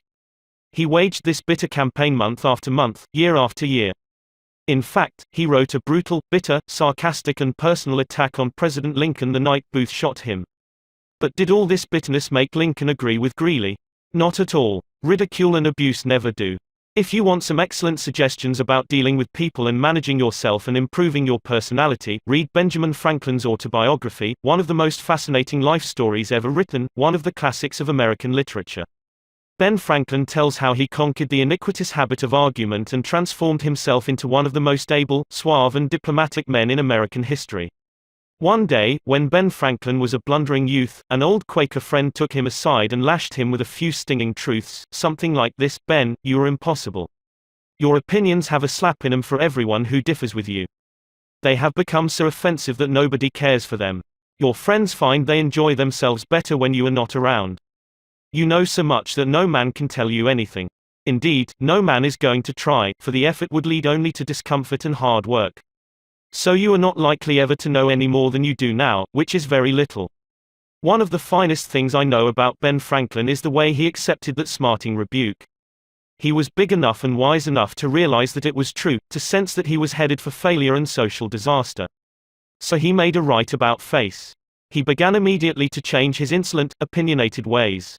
"I made it a rule," said Franklin, "to forbear all direct contradiction to the sentiment of others, and all positive assertion of my own. I even forbade myself the use of every word or expression in the language that imported a fixed opinion, such as certainly, undoubtedly, etc., and I adopted, instead of them, I conceive, I apprehend, or I imagine a thing to be so or so, or it so appears to me at present. When another asserted something that I thought an error, I denied myself the pleasure of contradicting him abruptly, and of showing immediately some absurdity in his proposition, and in answering I began by observing that in certain cases or circumstances his opinion would be right, but in the present case there appeared or seemed to me some difference, etc. I soon found the advantage of this change in my manner. The conversations I engaged in went on more pleasantly. The modest way in which I proposed my opinions procured them a readier reception and less contradiction. I had less mortification when I was found to be in the wrong, and I more easily prevailed with others to give up their mistakes and join with me when I happened to be in the right. And this mode, which I at first put on with some violence to natural inclination, became at length so easy, and so habitual to me, that perhaps for these 50 years past no one has ever heard a dogmatical expression escape me. And to this habit, after my character of integrity, I think it principally owing that I had earned so much weight with my fellow citizens when I proposed new institutions, or alterations in the old, and so much influence in public councils when I became a member, for I was but a bad speaker, never eloquent, subject to much hesitation in my choice of words, hardly correct in language, and yet I generally carried my points. How do Ben Franklin's methods work in business? Let's take 2 examples. Catherine A. Allred of Kings Mountain, North Carolina, is an industrial engineering supervisor for a yarn processing plant. She told one of our classes how she handled a sensitive problem before and after taking our training. Part of my responsibility, she reported, deals with setting up and maintaining incentive systems and standards for our operators so they can make more money by producing more yarn. The system we were using had worked fine when we had only 2 or 3 different types of yarn, but recently we had expanded our inventory and capabilities to enable us to run more than 12 different varieties. The present system was no longer adequate to pay the operators fairly for the work being performed and give them an incentive to increase production. I had worked up a new system which would enable us to pay the operator by the class of yam she was running at any one particular time. With my new system in hand, I entered the meeting determined to prove to the management that my system was the right approach. I told them in detail how they were wrong and showed where they were being unfair and how I had all the answers they needed. To say the least, I failed miserably. I had become so busy defending my position on the new system that I had left them no opening to graciously admit the problems on the old one. The issue was dead. After several sessions of this course, I realized all too well where I had made my mistakes. I called another meeting and this time I asked where they felt the problems were. We discussed each point, and I asked them their opinions on which was the best way to proceed.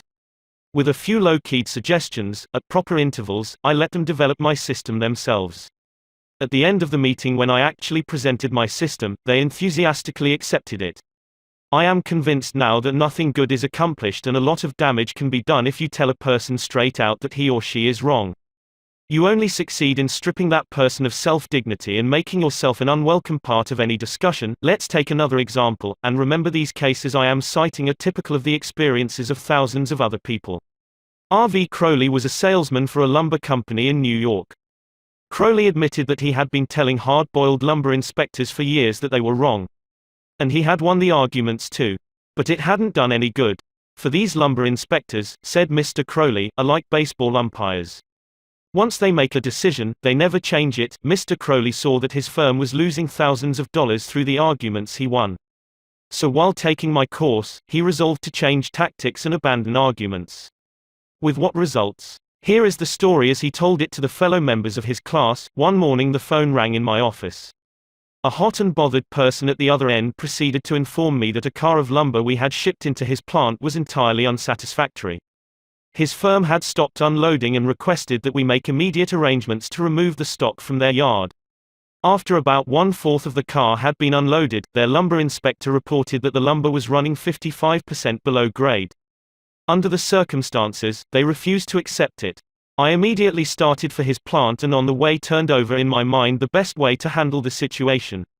Ordinarily, under such circumstances, I should have quoted grading rules and tried, as a result of my own experience and knowledge as a lumber inspector, to convince the other inspector that the lumber was actually up to grade, and that he was misinterpreting the rules in his inspection. However, I thought I would apply the principles learned in this training. When I arrived at the plant, I found the purchasing agent and the lumber inspector in a wicked humor, both set for an argument and a fight. We walked out to the car that was being unloaded, and I requested that they continue to unload so that I could see how things were going. I asked the inspector to go right ahead and lay out the rejects, as he had been doing, and to put the good pieces in another pile. After watching him for a while, it began to dawn on me that his inspection actually was much too strict and that he was misinterpreting the rules. This particular lumber was white pine, and I knew the inspector was thoroughly schooled in hardwoods but not a competent, experienced inspector on white pine. White pine happened to be my own strong suit, but did I offer any objection to the way he was grading the lumber? None whatever. I kept on watching and gradually began to ask questions as to why certain pieces were not satisfactory. I didn't for one instant insinuate that the inspector was wrong. I emphasized that my only reason for asking was in order that we could give his firm exactly what they wanted in future shipments. By asking questions in a very friendly, cooperative spirit, and insisting continually that they were right in laying out boards not satisfactory to their purpose, I got him warmed up, and the strained relations between us began to thaw and melt away. An occasional carefully put remark on my part gave birth to the idea in his mind that possibly some of these rejected pieces were actually within the grade that they had bought, and that their requirements demanded a more expensive grade.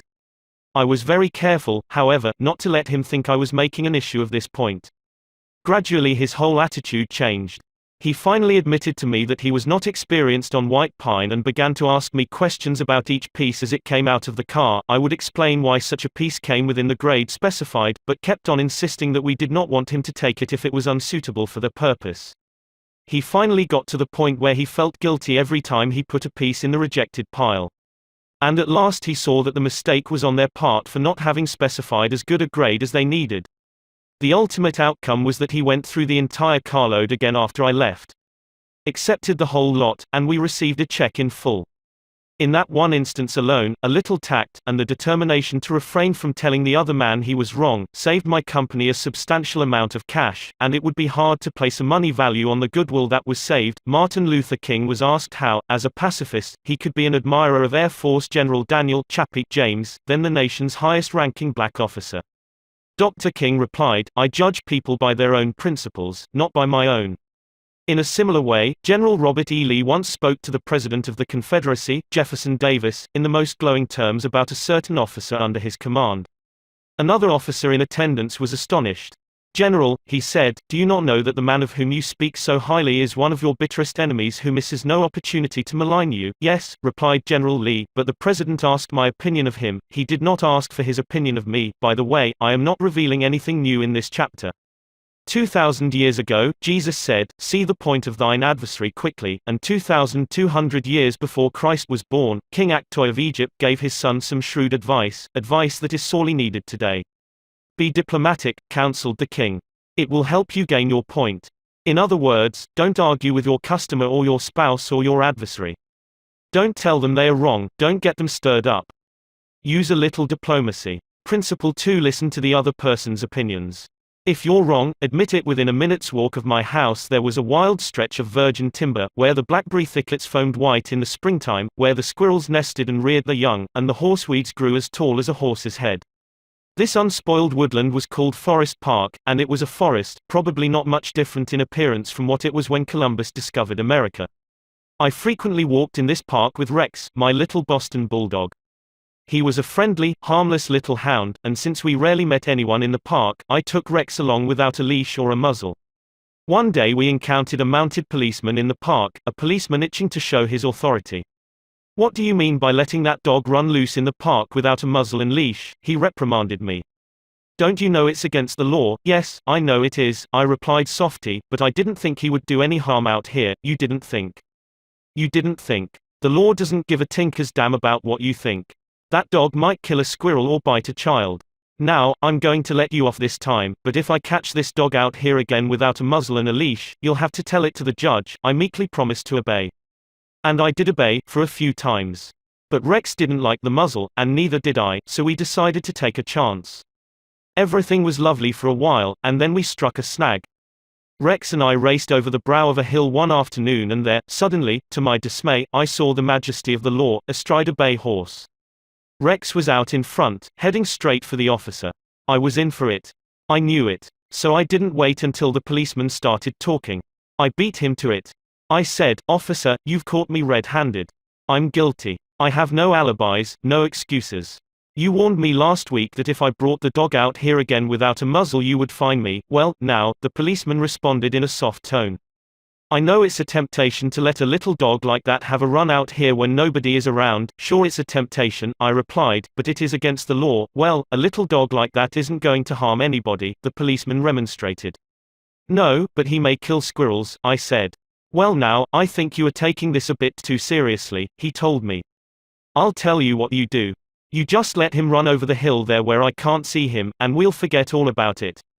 That policeman, being human, wanted a feeling of importance, so when I began to condemn myself, the only way he could nourish his self-esteem was to take the magnanimous attitude of showing mercy.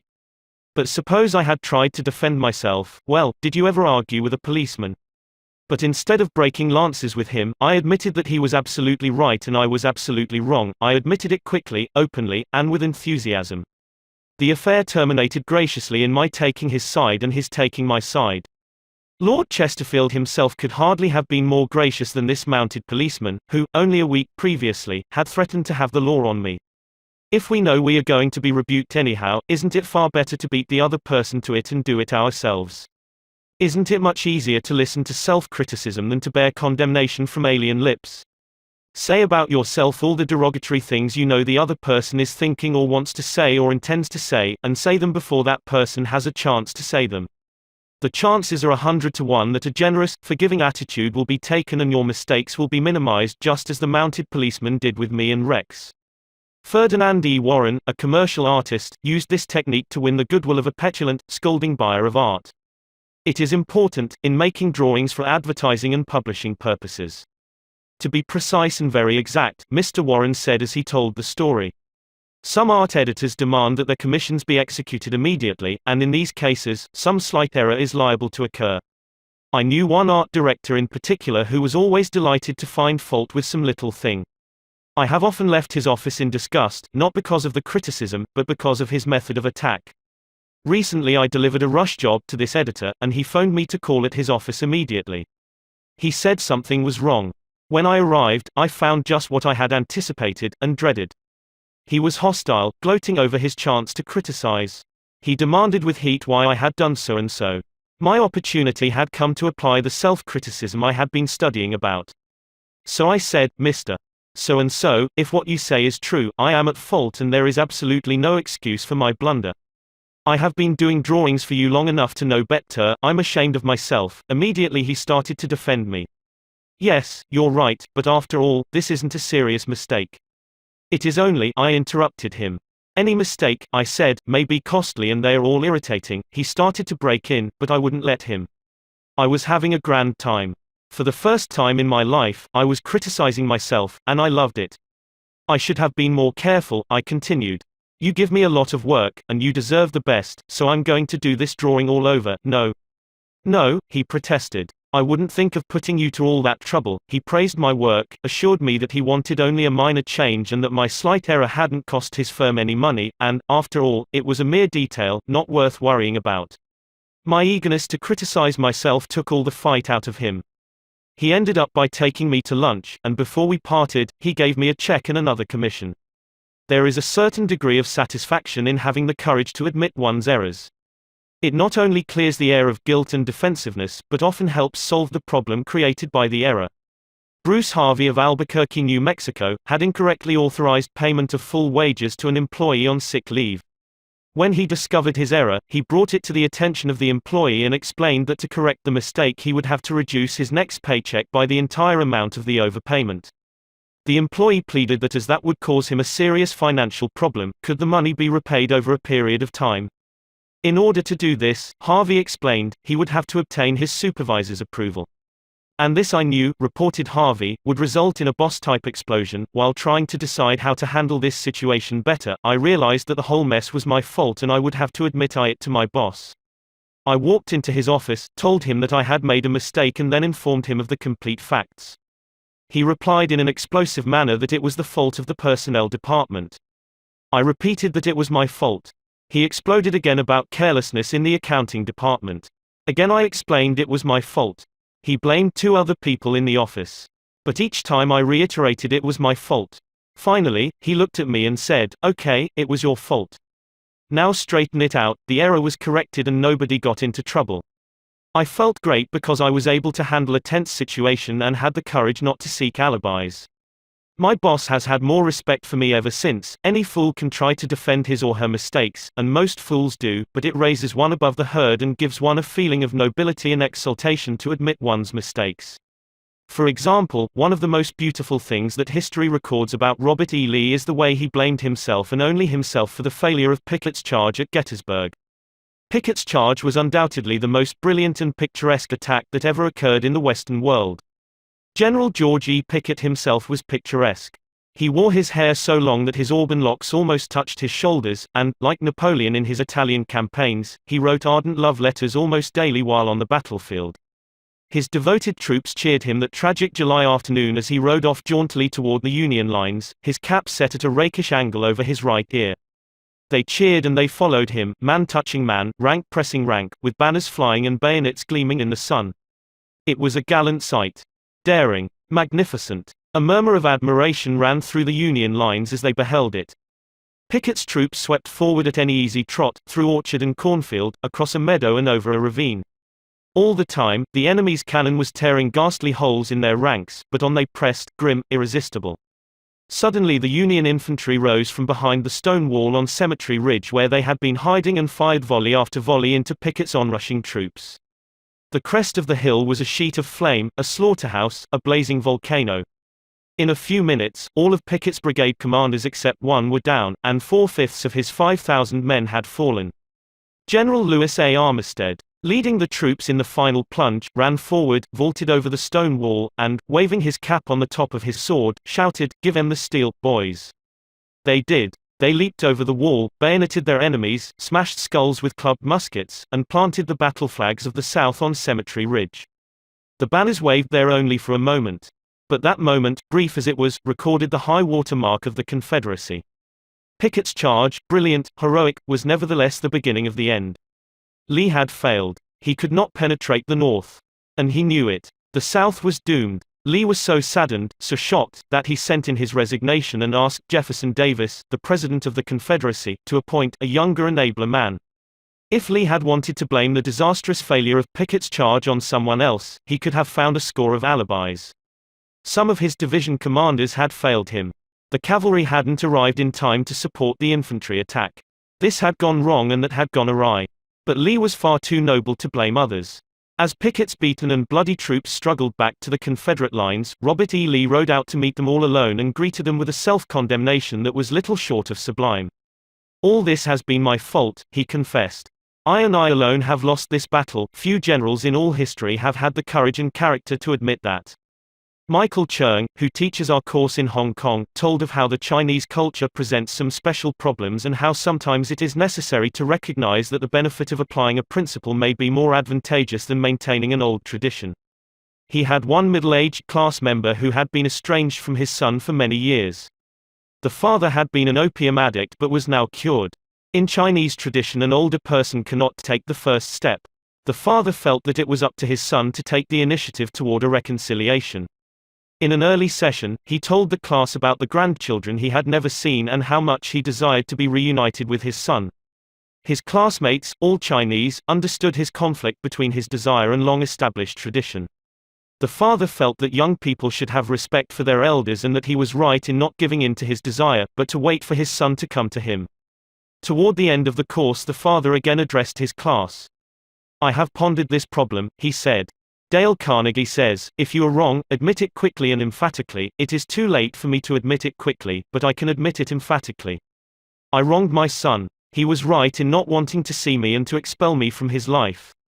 I may lose face by asking a younger person's forgiveness, but I was at fault and it is my responsibility to admit this." The class applauded and gave him their full support. At the next class he told how he went to his son's house, asked for and received forgiveness and was now embarked on a new relationship with his son, his daughter-in-law and the grandchildren he had at last met. Elbert Hubbard was one of the most original authors who ever stirred up a nation, and his stinging sentences often aroused fierce resentment. But Hubbard, with his rare skill for handling people, frequently turned his enemies into friends.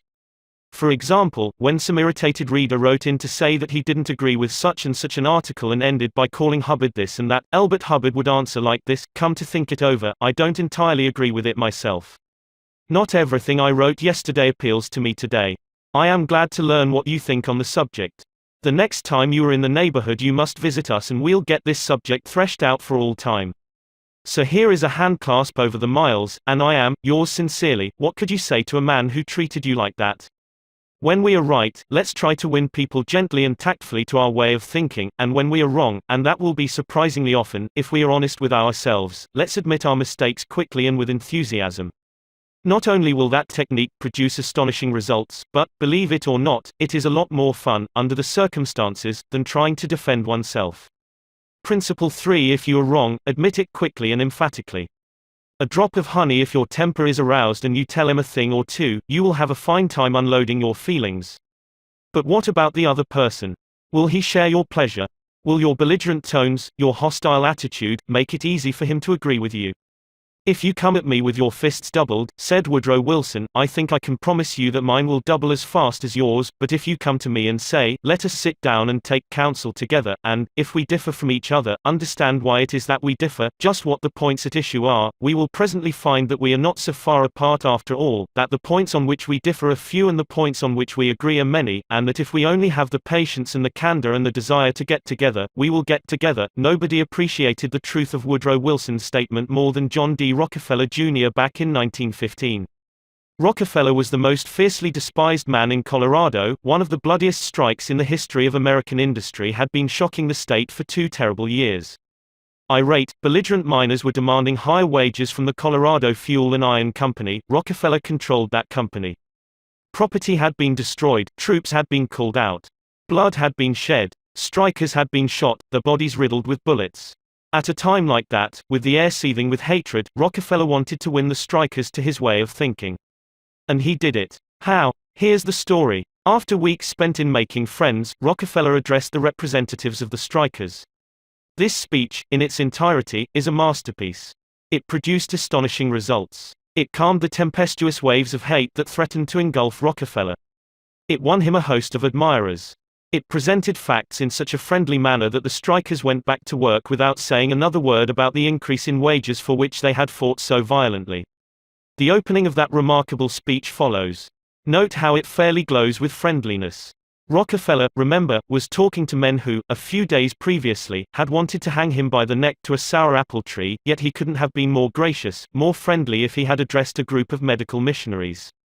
His speech was radiant with such phrases as I am proud to be here, having visited in your homes, met many of your wives and children, we meet here not as strangers, but as friends, spirit of mutual friendship, our common interests, it is only by your courtesy that I am here. This is a red-letter day in my life, Rockefeller began. It is the first time I have ever had the good fortune to meet the representatives of the employees of this great company, its officers and superintendents, together, and I can assure you that I am proud to be here, and that I shall remember this gathering as long as I live. Had this meeting been held 2 weeks ago, I should have stood here a stranger to most of you, recognizing a few faces.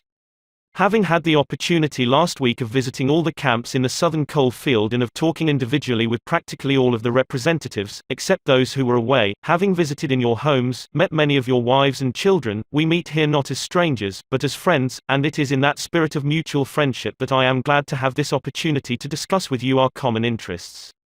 Since this is a meeting of the officers of the company and the representatives of the employees, it is only by your courtesy that I am here, for I am not so fortunate as to be either one or the other, and yet I feel that I am intimately associated with you men, for, in a sense, I represent both the stockholders and the directors. Isn't that a superb example of the fine art of making friends out of enemies? Suppose Rockefeller had taken a different tack. Suppose he had argued with those miners and hurled devastating facts in their faces. Suppose he had told them by his tones and insinuations that they were wrong. Suppose that, by all the rules of logic, he had proved that they were wrong. What would have happened? More anger would have been stirred up, more hatred, more revolt. If a man's heart is rankling with discord and ill feeling toward you, you can't win him to your way of thinking with all the logic in Christendom. Scolding parents and domineering bosses and husbands and nagging wives ought to realize that people don't want to change their minds. They can't be forced or driven to agree with you or me. But they may possibly be led to, if we are gentle and friendly, ever so gentle and ever so friendly. Lincoln said that, in effect, over 100 years ago. Here are his words: it is an old and true maxim that a drop of honey catches more flies than a gallon of gall. So with men, if you would win a man to your cause, first convince him that you are his sincere friend. Therein is a drop of honey that catches his heart, which, say what you will, is the great high road to his reason. Business executives have learned that it pays to be friendly to strikers. For example, when 2,500 employees in the White Motor Company's plant struck for higher wages and a union shop, Robert F. Black, then president of the company, didn't lose his temper and condemn and threaten and talk of tyranny and communists. He actually praised the strikers. He published an advertisement in the Cleveland papers, complimenting them on the peaceful way in which they laid down their tools. Finding the strike pickets idle, he bought them a couple of dozen baseball bats and gloves and invited them to play ball on vacant lots. For those who preferred bowling, he rented a bowling alley. This friendliness on Mr. Black's part did what friendliness always does, it begot friendliness. So the strikers borrowed brooms, shovels, and rubbish carts, and began picking up matches, papers, cigarette stubs, and cigar butts around the factory. Imagine it. Imagine strikers tidying up the factory grounds while battling for higher wages and recognition of the union. Such an event had never been heard of before in the long, tempestuous history of American labor wars. That strike ended with a compromise settlement within a week, ended without any ill feeling or rancor. Daniel Webster, who looked like a god and talked like Jehovah, was one of the most successful advocates who ever pleaded a case, yet he ushered in his most powerful arguments with such friendly remarks as, "It will be for the jury to consider, this may perhaps be worth thinking of, here are some facts that I trust you will not lose sight of, or, you, with your knowledge of human nature, will easily see the significance of these facts." No bulldozing. No high-pressure methods. No attempt to force his opinions on others. Webster used the soft-spoken, quiet, friendly approach, and it helped to make him famous. You may never be called upon to settle a strike or address a jury, but you may want to get your rent reduced. Will the friendly approach help you then? Let's see. 0. L. Straub, an engineer, wanted to get his rent reduced. And he knew his landlord was hard-boiled. I wrote him, Mr. Straub said in a speech before the class, notifying him that I was vacating my apartment as soon as my lease expired. The truth was, I didn't want to move. I wanted to stay if I could get my rent reduced. But the situation seemed hopeless. Other tenants had tried, and failed. Everyone told me that the landlord was extremely difficult to deal with. But I said to myself, I am studying a course in how to deal with people, so I'll try it on him, and see how it works. He and his secretary came to see me as soon as he got my letter. I met him at the door with a friendly greeting. I fairly bubbled with goodwill and enthusiasm. I didn't begin talking about how high the rent was. I began talking about how much I liked his apartment house. Believe me, I was hearty in my approbation and lavish in my praise. I complimented him on the way he ran the building and told him I should like so much to stay for another year, but I couldn't afford it. He had evidently never had such a reception from a tenant. He hardly knew what to make of it.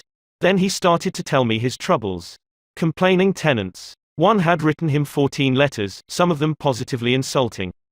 Another threatened to break his lease unless the landlord kept the man on the floor above from snoring. What a relief it is, he said, to have a satisfied tenant like you, and then, without my even asking him to do it, he offered to reduce my rent a little. I wanted more, so I named the figure I could afford to pay, and he accepted without a word.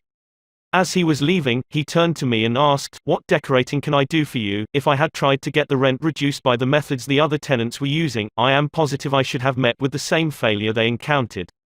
It was the friendly, sympathetic, appreciative approach that won. Dean Woodcock of Pittsburgh, Pennsylvania, is the superintendent of a department of the local electric company. His staff was called upon to repair some equipment on top of a pole.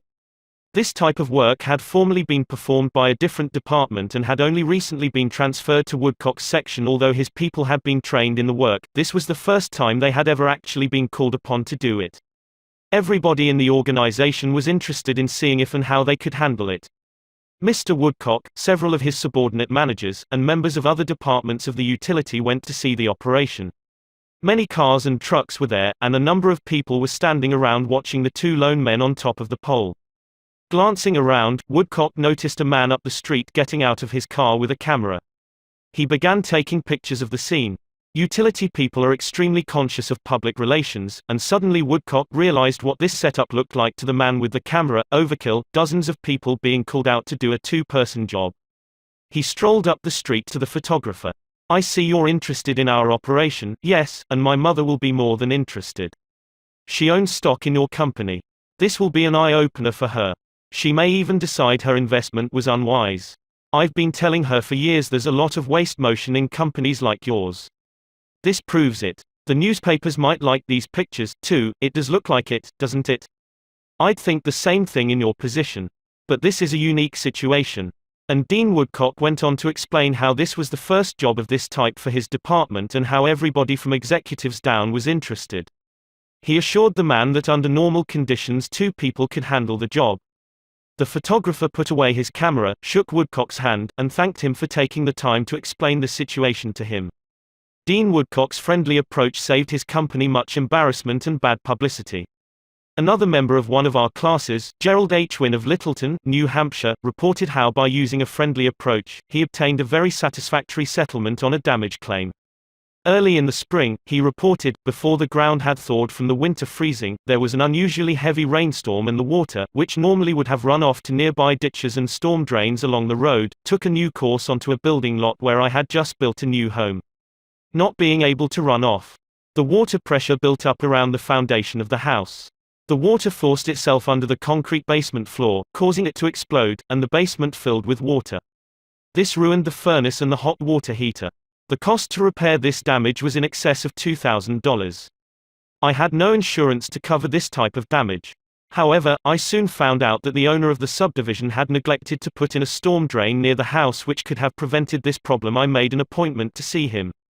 During the 25-mile trip to his office, I carefully reviewed the situation and, remembering the principles I learned in this course, I decided that showing my anger would not serve any worthwhile purpose. When I arrived, I kept very calm and started by talking about his recent vacation to the West Indies. Then, when I felt the timing was right, I mentioned the little problem of water damage. He quickly agreed to do his share in helping to correct the problem. A few days later he called and said he would pay for the damage and also put in a storm drain to prevent the same thing from happening in the future. Even though it was the fault of the owner of the subdivision, if I had not begun in a friendly way, there would have been a great deal of difficulty in getting him to agree to the total liability. Years ago, when I was a barefoot boy walking through the woods to a country school out in northwest Missouri, I read a fable about the sun and the wind. They quarreled about which was the stronger, and the wind said, "I'll prove I am. See the old man down there with a coat? I bet I can get his coat off him quicker than you can." So the sun went behind a cloud, and the wind blew until it was almost a tornado, but the harder it blew, the tighter the old man clutched his coat to him. Finally, the wind calmed down and gave up, and then the sun came out from behind the clouds and smiled kindly on the old man. Presently, he mopped his brow and pulled off his coat. The sun then told the wind that gentleness and friendliness were always stronger than fury and force. The use of gentleness and friendliness is demonstrated day after day by people who have learned that a drop of honey catches more flies than a gallon of gall. F. Gail Connor of Lutherville, Maryland, proved this when he had to take his 4-month-old car to the service department of the car dealer for the 3rd time. He told our class, "It was apparent that talking to, reasoning with or shouting at the service manager was not going to lead to a satisfactory resolution of my problems. I walked over to the showroom and asked to see the agency owner, Mr. White. After a short wait, I was ushered into Mr. White's office. I introduced myself and explained to him that I had bought my car from his dealership because of the recommendations of friends who had had previous dealings with him. I was told that his prices were very competitive, and his service was outstanding. He smiled with satisfaction as he listened to me. I then explained the problem I was having with the service department. I thought you might want to be aware of any situation that might tarnish your fine reputation, I added. He thanked me for calling this to his attention and assured me that my problem would be taken care of. Not only did he personally get involved, but he also lent me his car to use while mine was being repaired. Aesop was a Greek slave who lived at the court of Croesus and spun immortal fables 600 years before Christ. Yet the truths he taught about human nature are just as true in Boston and Birmingham now as they were 26 centuries ago in Athens. The sun can make you take off your coat more quickly than the wind, and kindliness, the friendly approach and appreciation can make people change their minds more readily than all the bluster and storming in the world. Remember what Lincoln said, "A drop of honey catches more flies than a gallon of gall." Principle 4. Begin in a friendly way. The secret of Socrates in talking with people: don't begin by discussing the things on which you differ. Begin by emphasizing, and keep on emphasizing, the things on which you agree. Keep emphasizing, if possible, that you are both striving for the same end and that your only difference is one of method and not of purpose. Get the other person saying, "Yes, yes," at the outset. Keep your opponent, if possible, from saying no. A no response, according to Professor Overstreet, is a most difficult handicap to overcome. When you have said no, all your pride of personality demands that you remain consistent with yourself. You may later feel that the no was ill-advised, nevertheless, there is your precious pride to consider. Once having said a thing, you feel you must stick to it. Hence it is of the very greatest importance that a person be started in the affirmative direction. Harry A. Overstreet, Influencing Human Behavior, New York, Norton, 1925. The skillful speaker gets, at the outset, a number of yes responses. This sets the psychological process of the listeners moving in the affirmative direction. It is like the movement of a billiard ball. Propel in one direction, and it takes some force to deflect it, far more force to send it back in the opposite direction. The psychological patterns here are quite clear. When a person says no, and really means it, he or she is doing far more than saying a word of 2 letters. The entire organism, glandular, nervous, muscular, gathers itself together into a condition of rejection. There is, usually in minute but sometimes in observable degree, a physical withdrawal or readiness for withdrawal. The whole neuromuscular system, in short, sets itself on guard against acceptance. When, to the contrary, a person says yes, none of the withdrawal activities takes place. The organism is in a forward, moving, accepting, open attitude. Hence the more yeses we can, at the very outset, induce, the more likely we are to succeed in capturing the attention for our ultimate proposal. It is a very simple technique, this yes response. And yet, how much it is neglected. It often seems as if people get a sense of their own importance by antagonizing others at the outset. Get a student to say no at the beginning, or a customer, child, husband, or wife, and it takes the wisdom and the patience of angels to transform that bristling negative into an affirmative. The use of this yes, yes technique enabled James Everson, who was a teller in the Greenwich Savings Bank, in New York City, to secure a prospective customer who might otherwise have been lost. This man came in to open an account, said Mr. Everson, and I gave him our usual form to fill out. Some of the questions he answered willingly, but there were others he flatly refused to answer. Before I began the study of human relations, I would have told this prospective depositor that if he refused to give the bank this information, we should have to refuse to accept this account. I am ashamed that I have been guilty of doing that very thing in the past. Naturally, an ultimatum like that made me feel good. I had shown who was boss, that the bank's rules and regulations couldn't be flouted. But that sort of attitude certainly didn't give a feeling of welcome and importance to the man who had walked in to give us his patronage. I resolved this morning to use a little horse sense. I resolved not to talk about what the bank wanted but about what the customer wanted. And above all else, I was determined to get him saying yes, yes from the very start. So I agreed with him. I told him the information he refused to give was not absolutely necessary. However, I said, suppose you have money in this bank at your death. Wouldn't you like to have the bank transfer it to your next of kin, who is entitled to it according to law? Yes, of course, he replied. Don't you think, I continued, that it would be a good idea to give us the name of your next of kin so that, in the event of your death, we could carry out your wishes without error or delay? Again he said, yes. The young man's attitude softened and changed when he realized that we weren't asking for this information for our sake but for his sake. Before leaving the bank, this young man not only gave me complete information about himself but he opened, at my suggestion, a trust account, naming his mother as the beneficiary for his account, and he had gladly answered all the questions concerning his mother also.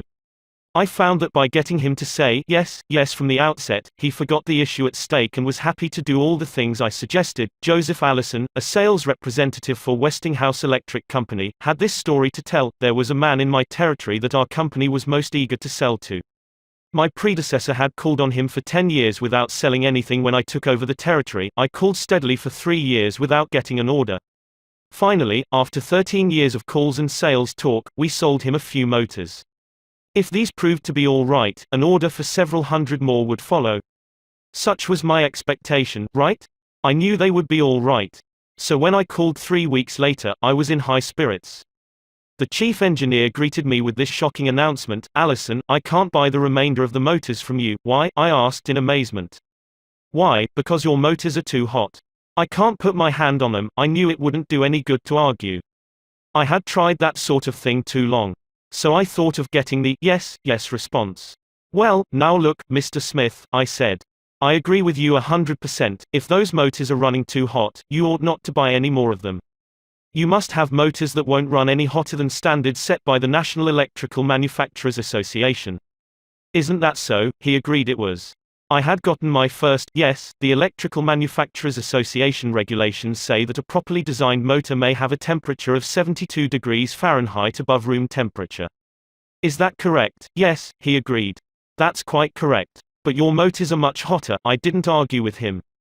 I merely asked, how hot is the mill room? Oh, he said, about 75 degrees Fahrenheit. Well, I replied, if the mill room is 75 degrees and you add 72 to that, that makes a total of 147 degrees Fahrenheit.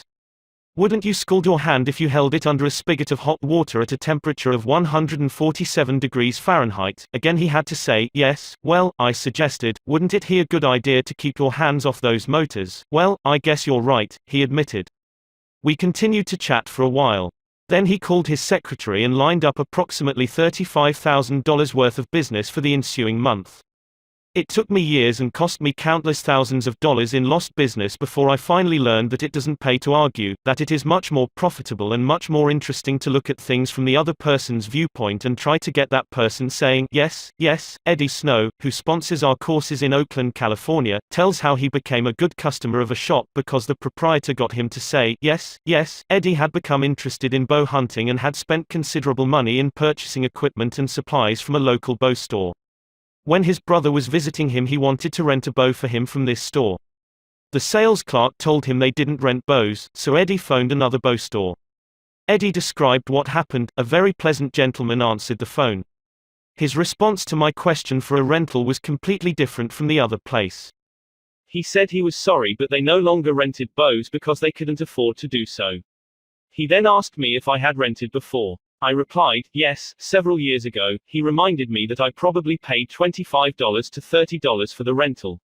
I said, yes, again. He then asked if I was the kind of person who liked to save money. Naturally, I answered, yes. He went on to explain that they had bow sets with all the necessary equipment on sale for $34.95. I could buy a complete set for only $4.95 more than I could rent one. He explained that is why they had discontinued renting them. Did I think that was reasonable? My yes response led to a purchase of the set, and when I picked it up I purchased several more items at this shop and have since become a regular customer. Socrates, the gadfly of Athens, was one of the greatest philosophers the world has ever known.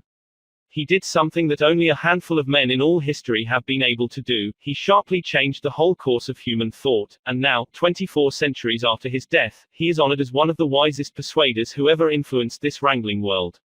His method: did he tell people they were wrong? Oh, no, not Socrates. He was far too adroit for that. His whole technique, now called the Socratic method, was based upon getting a yes, yes response.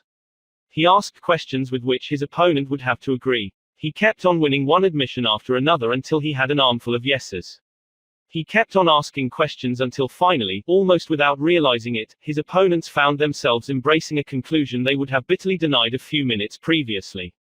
The next time we attempted to tell someone he or she is wrong, let's remember old Socrates and ask a gentle question, a question that will get the yes, yes response. The Chinese have a proverb pregnant with the age-old wisdom of the Orient: he who treads softly goes far. They have spent 5,000 years studying human nature, those cultured Chinese, and they have garnered a lot of perspicacity. He who treads softly goes far. Principle 5: get the other person saying, yes, yes, immediately. The safety valve in handling complaints must people trying to win others to their way of thinking do too much talking themselves. Let the other people talk themselves out. They know more about the business and problems than you do. So ask them questions. Let them tell you a few things. If you disagree with them, you may be tempted to interrupt. But don't. It is dangerous. They won't pay attention to you while they still have a lot of ideas of their own crying for expression. So listen patiently and with an open mind. Be sincere about it. Encourage them to express their ideas fully. Does this policy pay in business? Let's see. Here is the story of a sales representative who was forced to try it. One of the largest automobile manufacturers in the United States was negotiating for a year's requirements of upholstery fabrics. 3 important manufacturers had worked up fabrics in sample bodies. These had all been inspected by the executives of the motor company, and notice had been sent to each manufacturer saying that, on a certain day, a representative from each supplier would be given an opportunity to make a final plea for the contract. GBR, a representative of one manufacturer, arrived in town with a severe attack of laryngitis. When it came my turn to meet the executives in conference, Mr. R said as he related the story before one of my classes, I had lost my voice. I could hardly whisper. I was ushered into a room and found myself face to face with the textile engineer, the purchasing agent, the director of sales, and the president of the company. I stood up and made a valiant effort to speak, but I couldn't do anything more than squeak. They were all seated around a table, so I wrote on a pad of paper, "Gentlemen, I have lost my voice. I am speechless." "I'll do the talking for you," the president said. He did. He exhibited my samples and praised their good points. A lively discussion arose about the merits of my goods. And the president, since he was talking for me, took the position I would have had during the discussion. My sole participation consisted of smiles, nods, and a few gestures.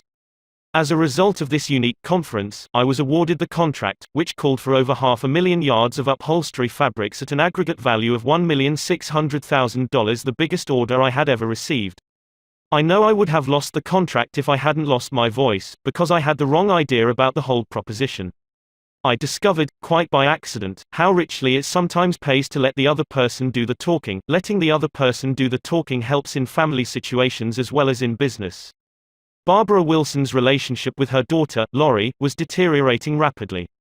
Lori, who had been a quiet, complacent child, had grown into an uncooperative, sometimes belligerent teenager. Mrs. Wilson lectured her, threatened her, and punished her, but all to no avail. One day, Mrs. Wilson told one of our classes, "I just gave up."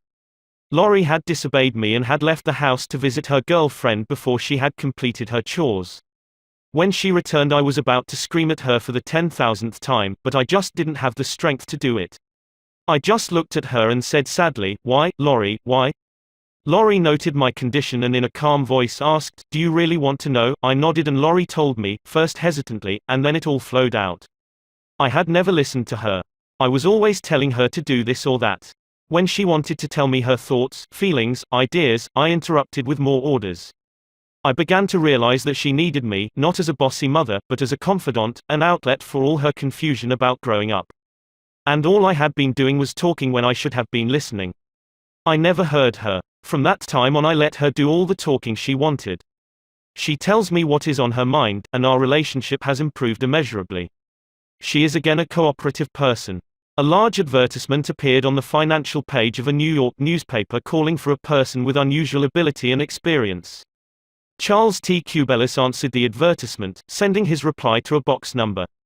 A few days later, he was invited by letter to call for an interview. Before he called, he spent hours in Wall Street finding out everything possible about the person who had founded the business.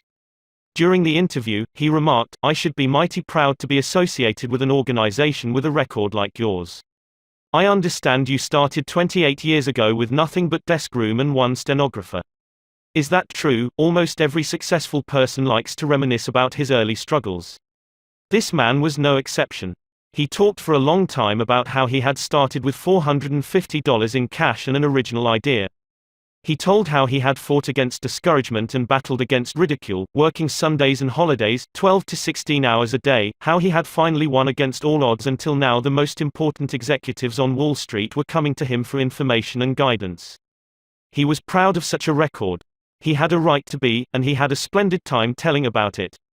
Finally, he questioned Mr. Cubelis briefly about his experience, then called in one of his vice presidents and said, "I think this is the person we are looking for." Mr. Cubelis had taken the trouble to find out about the accomplishments of his prospective employer.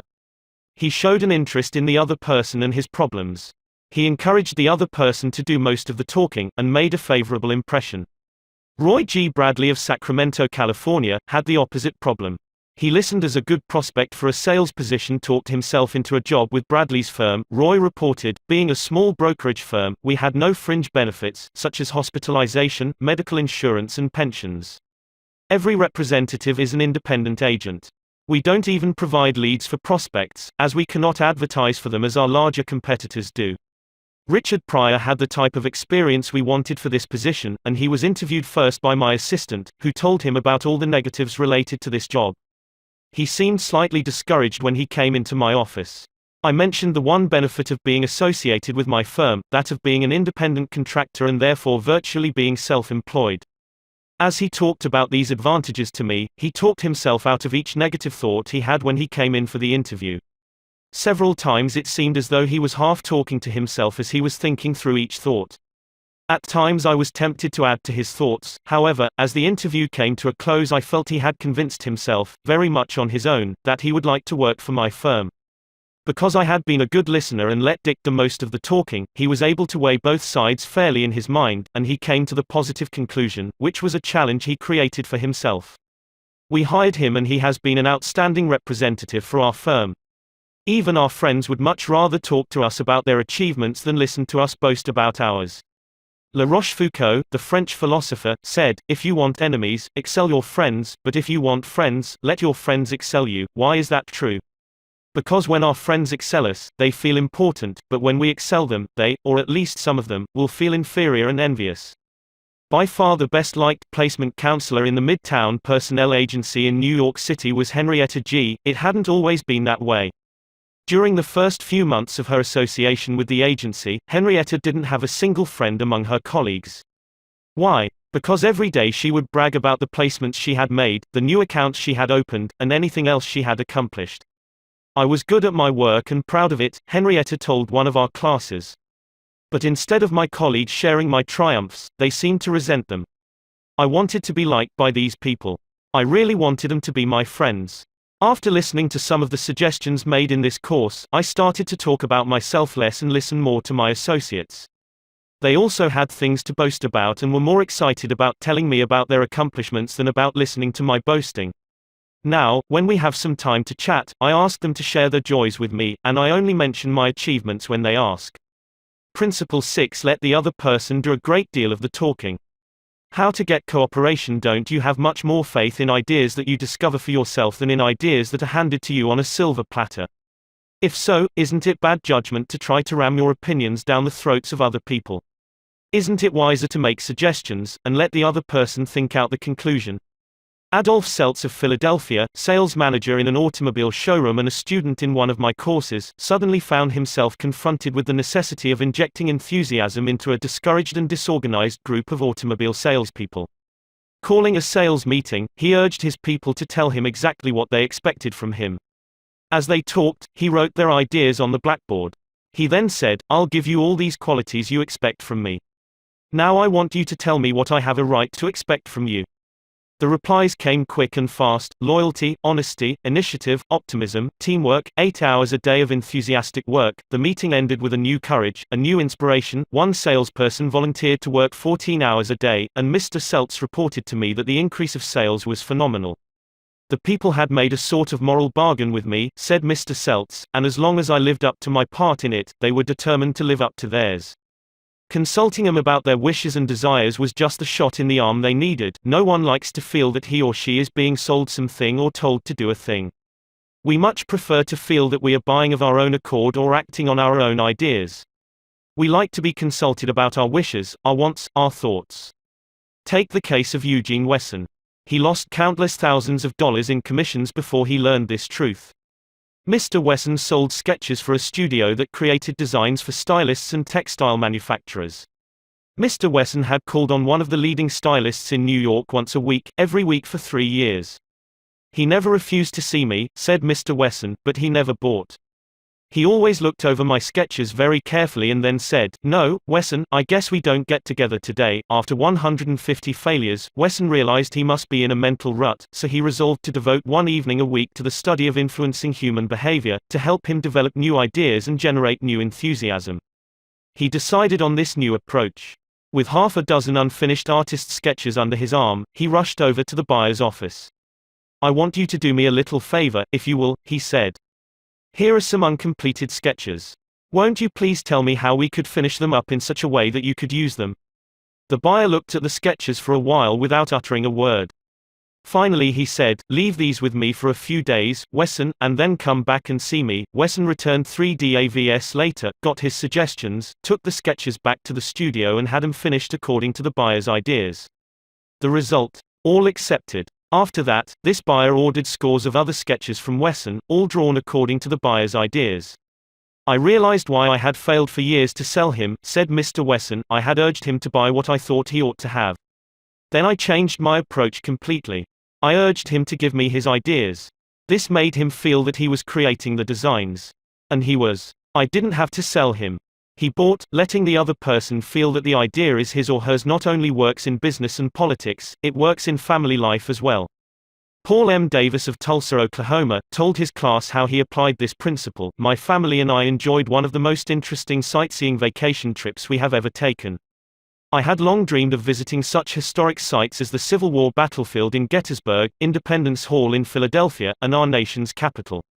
Valley Forge, Jamestown, and the restored colonial village of Williamsburg were high on the list of things I wanted to see. In March, my wife, Nancy, mentioned that she had ideas for our summer vacation, which included a tour of the western states, visiting points of interest in New Mexico, Arizona, California, and Nevada. She had wanted to make this trip for several years. But we couldn't obviously make both trips. Our daughter, Anne, had just completed a course in U.S. history in junior high school and had become very interested in the events that had shaped our country's growth. I asked her how she would like to visit the places she had learned about on our next vacation. She said she would love to. 2 evenings later, as we sat around the dinner table, Nancy announced that if we all agreed, the summer's vacation would be to the eastern states, that it would be a great trip for Anne and thrilling for all of us. We all concurred. This same psychology was used by an X-ray manufacturer to sell his equipment to one of the largest hospitals in Brooklyn. This hospital was building an addition and preparing to equip it with the finest X-ray department in America. Dr. L, who was in charge of the X-ray department, was overwhelmed with sales representatives, each caroling the praises of his own company's equipment. One manufacturer, however, was more skillful. He knew far more about handling human nature than the others did. He wrote a letter something like this: "Our factory has recently completed a new line of X-ray equipment. The first shipment of these machines has just arrived at our office. They are not perfect. We know that, and we want to improve them. So we should be deeply obligated to you if you could find time to look them over and give us your ideas about how they can be made more serviceable to your profession. Knowing how occupied you are, I shall be glad to send my car for you at any hour you specify." I was surprised to get that letter, Dr. L said as he related the incident before the class. I was both surprised and complimented. I had never had an X-ray manufacturer seeking my advice before. It made me feel important. I was busy every night that week, but I cancelled a dinner appointment in order to look over the equipment. The more I studied it, the more I discovered for myself how much I liked it. Nobody had tried to sell it to me. I felt that the idea of buying that equipment for the hospital was my own. I sold myself on its superior qualities and ordered it installed. Ralph Waldo Emerson, in his essay, Self-Reliance, stated, "In every work of genius we recognize our own rejected thoughts, they come back to us with a certain alienated majesty." Colonel Edward M. House wielded an enormous influence in national and international affairs while Woodrow Wilson occupied the White House. Wilson leaned upon Colonel House for secret counsel and advice more than he did upon even members of his own cabinet. What method did the colonel use in influencing the president? Fortunately, we know, for House himself revealed it to Arthur D. Howden Smith, and Smith quoted House in an article in the Saturday Evening Post. "After I got to know the president," House said, "I learned the best way to convert him to an idea was to plant it in his mind casually, but so as to interest him in it, so as to get him thinking about it on his own account. The first time this worked it was an accident. I had been visiting him at the White House and urged a policy on him which he appeared to disapprove. But several days later, at the dinner table, I was amazed to hear him trot out my suggestion as his own." Did House interrupt him and say, "That's not your idea. That's mine"? Oh, no, not House. He was too adroit for that. He didn't care about credit. He wanted results. So he let Wilson continue to feel that the idea was his. House did even more than that. He gave Wilson public credit for these ideas. Let's remember that everyone we come in contact with is just as human as Woodrow Wilson. So let's use Colonel House's technique. A man up in the beautiful Canadian province of New Brunswick used this technique on me and won my patronage. I was planning at the time to do some fishing and canoeing in New Brunswick. So I wrote the Tourist Bureau for information. Evidently my name and address were put on a mailing list, for I was immediately overwhelmed with scores of letters and booklets and printed testimonials from camps and guides. I was bewildered. I didn't know which to choose. Then one camp owner did a clever thing. He sent me the names and telephone numbers of several New York people who had stayed at his camp, and he invited me to telephone them and discover for myself what he had to offer. I found to my surprise that I knew one of the men on his list. I telephoned him, found out what his experience had been, and then wired the camp the date of my arrival. The others had been trying to sell me on their service, but one let me sell myself. That organization won. 25 centuries ago, Lao Tzu, a Chinese sage, said some things that readers of this book might use today. The reason why rivers and seas receive the homage of 100 mountain streams is that they keep below them. Thus they are able to reign over all the mountain streams. So the sage, wishing to be above men, putteth himself below them, wishing to be before them, he putteth himself behind them. Thus, though his place be above men, they do not feel his weight, though his place be before them, they do not count it an injury. Principle 7. Let the other person feel that the idea is his or hers. A formula that will work wonders for you. Remember that other people may be totally wrong. But they don't think so. Don't condemn them. Any fool can do that. Try to understand them. Only wise, tolerant, exceptional people even try to do that. There is a reason why the other man thinks and acts as he does. Ferret out that reason, and you have the key to his actions, perhaps to his personality. Try honestly to put yourself in his place. If you say to yourself, "How would I feel, how would I react if I were in his shoes?" you will save yourself time and irritation, for, by becoming interested in the cause, we are less likely to dislike the effect. And, in addition, you will sharply increase your skill in human relationships. Stop a minute, says Kenneth M. Good in his book How to Turn People into Gold. Stop a minute to contrast your keen interest in your own affairs with your mild concern about anything else. Realize then, that everybody else in the world feels exactly the same way. Then, along with Lincoln and Roosevelt, you will have grasped the only solid foundation for interpersonal relationships, namely, that success in dealing with people depends on a sympathetic grasp of the other person's viewpoint. Sam Douglas of Hempstead, New York, used to tell his wife that she spent too much time working on their lawn, pulling weeds, fertilizing, cutting the grass twice a week when the lawn didn't look any better than it had when they moved into their home 4 years earlier. Naturally, she was distressed by his remarks, and each time he made such remarks the balance of the evening was ruined. After taking our course, Mr. Douglas realized how foolish he had been all those years. It never occurred to him that she enjoyed doing that work and she might really appreciate a compliment on her diligence. One evening after dinner, his wife said she wanted to pull some weeds and invited him to keep her company. He first declined, but then thought better of it and went out after her and began to help her pull weeds. She was visibly pleased, and together they spent an hour in hard work and pleasant conversation. After that he often helped her with the gardening and complimented her on how fine the lawn looked, what a fantastic job she was doing with a yard where the soil was like concrete. Result, a happier life for both because he had learned to look at things from her point of view even if the subject was only weeds. In his book Getting Through to People, Dr. Gerald S. Nirenberg commented, "Cooperativeness in conversation is achieved when you show that you consider the other person's ideas and feelings as important as your own. Starting your conversation by giving the other person the purpose or direction of your conversation, governing what you say by what you would want to hear if you were the listener, and accepting his or her viewpoint will encourage the listener to have an open mind to your ideas." Dr. Gerald S. Nirenberg, Getting Through to People, Englewood Cliffs, N.J., Prentice Hall, 1963, p. 31. I have always enjoyed walking and riding in a park near my home. Like the Druids of ancient Gaul, I all but worship an oak tree, so I was distressed season after season to see the young trees and shrubs killed off by needless fires. These fires weren't caused by careless smokers. They were almost all caused by youngsters who went out to the park to go native and cook a frankfurter or an egg under the trees. Sometimes, these fires raged so fiercely that the fire department had to be called out to fight the conflagration. There was a sign on the edge of the park saying that anyone who started a fire was liable to fine and imprisonment, but the sign stood in an unfrequented part of the park, and few of the culprits ever saw it. A mounted policeman was supposed to look after the park, but he didn't take his duties too seriously, and the fires continued to spread season after season. On one occasion, I rushed up to a policeman and told him about a fire spreading rapidly through the park and wanted him to notify the fire department, and he nonchalantly replied that it was none of his business because it wasn't in his precinct.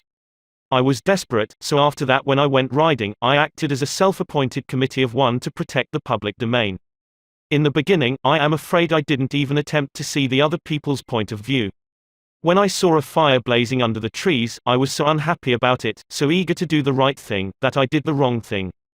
I would ride up to the boys, warn them that they could be jailed for starting a fire, order with a tone of authority that it be put out, and, if they refused, I would threaten to have them arrested.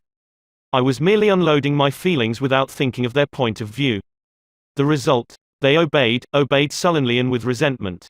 After I rode on over the hill, they probably rebuilt the fire and longed to burn up the whole park. With the passing of the years, I acquired a trifle more knowledge of human relations, a little more tact, a somewhat greater tendency to see things from the other person's standpoint. Then, instead of giving orders, I would ride up to a blazing fire and begin something like this: "Having a good time, boys? What are you going to cook for supper? I loved to build fires myself when I was a boy, and I still love to. But you know they are very dangerous here in the park. I know you boys don't mean to do any harm, but other boys aren't so careful. They come along and see that you have built a fire, so they build one and don't put it out when they go home, and it spreads among the dry leaves and kills the trees. We won't have any trees here at all if we aren't more careful. You could be put in jail for building this fire. But I don't want to be bossy and interfere with your pleasure. I like to see you enjoy yourselves, but won't you please rake all the leaves away from the fire right now, and you'll be careful to cover it with dirt, a lot of dirt, before you leave, won't you? And the next time you want to have some fun, won't you please build your fire over the hill there in the sandpit? It can't do any harm there. Thanks so much, boys. Have a good time." What a difference that kind of talk made. It made the boys want to cooperate. No sullenness, no resentment. They hadn't been forced to obey orders. They had saved their faces. They felt better, and I felt better because I had handled the situation with consideration for their point of view. Seeing things through another person's eyes may ease tensions when personal problems become overwhelming. Elizabeth Novak of New South Wales, Australia, was 6 weeks late with her car payment. On a Friday, she reported, "I received a nasty phone call from the man who was handling my account informing me if I did not come up with $122 by Monday morning I could anticipate further action from the company. I had no way of raising the money over the weekend, so when I received his phone call first thing on Monday morning I expected the worst. Instead of becoming upset, I looked at the situation from his point of view. I apologized most sincerely for causing him so much inconvenience and remarked that I must be his most troublesome customer, as this was not the first time I was behind in my payments. His tone of voice changed immediately, and he reassured me that I was far from being one of his really troublesome customers. He went on to tell me several examples of how rude his customers sometimes were, how they lied to him and often tried to avoid talking to him at all. I said nothing. I listened and let him pour out his troubles to me. Then, without any suggestion from me, he said it did not matter if I couldn't pay all the money immediately. It would be all right if I paid him $20 by the end of the month and made up the balance whenever it was convenient for me to do so, tomorrow, before asking anyone to put out a fire or buy your product or contribute to your favorite charity. Why not pause and close your eyes and try to think the whole thing through from another person's point of view? Ask yourself, why should he or she want to do it? True, this will take time, but it will avoid making enemies and will get better results, and with less friction and less shoe leather. I would rather walk the sidewalk in front of a person's office for 2 hours before an interview, said Dean Donham of the Harvard Business School, than step into that office without a perfectly clear idea of what I was going to say and what that person, from my knowledge of his or her interests and motives, was likely to answer. That is so important that I am going to repeat it in italics for the sake of emphasis. I would rather walk the sidewalk in front of a person's office for 2 hours before an interview than step into that office without a perfectly clear idea of what I was going to say and what that person, from my knowledge of his or her interests and motives, was likely to answer. If, as a result of reading this book, you get only one thing, an increased tendency to think always in terms of the other person's point of view, and see things from that person's angle as well as your own, if you get only that one thing from this book, it may easily prove to be one of the stepping stones of your career. Principle 8. Try honestly to see things from the other person's point of view. What everybody wants. Wouldn't you like to have a magic phrase that would stop arguments, eliminate ill feeling, create goodwill, and make the other person listen attentively? Yes? All right. Here it is. I don't blame you one iota for feeling as you do. If I were you, I would undoubtedly feel just as you do. An answer like that will soften the most cantankerous old cuss alive. And you can say that and be 100% sincere, because if you were the other person, you, of course, would feel just as he does. Take Al Capone, for example. Suppose you had inherited the same body and temperament and mind that Al Capone had. Suppose you had had his environment and experiences. You would then be precisely what he was, and where he was. For it is those things, and only those things, that made him what he was. The only reason, for example, that you are not a rattlesnake is that your mother and father weren't rattlesnakes. You deserve very little credit for being what you are, and remember, the people who come to you irritated, bigoted, unreasoning, deserve very little discredit for being what they are. Feel sorry for the poor devils. Pity them. Sympathize with them. Say to yourself, there, but for the grace of God, go I. 3/4 of the people you will ever meet are hungering and thirsting for sympathy. Give it to them, and they will love you. I once gave a broadcast about the author of Little Women, Louisa May Alcott. Naturally, I knew she had lived and written her immortal books in Concord, Massachusetts. But, without thinking what I was saying, I spoke of visiting her old home in Concord, New Hampshire. If I had said New Hampshire only once, it might have been forgiven. But, alas and alack. I said it twice. I was deluged with letters and telegrams, stinging messages that swirled around my defenseless head like a swarm of hornets. Many were indignant, a few insulting. One colonial dame, who had been reared in Concord, Massachusetts, and who was then living in Philadelphia, vented her scorching wrath upon me. She couldn't have been much more bitter if I had accused Miss Alcott of being a cannibal from New Guinea.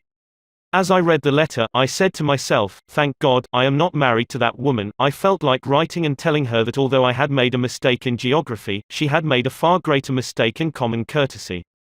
That was to be just my opening sentence. Then I was going to roll up my sleeves and tell her what I really thought. But I didn't. I controlled myself. I realized that any hot-headed fool could do that, and that most fools would do just that. I wanted to be above fools. So I resolved to try to turn her hostility into friendliness. It would be a challenge, a sort of game one could play. I said to myself, after all, if I were she, I would probably feel just as she does, so I determined to sympathize with her viewpoint. The next time I was in Philadelphia, I called her on the telephone. The conversation went something like this: me, Mrs. So-and-so, you wrote me a letter a few weeks ago, and I want to thank you for it. She, in incisive, cultured, well-bred tones, to whom have I the honor of speaking? Me, I am a stranger to you. My name is Dale Carnegie. You listened to a broadcast I gave about Louisa May Alcott a few Sundays ago, and I made the unforgivable blunder of saying that she had lived in Concord, New Hampshire. It was a stupid blunder, and I want to apologize for it.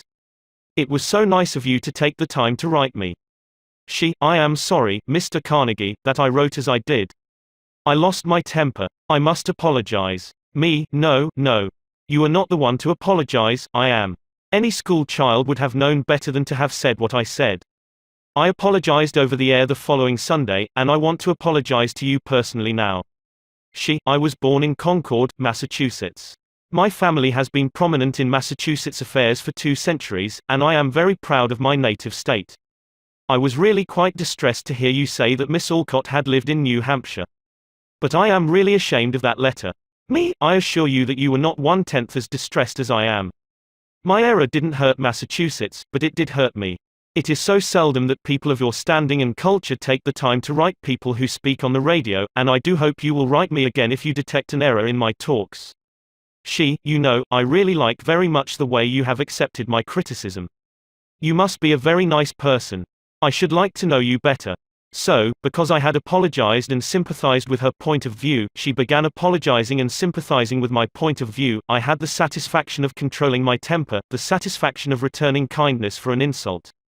I got infinitely more real fun out of making her like me than I could ever have gotten out of telling her to go and take a jump in the Schuylkill River. Every man who occupies the White House is faced almost daily with thorny problems in human relations. President Taft was no exception, and he learned from experience the enormous chemical value of sympathy in neutralizing the acid of hard feelings. In his book Ethics in Service, Taft gives rather an amusing illustration of how he softened the ire of a disappointed and ambitious mother. A lady in Washington, wrote Taft, whose husband had some political influence, came and labored with me for 6 weeks or more to appoint her son to a position. She secured the aid of senators and congressmen in formidable number and came with them to see that they spoke with emphasis. The place was one requiring technical qualification, and following the recommendation of the head of the bureau, I appointed somebody else. I then received a letter from the mother, saying that I was most ungrateful. Since I declined to make her a happy woman as I could have done by a turn of my hand. She complained further that she had labored with her state delegation and got all the votes for an administration bill in which I was especially interested, and this was the way I had rewarded her. When you get a letter like that, the first thing you do is to think how you can be severe with a person who has committed an impropriety, or even been a little impertinent. Then you may compose an answer.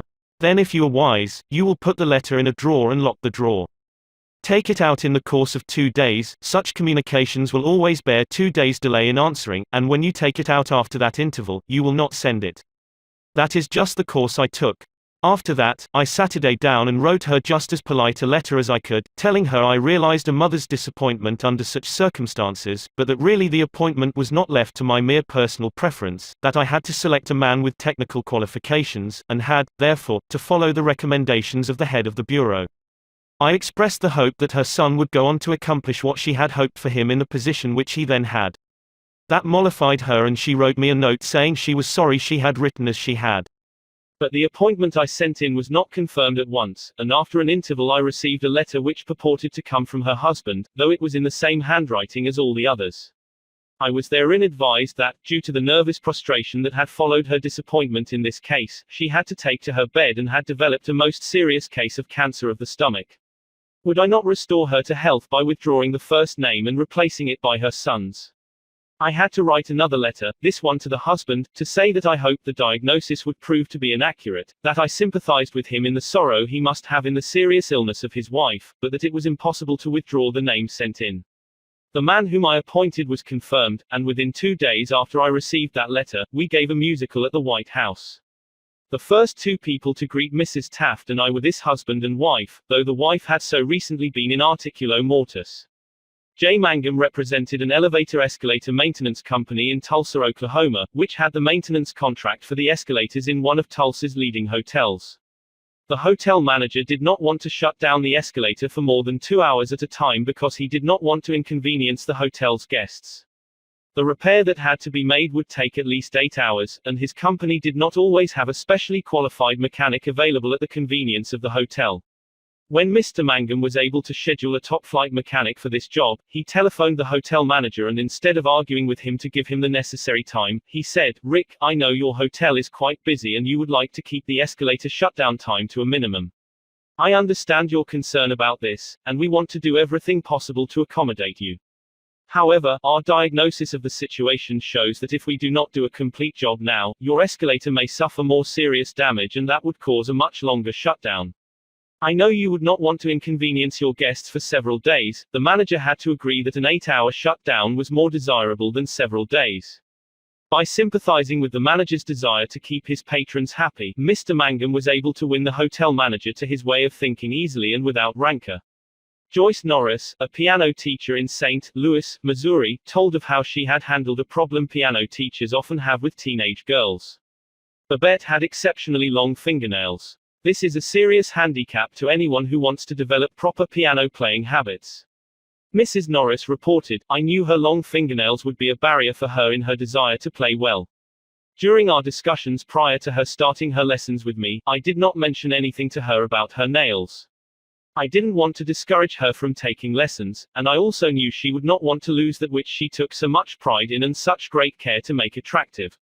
After her first lesson, when I felt the time was right, I said, 'Babette, you have attractive hands and beautiful fingernails. If you want to play the piano as well as you are capable of and as well as you would like to, you would be surprised how much quicker and easier it would be for you, if you would trim your nails shorter. Just think about it, okay?'" She made a face which was definitely negative. I also talked to her mother about this situation, again mentioning how lovely her nails were. Another negative reaction. It was obvious that Babette's beautifully manicured nails were important to her. The following week Babette returned for her second lesson. Much to my surprise, the fingernails had been trimmed. I complimented her and praised her for making such a sacrifice. I also thanked her mother for influencing Babette to cut her nails. Her reply was, "Oh, I had nothing to do with it." Babette decided to do it on her own, and this is the first time she has ever trimmed her nails for anyone. Did Mrs. Norris threaten Babette? Did she say she would refuse to teach a student with long fingernails? No, she did not. She let Babette know that her fingernails were a thing of beauty and it would be a sacrifice to cut them. She implied, "I sympathize with you. I know it won't be easy, but it will pay off in your better musical development." Sol Hurrick was probably America's #1 impresario. For almost half a century he handled artists, such world-famous artists as Chaliapin, Isadora Duncan, and Pavlova. Mr. Hurrick told me that one of the first lessons he had learned in dealing with his temperamental stars was the necessity for sympathy and more sympathy with their idiosyncrasies. For 3 years, he was impresario for Fyodor Chaliapin, one of the greatest bassos who ever thrilled the ritzy boxholders at the Metropolitan, yet Chaliapin was a constant problem. He carried on like a spoiled child. To put it in Mr. Hurrick's own inimitable phrase, he was a hell of a fellow in every way. For example, Chaliapin would call up Mr. Hurrick about noon of the day he was going to sing and say, "Sol, I feel terrible. My throat is like raw hamburger. It is impossible for me to sing tonight." Did Mr. Hurrick argue with him?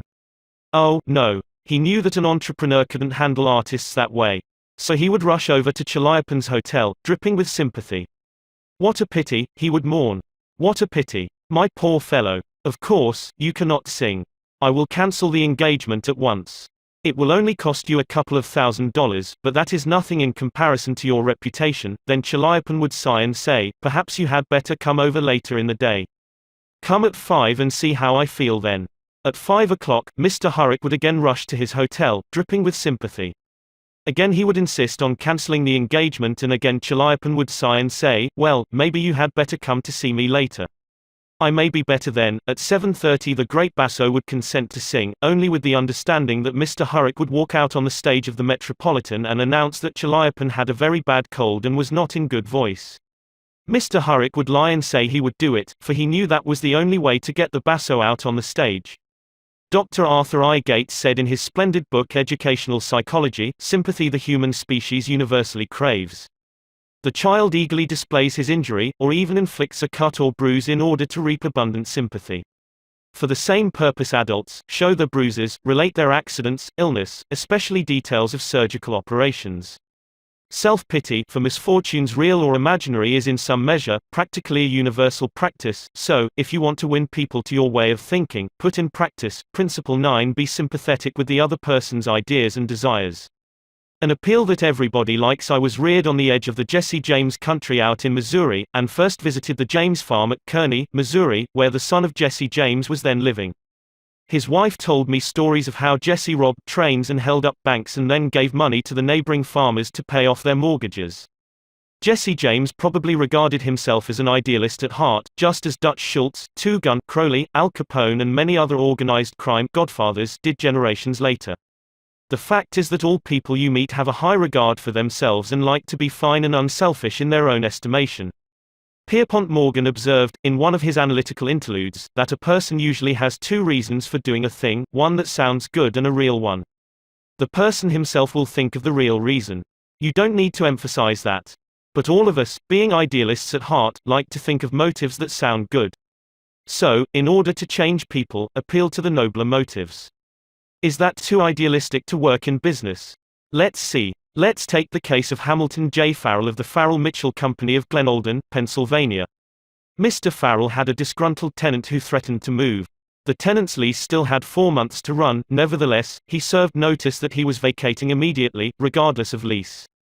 "These people had lived in my house all winter, the most expensive part of the year," Mr. Farrell said as he told the story to the class, "and I knew it would be difficult to rent the apartment again before fall. I could see all that rent income going over the hill, and believe me, I saw red. Now, ordinarily, I would have waded into that tenant and advised him to read his lease again. I would have pointed out that if he moved, the full balance of his rent would fall due at once, and that I could, and would, move to collect. However, instead of flying off the handle and making a scene, I decided to try other tactics. So I started like this, Mr. Doe, I said. I have listened to your story, and I still don't believe you intend to move. Years in the renting business have taught me something about human nature, and I sized you up in the first place as being a man of your word. In fact, I'm so sure of it that I'm willing to take a gamble. Now, here's my proposition. Leave your decision on the table for a few days and think it over. If you come back to me between now and the 1st of the month, when your rent is due, and tell me you still intend to move, I give you my word I will accept your decision as final. I will privilege you to move and admit to myself I've been wrong in my judgment. But I still believe you're a man of your word and will live up to your contract. For after all, we are either men or monkeys, and the choice usually lies with ourselves." Well, when the new month came around, this gentleman came to see me and paid his rent in person. He and his wife had talked it over, he said, and decided to stay. They had concluded that the only honorable thing to do was to live up to their lease.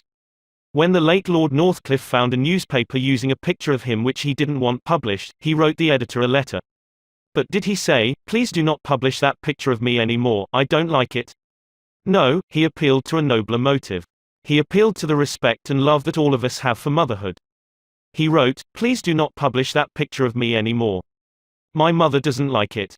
When John D. Rockefeller Jr. wished to stop newspaper photographers from snapping pictures of his children, he too appealed to the nobler motives. He didn't say, "I don't want the pictures published." No, he appealed to the desire, deep in all of us, to refrain from harming children. He said, "You know how it is, boys. You've got children yourselves, some of you. And you know it's not good for youngsters to get too much publicity." When Cyrus H. K. Curtis, the poor boy from Maine, was starting on his meteoric career, which was destined to make him millions as owner of the Saturday Evening Post and the Ladies' Home Journal, he couldn't afford to pay his contributors the prices that other magazines paid. He couldn't afford to hire first-class authors to write for money alone. So he appealed to their nobler motives. For example, he persuaded even Louisa May Alcott, the immortal author of Little Women, to write for him when she was at the flood tide of her fame, and he did it by offering to send a check for $100, not to her, but to her favorite charity. Right here the skeptic may say, "Oh, that stuff is all right for Northcliffe and Rockefeller or a sentimental novelist. But, I'd like to see you make it work with the tough babies I have to collect bills from." You may be right. Nothing will work in all cases, and nothing will work with all people. If you are satisfied with the results you are now getting, why change?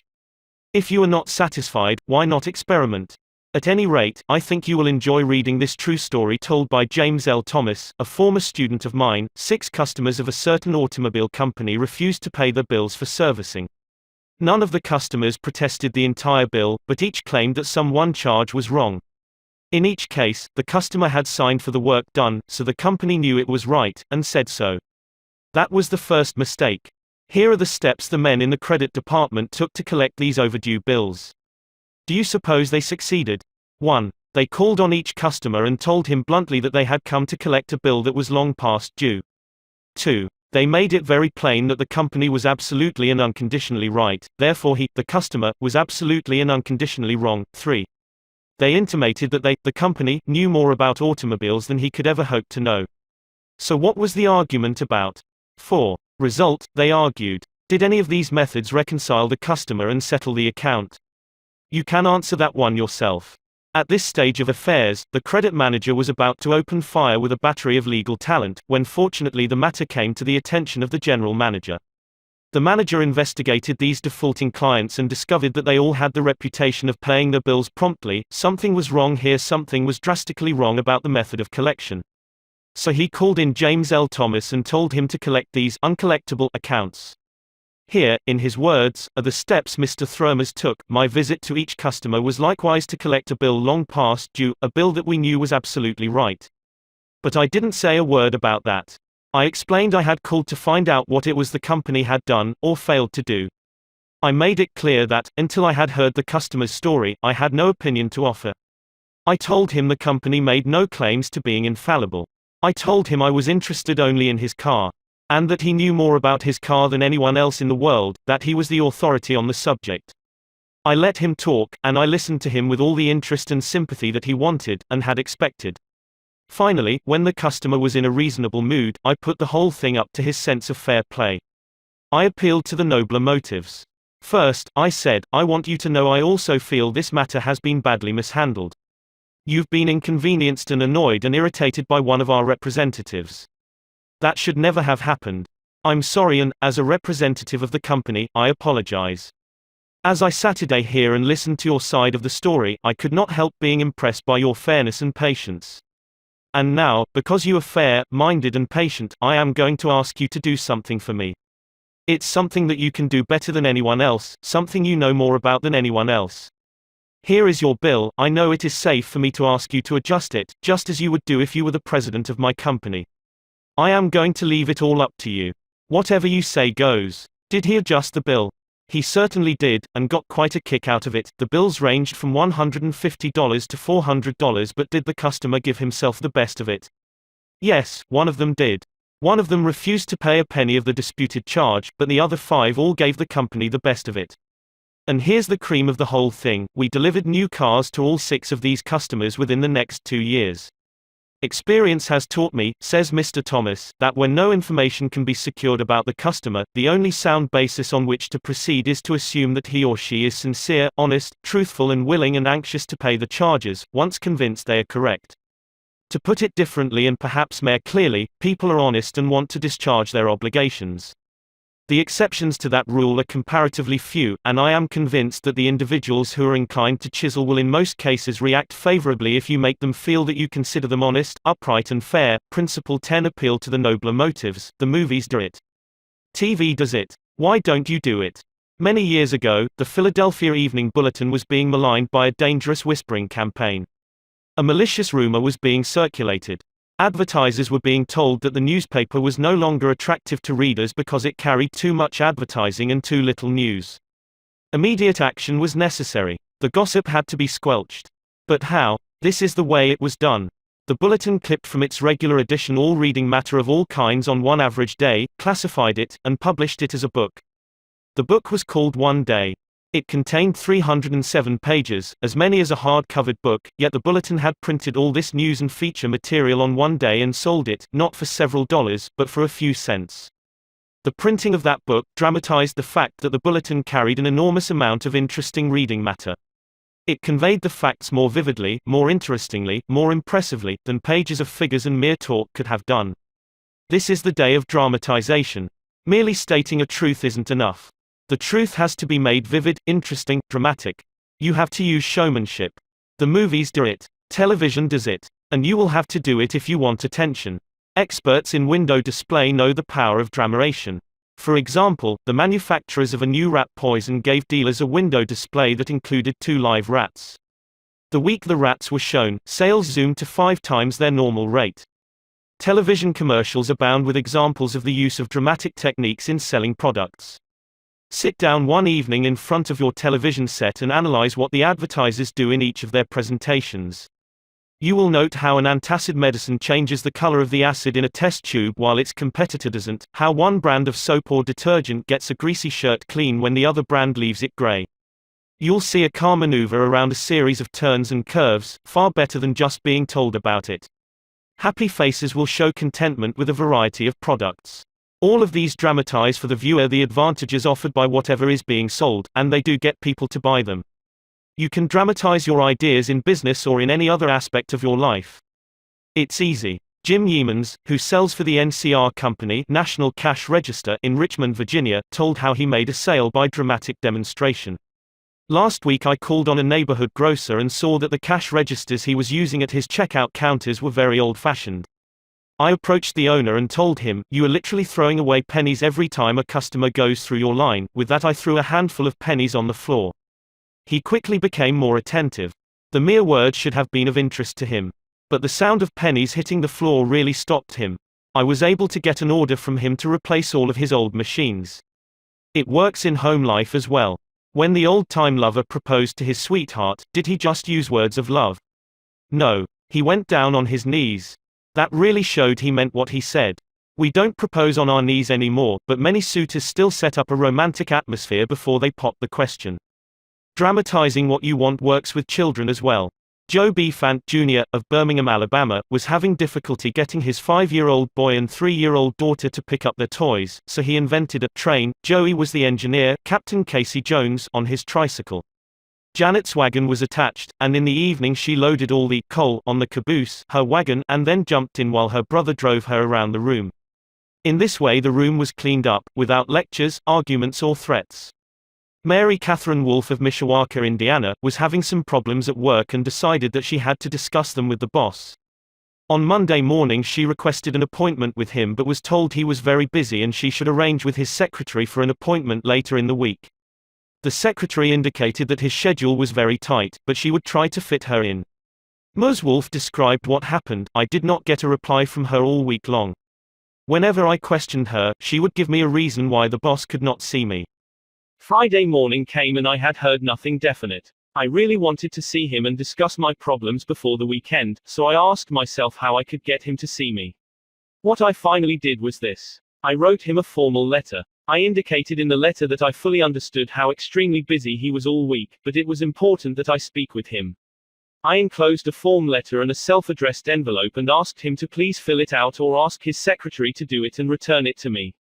The form letter read as follows: Ms. Wolf, I will be able to see you on at AM, PM. I will give you minutes of my time. I put this letter in his in-basket at 11 a.m.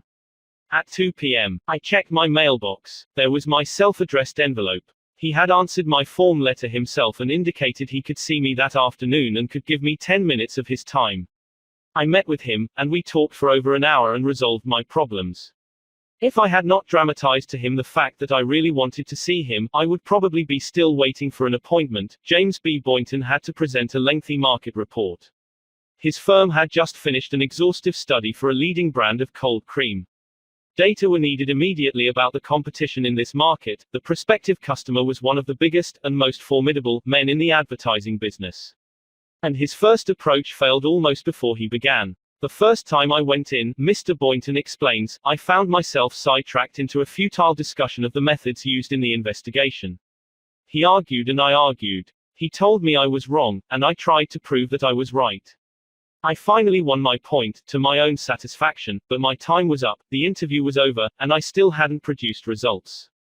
The second time, I didn't bother with tabulations of figures and data. I went to see this man, I dramatized my facts. As I entered his office, he was busy on the phone. While he finished his conversation, I opened a suitcase and dumped 32 jars of cold cream on top of his desk, all products he knew, all competitors of his cream. On each jar, I had a tag itemizing the results of the trade investigation, and each tag told its story briefly, dramatically. What happened? There was no longer an argument. Here was something new, something different. He picked up first one and then another of the jars of cold cream and read the information on the tag. A friendly conversation developed. He asked additional questions. He was intensely interested. He had originally given me only 10 minutes to present my facts, but 10 minutes passed, 20 minutes, 40 minutes, and at the end of an hour we were still talking. I was presenting the same facts this time that I had presented previously. But this time I was using dramatization, showmanship, and what a difference it made. Principle 11: Dramatize your ideas. When nothing else works, try this. Charles Schwab had a mill manager whose people weren't producing the quota of work. How is it, Schwab asked him, that a manager as capable as you can't make this mill turn out what it should? I don't know, the manager replied. I've coaxed the men, I've pushed them, I've sworn and cussed, I've threatened them with damnation and being fired. But nothing works. They just won't produce. This conversation took place at the end of the day, just before the night shift came on. Schwab asked the manager for a piece of chalk, then, turning to the nearest man, asked, how many heats did your shift make today? 6. Without another word, Schwab chalked a big figure 6 on the floor, and walked away. When the night shift came in, they saw the 6 and asked what it meant. The big boss was in here today, the day people said. He asked us how many heats we made, and we told him 6. He chalked it down on the floor. The next morning Schwab walked through the mill again. The night shift had rubbed out 6 and replaced it with a big 7. When the day shift reported for work the next morning, they saw a big 7 chalked on the floor. So the night shift thought they were better than the day shift, did they? Well, they would show the night shift a thing or two. The crew pitched in with enthusiasm, and when they quit that night, they left behind them an enormous, swaggering 10. Things were stepping up. Shortly this mill, which had been lagging way behind in production, was turning out more work than any other mill in the plant. The principle. Let Charles Schwab say it in his own words, the way to get things done, say Schwab, is to stimulate competition. I do not mean in a sordid, money-getting way, but in the desire to excel. The desire to excel. The challenge. Throwing down the gauntlet. An infallible way of appealing to people of spirit. Without a challenge, Theodore Roosevelt would never have been President of the United States. The Rough Rider, just back from Cuba, was picked for governor of New York State. The opposition discovered he was no longer a legal resident of the state, and Roosevelt, frightened, wished to withdraw. Then Thomas Collier Platt, then U.S. Senator from New York, threw down the challenge. Turning suddenly on Theodore Roosevelt, he cried in a ringing voice, "Is the hero of San Juan Hill a coward?" Roosevelt stayed in the fight, and the rest is history.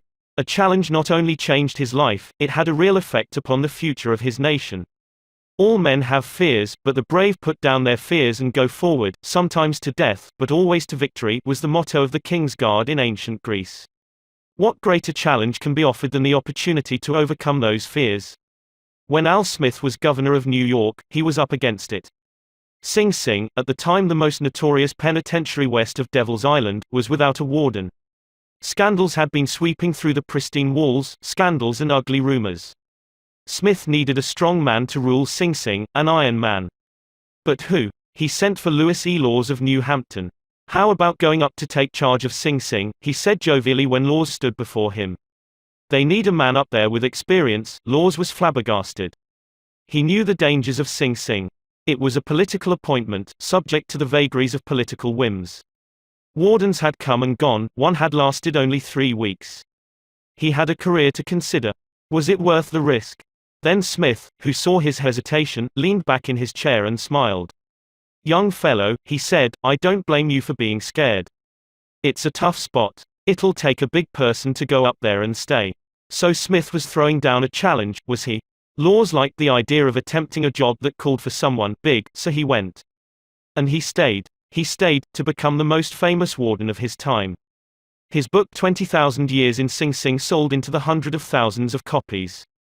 His broadcasts on the air and his stories of prison life have inspired dozens of movies. His humanizing of criminals wrought miracles in the way of prison reform. "I have never found," said Harvey S. Firestone, founder of the great Firestone Tire and Rubber Company, "that pay and pay alone would either bring together or hold good people. I think it was the game itself." Frederick Hertzberg, one of the great behavioral scientists, concurred. He studied in depth the work attitudes of thousands of people ranging from factory workers to senior executives. What do you think he found to be the most motivating factor, the one facet of the jobs that was most stimulating? Money? Good working conditions? Fringe benefits? No, not any of those. The one major factor that motivated people was the work itself. If the work was exciting and interesting, the worker looked forward to doing it and was motivated to do a good job. That is what every successful person loves, the game. The chance for self-expression. The chance to prove his or her worth, to excel, to win. That is what makes foot races and hog calling and pie-eating contests. The desire to excel. The desire for a feeling of importance. Principle 12. Throw down a challenge. In a nutshell, win people to your way of thinking. Principle 1. The only way to get the best of an argument is to avoid it. Principle 2. Show respect for the other person's opinions. Principle 3. If you are wrong, admit it quickly and emphatically. Principle 4. Begin in a friendly way. Principle 5. Get the other person saying, yes, yes, immediately.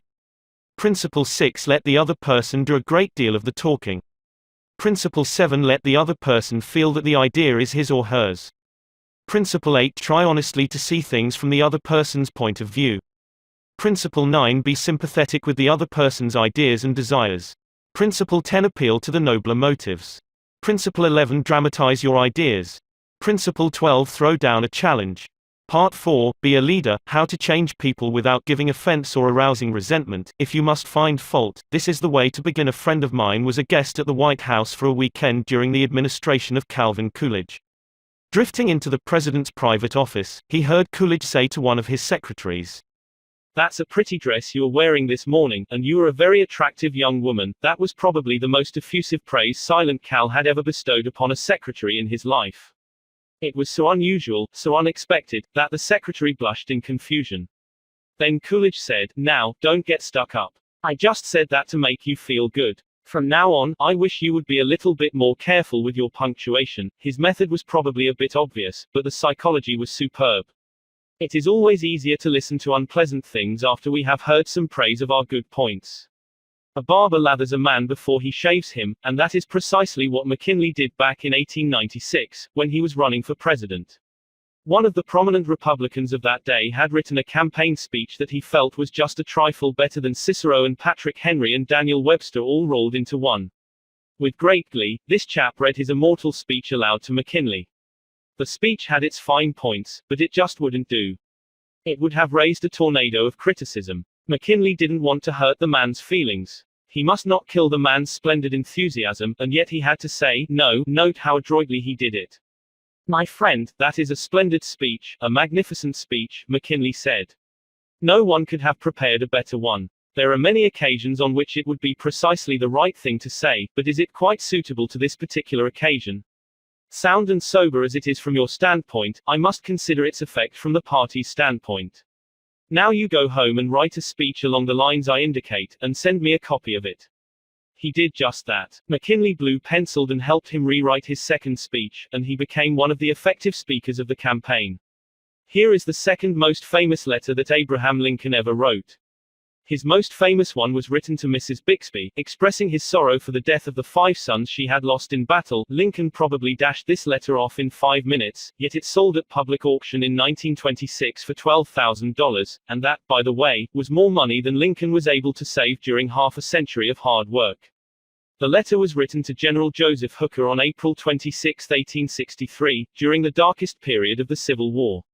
For 18 months, Lincoln's generals had been leading the Union Army from one tragic defeat to another. Nothing but futile, stupid human butchery. The nation was appalled. Thousands of soldiers had deserted from the army, and then the Republican members of the Senate had revolted and wanted to force Lincoln out of the White House. "We are now on the brink of destruction," Lincoln said. "It appears to me that even the Almighty is against us. I can hardly see a ray of hope." Such was the black sorrow and chaos out of which this letter came. I am printing the letter here because it shows how Lincoln tried to change an obstreperous general when the very fate of the nation could have depended upon the general's action. This is perhaps the sharpest letter Abe Lincoln wrote after he became president, yet you will note that he praised General Hooker before he spoke of his grave faults. Yes, they were grave faults, but Lincoln didn't call them that. Lincoln was more conservative, more diplomatic. Lincoln wrote, "There are some things in regard to which I am not quite satisfied with you. Talk about tact and diplomacy. Here is the letter addressed to General Hooker. I have placed you at the head of the Army of the Potomac. Of course, I have done this upon what appears to me to be sufficient reasons, and yet I think it best for you to know that there are some things in regard to which I am not quite satisfied with you. I believe you to be a brave and skillful soldier, which, of course, I like. I also believe you do not mix politics with your profession, in which you are right. You have confidence in yourself, which is a valuable if not an indispensable quality. You are ambitious, which, within reasonable bounds, does good rather than harm, but I think that during General Burnside's command of the army you have taken counsel of your ambition and thwarted him as much as you could, in which you did a great wrong to the country and to a most meritorious and honorable brother officer. I have heard, in such a way as to believe it, of your recently saying that both the army and the government needed a dictator. Of course, it was not for this, but in spite of it, that I have given you command. Only those generals who gain successes can set up as dictators. What I now ask of you is military success, and I will risk the dictatorship. The government will support you to the utmost of its ability, which is neither more nor less than it has done and will do for all commanders. I much fear that the spirit which you have aided to infuse into the army, of criticizing the commander and withholding confidence from him, will now turn upon you. I shall assist you, as far as I can, to put it down. Neither you nor Napoleon, if he were alive again, could get any good out of an army while such spirit prevails in it, and now beware of rashness. Beware of rashness, but with energy and sleepless vigilance go forward and give us victories. You are not a Coolidge, a McKinley or a Lincoln. You want to know whether this philosophy will operate for you in everyday business contacts. Will it? Let's see. Let's take the case of W. P. Gore of the Walk Company, Philadelphia. The Walk Company had contracted to build and complete a large office building in Philadelphia by a certain specified date. Everything was going along well, the building was almost finished, when suddenly the subcontractor making the ornamental bronze work to go on the exterior of this building declared that he couldn't make delivery on schedule. What? An entire building held up. Heavy penalties. Distressing losses. All because of one man. Long-distance telephone calls. Arguments. Heated conversations. All in vain. Then Mr. Gore was sent to New York to beard the bronze lion in his den. "Do you know you are the only person in Brooklyn with your name?" Mr. Gore asked the president of the subcontracting firm shortly after they were introduced. The president was surprised. "No, I didn't know that." "Well," said Mr. Gore, "when I got off the train this morning, I looked in the telephone book to get your address, and you're the only person in the Brooklyn phone book with your name." "I never knew that," the subcontractor said. He checked the phone book with interest. "Well, it's an unusual name," he said proudly. "My family came from Holland and settled in New York almost 200 years ago." He continued to talk about his family and his ancestors for several minutes. When he finished that, Mr. Gore complimented him on how large a plant he had and compared it favorably with a number of similar plants he had visited. "It is one of the cleanest and neatest bronze factories I ever saw," said Gore. "I've spent a lifetime building up this business," the subcontractor said, "and I am rather proud of it. Would you like to take a look around the factory?" During this tour of inspection, Mr. Gore complimented the other man on his system of fabrication and told him how and why it seemed superior to those of some of his competitors. Gore commented on some unusual machines, and the subcontractor announced that he himself had invented those machines. He spent considerable time showing Gore how they operated and the superior work they turned out. He insisted on taking his visitor to lunch. So far, mind you, not a word had been said about the real purpose of Gore's visit. After lunch, the subcontractor said, "Now, to get down to business. Naturally, I know why you're here. I didn't expect that our meeting would be so enjoyable. You can go back to Philadelphia with my promise that your material will be fabricated and shipped, even if other orders have to be delayed." Mr. Gore got everything that he wanted without even asking for it. The material arrived on time, and the building was completed on the day the completion contract specified. Would this have happened had Mr. Gore used the hammer and dynamite method generally employed on such occasions? Dorothy Wrublewski, a branch manager of the Fort Monmouth, New Jersey, Federal Credit Union, reported to one of our classes how she was able to help one of her employees become more productive. "We recently hired a young lady as a teller trainee. Her contact with our customers was very good. She was accurate and efficient in handling individual transactions. The problem developed at the end of the day when it was time to balance out. The head teller came to me and strongly suggested that I fire this woman. She is holding up everyone else because she is so slow in balancing out. I've shown her over and over, but she can't get it. She's got to go." The next day I observed her working quickly and accurately when handling the normal everyday transactions, and she was very pleasant with our customers. It didn't take long to discover why she had trouble balancing out. After the office closed, I went over to talk with her. She was obviously nervous and upset. I praised her for being so friendly and outgoing with the customers and complimented her for the accuracy and speed used in that work. I then suggested we review the procedure we use in balancing the cash drawer. Once she realized I had confidence in her, she easily followed my suggestions and soon mastered this function. We have had no problems with her since then. Beginning with praise is like the dentist who begins his work with Novocaine. The patient still gets a drilling, but the Novocaine is pain-killing. A leader will use Principle 1. Begin with praise and honest appreciation. How to criticize and not be hated for it. Charles Schwab was passing through one of his steel mills one day at noon when he came across some of his employees smoking. Immediately above their heads was a sign that said, "No smoking." Did Schwab point to the sign and say, "Can't you read?" Oh, no, not Schwab. He walked over to the men, handed each one a cigar, and said, "I'll appreciate it, boys, if you will smoke these on the outside." They knew that they had broken a rule, and they admired him because he said nothing about it and gave them a little present and made them feel important. Couldn't keep from loving a man like that. Could you? John Wanamaker used the same technique. Wanamaker used to make a tour of his great store in Philadelphia every day. Once he saw a customer waiting at a counter.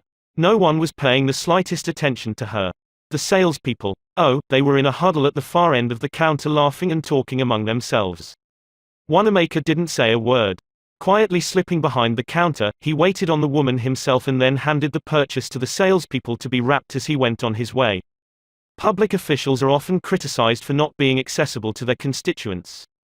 They are busy people, and the fault sometimes lies in overprotective assistants who don't want to overburden their bosses with too many visitors. Carl Langford, who has been mayor of Orlando, Florida, the home of Disney World, for many years, frequently admonished his staff to allow people to see him. Claimed he had an open-door policy, yet the citizens of his community were blocked by secretaries and administrators when they called. Finally the mayor found the solution. He removed the door from his office. His aides got the message, and the mayor has had a truly open administration since the day his door was symbolically thrown away. Simply changing one three-letter word can often spell the difference between failure and success in changing people without giving offense or arousing resentment. Many people begin their criticism with sincere praise followed by the word "but" and ending with a critical statement. For example, in trying to change a child's careless attitude towards studies, we might say, "We're really proud of you, Johnny, for raising your grades this term. But if you had worked harder on your algebra, the results would have been better." In this case, Johnny might feel encouraged until he heard the word but. He might then question the sincerity of the original praise. To him, the praise seemed only to be a contrived lead into a critical inference of failure. Credibility would be strained, and we probably would not achieve our objectives of changing Johnny's attitude toward his studies. This could be easily overcome by changing the word but to and we're really proud of you, Johnny, for raising your grades this term, and by continuing the same conscientious efforts next term, your algebra grade can be up with all the others. Now, Johnny would accept the praise because there was no follow-up of an inference of failure. We have called his attention to the behavior we wish to change indirectly, and the chances are he will try to live up to our expectations. Calling attention to one's mistakes indirectly works wonders with sensitive people who may resent bitterly any direct criticism. Marge Jacob of Woonsocket, Rhode Island, told one of our classes how she convinced some sloppy construction workers to clean up after themselves when they were building additions to her house. For the first few days of the work, when Mrs. Jacob returned from her job, she noticed that the yard was strewn with the cut ends of lumber. She didn't want to antagonize the builders, because they did excellent work. So after the workers had gone home, she and her children picked up and neatly piled all the lumber debris in a corner.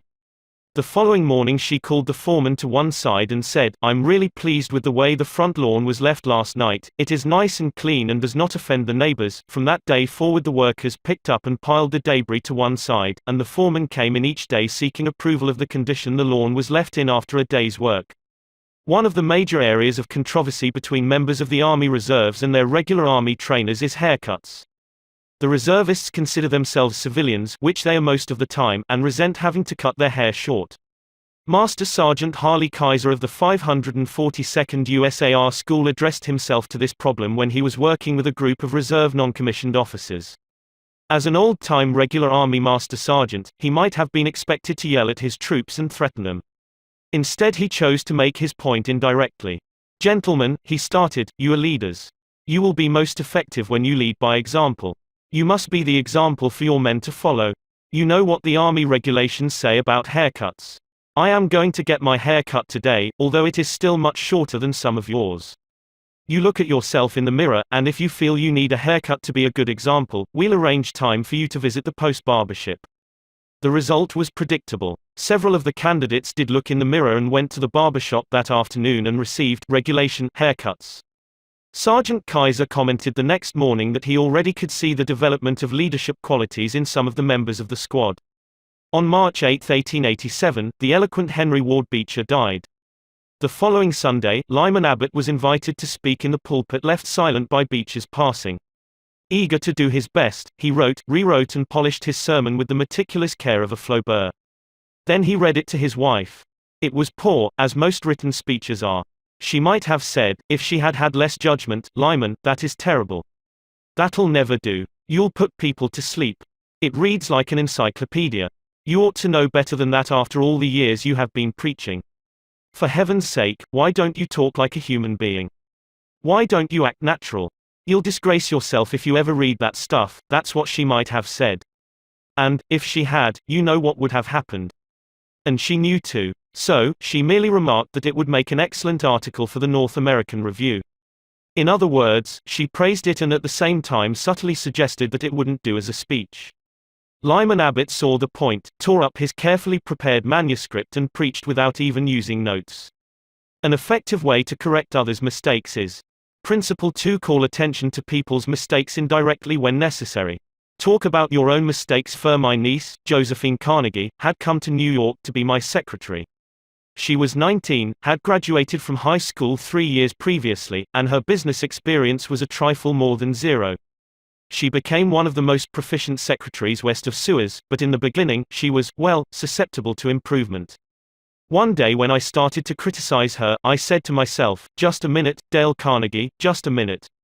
You are twice as old as Josephine. You have had 10,000 times as much business experience. How can you possibly expect her to have your viewpoint, your judgment, your initiative, mediocre though they may be? And just a minute, Dale, what were you doing at 19? Remember the asinine mistakes and blunders you made. Remember the time you did this, and that." After thinking the matter over, honestly and impartially, I concluded that Josephine's batting average at 19 was better than mine had been, and that, I'm sorry to confess, isn't paying Josephine much of a compliment. So, after that, when I wanted to call Josephine's attention to a mistake, I used to begin by saying, "You have made a mistake, Josephine, but the Lord knows, it's no worse than many I have made. You were not born with judgment. That comes only with experience, and you are better than I was at your age. I have been guilty of so many stupid, silly things myself, I have very little inclination to criticize you or anyone. But don't you think it would have been wiser if you had done so and so? It isn't nearly so difficult to listen to a recital of your faults if the person criticizing begins by humbly admitting that he, too, is far from impeccable. E.G. Dilliston, an engineer in Brandon, Manitoba, Canada, was having problems with his new secretary. Letters he dictated were coming to his desk for signature with 2 or 3 spelling mistakes per page. Mr. Dilliston reported how he handled this. Like many engineers, I have not been noted for my excellent English or spelling. For years I have kept a little black thumb index book for words I had trouble spelling.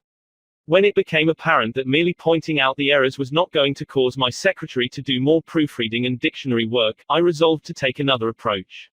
When the next letter came to my attention that had errors in it, I sat down with the typist and said, "Somehow this word doesn't look right.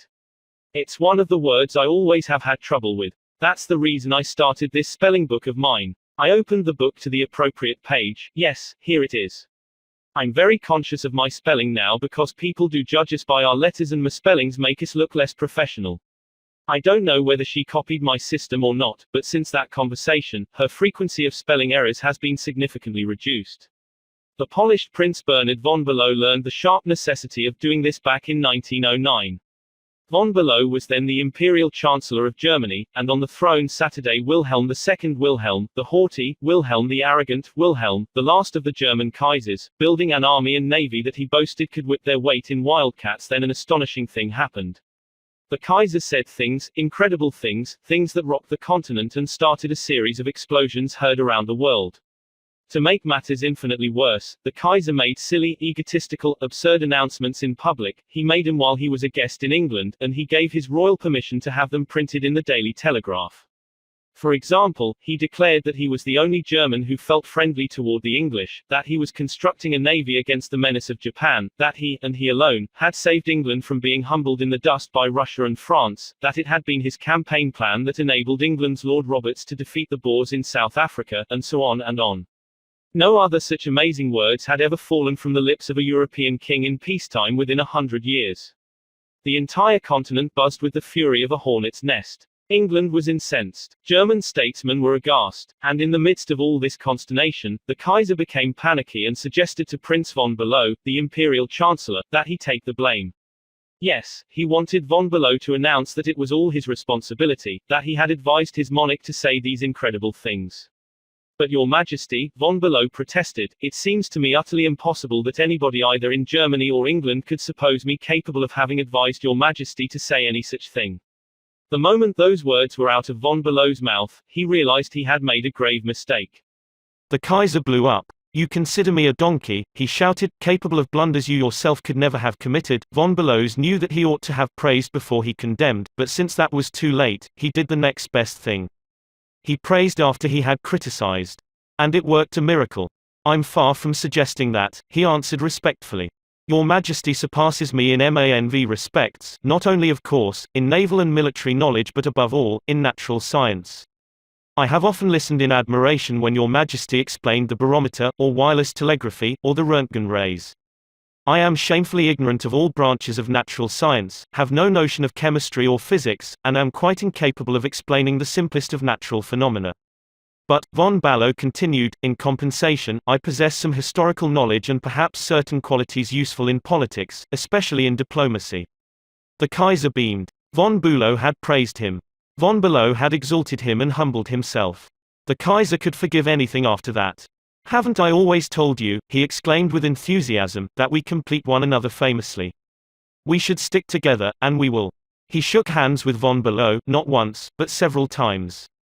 And later in the day he waxed so enthusiastic that he exclaimed with doubled fists, "If anyone says anything to me against Prince von Below, I shall punch him in the nose." Von Below saved himself in time, but, canny diplomat that he was, he nevertheless had made one error. He should have begun by talking about his own shortcomings and Wilhelm's superiority, not by intimating that the Kaiser was a half-wit in need of a guardian. If a few sentences humbling oneself and praising the other party can turn a haughty, insulted Kaiser into a staunch friend, imagine what humility and praise can do for you and me in our daily contacts. Rightfully used, they will work veritable miracles in human relations. Admitting one's own mistakes, even when one hasn't corrected them, can help convince somebody to change his behavior. This was illustrated more recently by Clarence Zerhusen of Timonium, Maryland, when he discovered his 15-year-old son was experimenting with cigarettes. Naturally, I didn't want David to smoke, Mr. Zerhusen told us, but his mother and I smoked cigarettes. We were giving him a bad example all the time. I explained to Dave how I started smoking at about his age and how the nicotine had gotten the best of me and now it was nearly impossible for me to stop. I reminded him how irritating my cough was and how he had been after me to give up cigarettes not many years before. I didn't exhort him to stop or make threats or warn him about the dangers. All I did was point out how I was hooked on cigarettes and what it had meant to me. He thought about it for a while and decided he wouldn't smoke until he had graduated from high school. As the years went by, David never did start smoking and has no intention of ever doing so. As a result of that conversation, I made the decision to stop smoking cigarettes myself, and with the support of my family, I have succeeded. A good leader follows this principle. Principle 3: talk about your own mistakes before criticizing the other person. No one likes to take orders. I once had the pleasure of dining with Miss Ida Tarbell, the Dean of American Biographers. When I told her I was writing this book, we began discussing this all-important subject of getting along with people, and she told me that while she was writing her biography of Owen D. Young, she interviewed a man who had Saturday for 3 years in the same office with Mr. Young. This man declared that during all that time he had never heard Owen D. Young give a direct order to anyone. He always gave suggestions, not orders. Owen D. Young never said, for example, do this or do that, or don't do this or don't do that. He would say, you might consider this, or, do you think that would work? Frequently he would say, after he had dictated a letter, what do you think of this? In looking over a letter of one of his assistants, he would say, maybe if we were to phrase it this way it would be better. He always gave people the opportunity to do things themselves. He never told his assistants to do things, he let them do them, let them learn from their mistakes. A technique like that makes it easy for a person to correct errors. A technique like that saves a person's pride and gives him or her a feeling of importance. It encourages cooperation instead of rebellion. Resentment caused by a brash order may last a long time even if the order was given to correct an obviously bad situation. Dan Santarelli, a teacher at a vocational school in Wyoming, Pennsylvania, told one of our classes how one of his students had blocked the entranceway to one of the school's shops by illegally parking his car in it. One of the other instructors stormed into the classroom and asked in an arrogant tone, whose car is blocking the driveway? When the student who owned the car responded, the instructor screamed, move that car and move it right now, or I'll wrap a chain around it and drag it out of there. Now that student was wrong. The car should not have been parked there. But from that day on, not only did that student resent the instructor's action, but all the students in the class did everything they could to give the instructor a hard time and make his job unpleasant. How could he have handled it differently? If he had asked in a friendly way, whose car is in the driveway, and then suggested that if it were moved, other cars could get in and out. The student would have gladly moved it and neither he nor his classmates would have been upset and resentful. Asking questions not only makes an order more palatable, it often stimulates the creativity of the persons whom you ask. People are more likely to accept an order if they have had a part in the decision that caused the order to be issued. When Ian MacDonald of Johannesburg, South Africa, the general manager of a small manufacturing plant specializing in precision machine parts, had the opportunity to accept a very large order, he was convinced that he would not meet the promised delivery date. The work already scheduled in the shop and the short completion time needed for this order made it seem impossible for him to accept the order. Instead of pushing his people to accelerate their work and rush the order through, he called everybody together, explained the situation to them, and told them how much it would mean to the company and to them if they could make it possible to produce the order on time. Then he started asking questions. Is there anything we can do to handle this order? Can anyone think of different ways to process it through the shop that will make it possible to take the order? Is there any way to adjust our hours or personnel assignments that would help? The employees came up with many ideas and insisted that he take the order.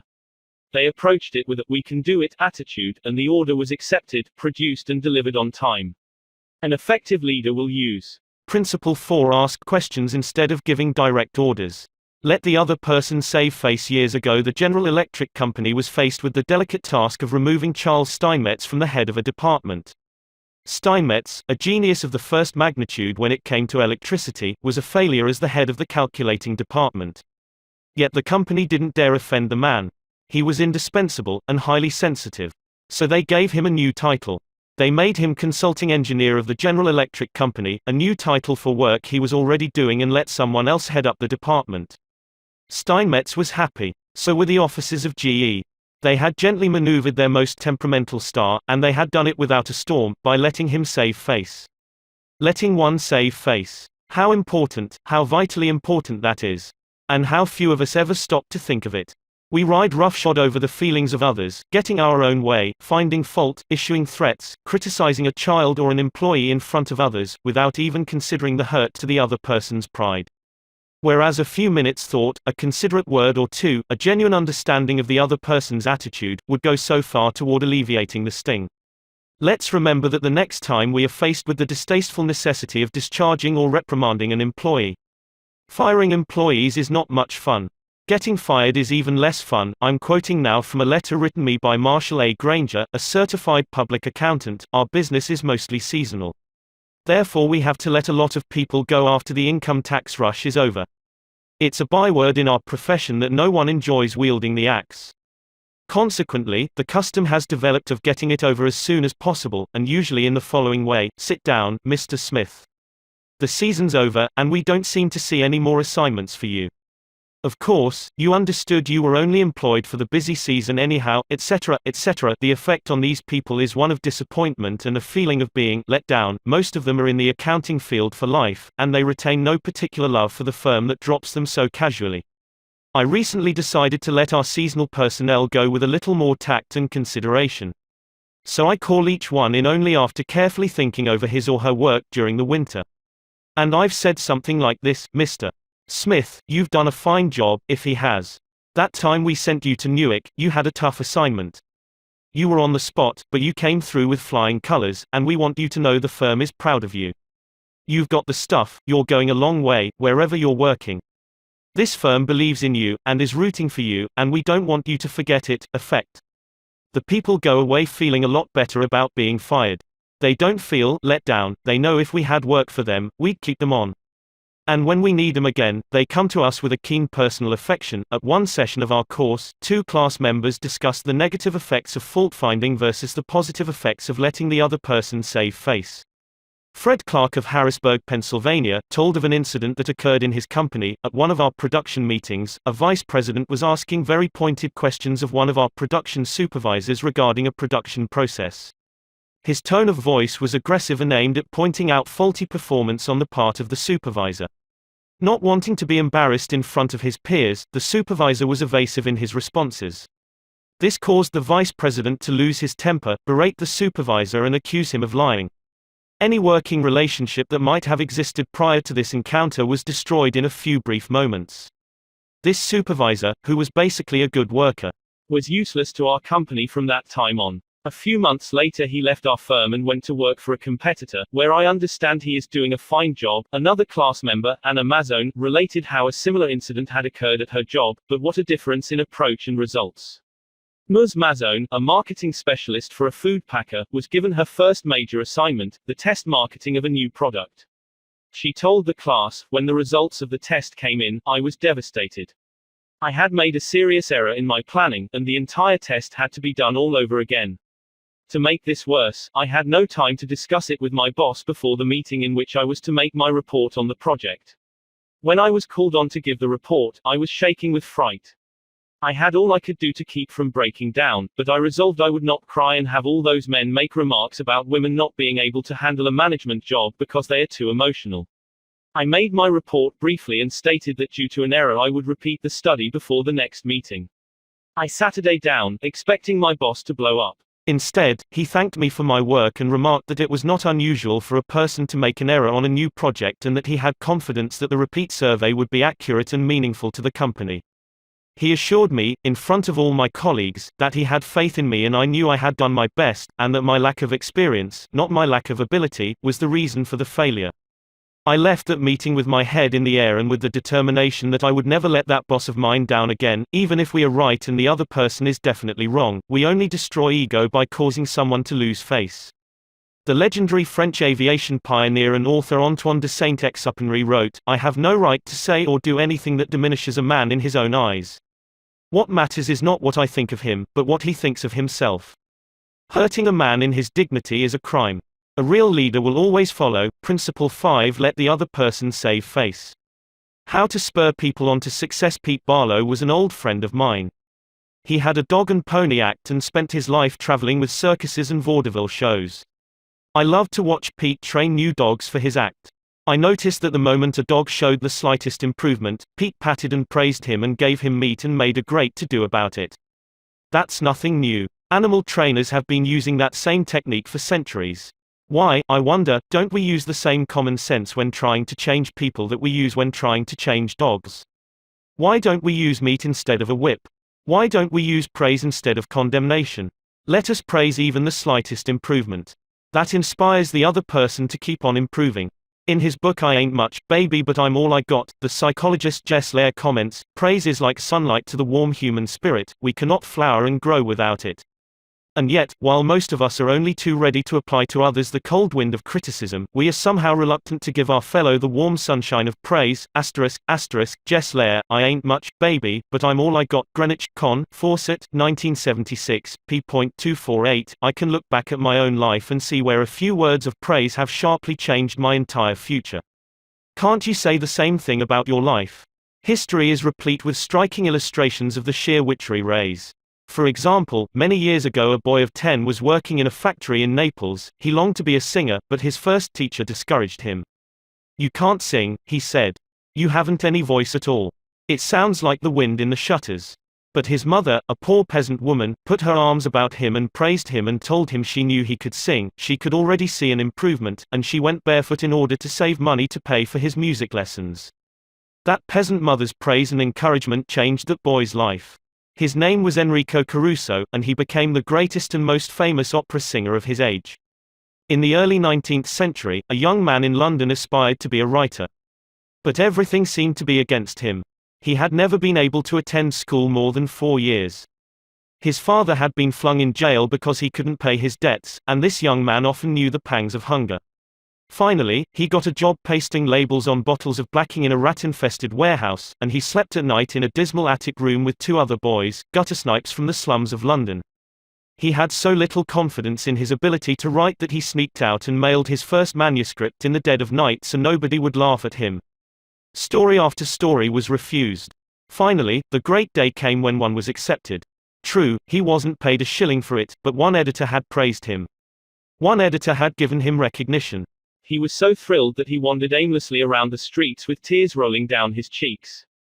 The praise, the recognition, that he received through getting one story in print, changed his whole life, for if it hadn't been for that encouragement, he might have spent his entire life working in rat-infested factories. You may have heard of that boy. His name was Charles Dickens. Another boy in London made his living as a clerk in a dry goods store. He had to get up at 5 o'clock, sweep out the store, and slave for 14 hours a day. It was sheer drudgery and he despised it. After 2 years, he could stand it no longer, so he got up one morning and, without waiting for breakfast, tramped 15 miles to talk to his mother, who was working as a housekeeper. He was frantic. He pleaded with her. He wept. He swore he would kill himself if he had to remain in the shop any longer. Then he wrote a long, pathetic letter to his old schoolmaster, declaring that he was heartbroken, that he no longer wanted to live. His old schoolmaster gave him a little praise and assured him that he really was very intelligent and fitted for finer things and offered him a job as a teacher. That praise changed the future of that boy and made a lasting impression on the history of English literature. For that boy went on to write innumerable best-selling books and made over $1 million with his pen. You've probably heard of him. His name, H.G. Wells. Use of praise instead of criticism is the basic concept of B.F.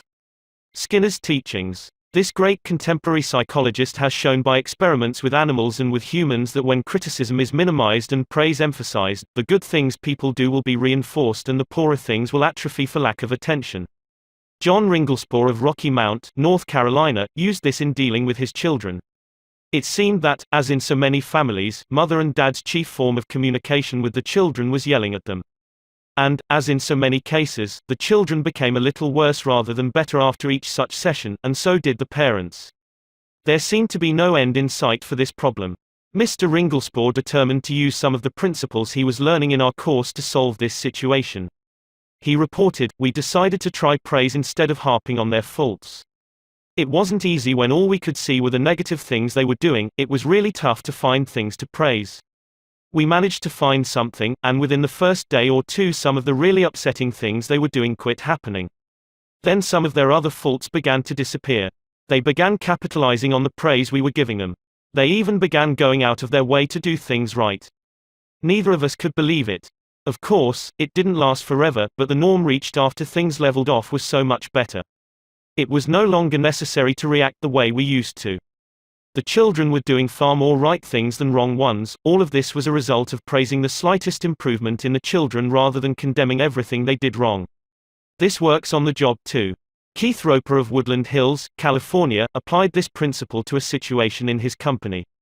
Some material came to him in his print shop which was of exceptionally high quality. The printer who had done this job was a new employee who had been having difficulty adjusting to the job. His supervisor was upset about what he considered a negative attitude and was seriously thinking of terminating his services. When Mr. Roper was informed of this situation, he personally went over to the print shop and had a talk with the young man. He told him how pleased he was with the work he had just received and pointed out it was the best work he had seen produced in that shop for some time.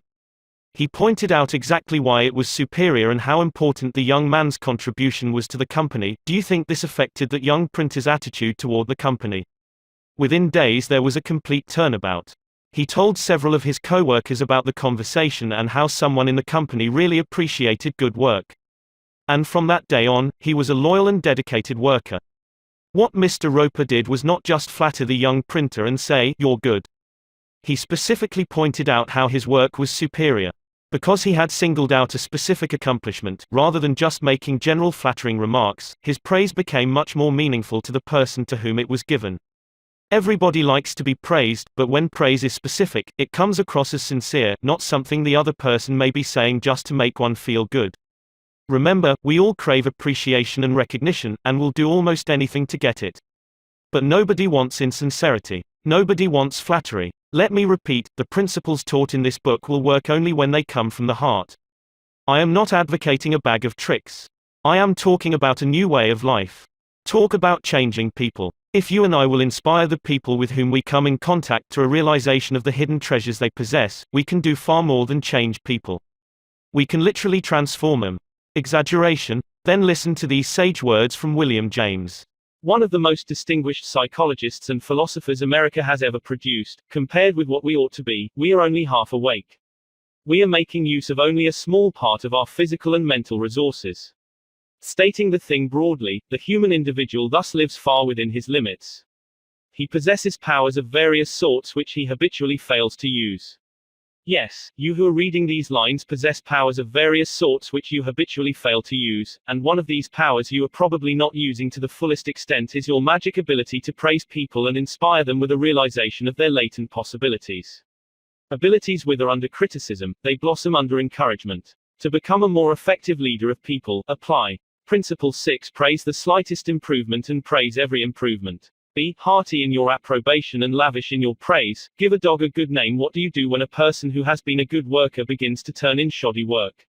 You can fire him or her, but that really doesn't solve anything. You can berate the worker, but this usually causes resentment. Henry Henker, a service manager for a large truck dealership in Lowell, Indiana, had a mechanic whose work had become less than satisfactory. Instead of bawling him out or threatening him, Mr. Henker called him into his office and had a heart-to-heart talk with him. "Bill," he said, "you are a fine mechanic. You have been in this line of work for a good number of years. You have repaired many vehicles to the customer's satisfaction. In fact, we've had a number of compliments about the good work you have done. Yet, of late, the time you take to complete each job has been increasing and your work has not been up to your own old standards. Because you have been such an outstanding mechanic in the past, I felt sure you would want to know that I am not happy with this situation, and perhaps jointly we could find some way to correct the problem." Bill responded that he hadn't realized he had been falling down in his duties and assured his boss that the work he was getting was not out of his range of expertise and he would try to improve in the future. Did he do it? You can be sure he did. He once again became a fast and thorough mechanic. With that reputation Mr. Henke had given him to live up to, how could he do anything else but turn out work comparable to that which he had done in the past? "The average person," said Samuel Vauclane, then president of the Baldwin Locomotive Works, "can be led readily if you have his or her respect and if you show that you respect that person for some kind of ability. In short, if you want to improve a person in a certain respect, act as though that particular trait were already one of his or her outstanding characteristics. Shakespeare said, 'Assume a virtue, if you have it not.' And it might be well to assume and state openly that other people have the virtue you want them to develop. Give them a fine reputation to live up to, and they will make prodigious efforts rather than see you disillusioned." Georgette Leblanc, in her book Souvenirs, My Life with Maeterlinck, describes the startling transformation of a humble Belgian Cinderella. "A servant girl from a neighboring hotel brought my meals," she wrote. She was called Marie the dishwasher because she had started her career as a scullery assistant. She was a kind of monster, cross-eyed, bandy-legged, poor in flesh and spirit. One day, while she was holding my plate of macaroni in her red hand, I said to her point blank, "Marie, you do not know what treasures are within you." Accustomed to holding back her emotion, Marie waited a few moments, not daring to risk the slightest gesture for fear of a catastrophe. Then she put the dish on the table, sighed and said ingenuously, "Madam, I would never have believed it." She did not doubt, she did not ask a question. She simply went back to the kitchen and repeated what I had said, and such is the force of faith that no one made fun of her. From that day on, she was even given a certain consideration. But the most curious change of all occurred in the humble Marie herself. Believing she was the tabernacle of unseen marvels, she began taking care of her face and body so carefully that her starved youth seemed to bloom and modestly hide her plainness. 2 months later, she announced her coming marriage with the nephew of the chef. "I'm going to be a lady," she said, and thanked me. A small phrase had changed her entire life. Georgette Leblanc had given Marie the dishwasher a reputation to live up to, and that reputation had transformed her. Bill Parker, a sales representative for a food company in Daytona Beach, Florida, was very excited about the new line of products his company was introducing and was upset when the manager of a large independent food market turned down the opportunity to carry it in his store. Bill brooded all day over this rejection and decided to return to the store before he went home that evening and try again. "Jack," he said, "since I left this morning I realized I hadn't given you the entire picture of our new line, and I would appreciate some of your time to tell you about the points I omitted. I have respected the fact that you are always willing to listen and are big enough to change your mind when the facts warrant a change." Could Jack refuse to give him another hearing? Not with that reputation to live up to. One morning Dr. Martin Fitzhugh, a dentist in Dublin, Ireland, was shocked when one of his patients pointed out to him that the metal cup holder which she was using to rinse her mouth was not very clean. True, the patient drank from the paper cup, not the holder, but it certainly was not professional to use tarnished equipment. When the patient left, Dr. Fitzhugh retreated to his private office to write a note to Bridget, the charwoman, who came twice a week to clean his office. He wrote, "My dear Bridget, I see you so seldom, I thought I'd take the time to thank you for the fine job of cleaning you've been doing. By the way, I thought I'd mention that since 2 hours, twice a week, is a very limited amount of time, please feel free to work an extra half hour from time to time if you feel you need to do those, once in a while, things like polishing the cup holders and the like. I, of course, will pay you for the extra time." The next day, when I walked into my office, Dr. Fitzhugh reported, my desk had been polished to a mirror-like finish, as had my chair, which I nearly slid out of. When I went into the treatment room I found the shiniest, cleanest chrome-plated cup holder I had ever seen nestled in its receptacle. I had given my charwoman a fine reputation to live up to, and because of this small gesture she outperformed all her past efforts. How much additional time did she spend on this? That's right, none at all. There is an old saying, give a dog a bad name and you may as well hang him. But give him a good name, and see what happens. When Mrs. Ruth Hopkins, a 4th grade teacher in Brooklyn, New York, looked at her class roster the first day of school, her excitement and joy of starting a new term was tinged with anxiety. In her class this year she would have Tommy T, the school's most notorious bad boy. His 3rd grade teacher had constantly complained about Tommy to colleagues, the principal and anyone else who would listen. He was not just mischievous, he caused serious discipline problems in the class, picked fights with the boys, teased the girls, was fresh to the teacher, and seemed to get worse as he grew older. His only redeeming feature was his ability to learn rapidly and master the schoolwork easily. Mrs. Hopkins decided to face the Tommy problem immediately. When she greeted her new students, she made little comments to each of them. Rose, that's a pretty dress you're wearing. Alicia, I hear you draw beautifully. When she came to Tommy, she looked him straight in the eyes and said, Tommy, I understand you are a natural leader. I'm going to depend on you to help me make this class the best class in the 4th grade this year. She reinforced this over the first few days by complimenting Tommy on everything he did and commenting on how this showed what a good student he was. With that reputation to live up to, even a 9-year-old couldn't let her down, and he didn't. If you want to excel in that difficult leadership role of changing the attitude or behavior of others, use Principle 7. Give the other person a fine reputation to live up to. Make the fault seem easy to correct. A bachelor friend of mine, about 40 years old, became engaged, and his fiancée persuaded him to take some belated dancing lessons. The Lord knows I needed dancing lessons, he confessed as he told me the story, for I danced just as I did when I first started 20 years ago. The first teacher I engaged probably told me the truth. She said I was all wrong, I would just have to forget everything and begin all over again. But that took the heart out of me. I had no incentive to go on. So, I quit her. The next teacher may have been lying, but I liked it. She said nonchalantly that my dancing was a bit old-fashioned perhaps, but the fundamentals were all right, and she assured me I wouldn't have any trouble learning a few new steps. The first teacher had discouraged me by emphasizing my mistakes. This new teacher did the opposite. She kept praising the things I did right and minimizing my errors. You have a natural sense of rhythm, she assured me. You really are a natural-born dancer. Now my common sense tells me that I always have been and always will be a 4th-rate dancer, yet, deep in my heart, I still like to think that maybe she meant it. To be sure, I was paying her to say it, but why bring that up? At any rate, I know I am a better dancer than I would have been if she hadn't told me I had a natural sense of rhythm.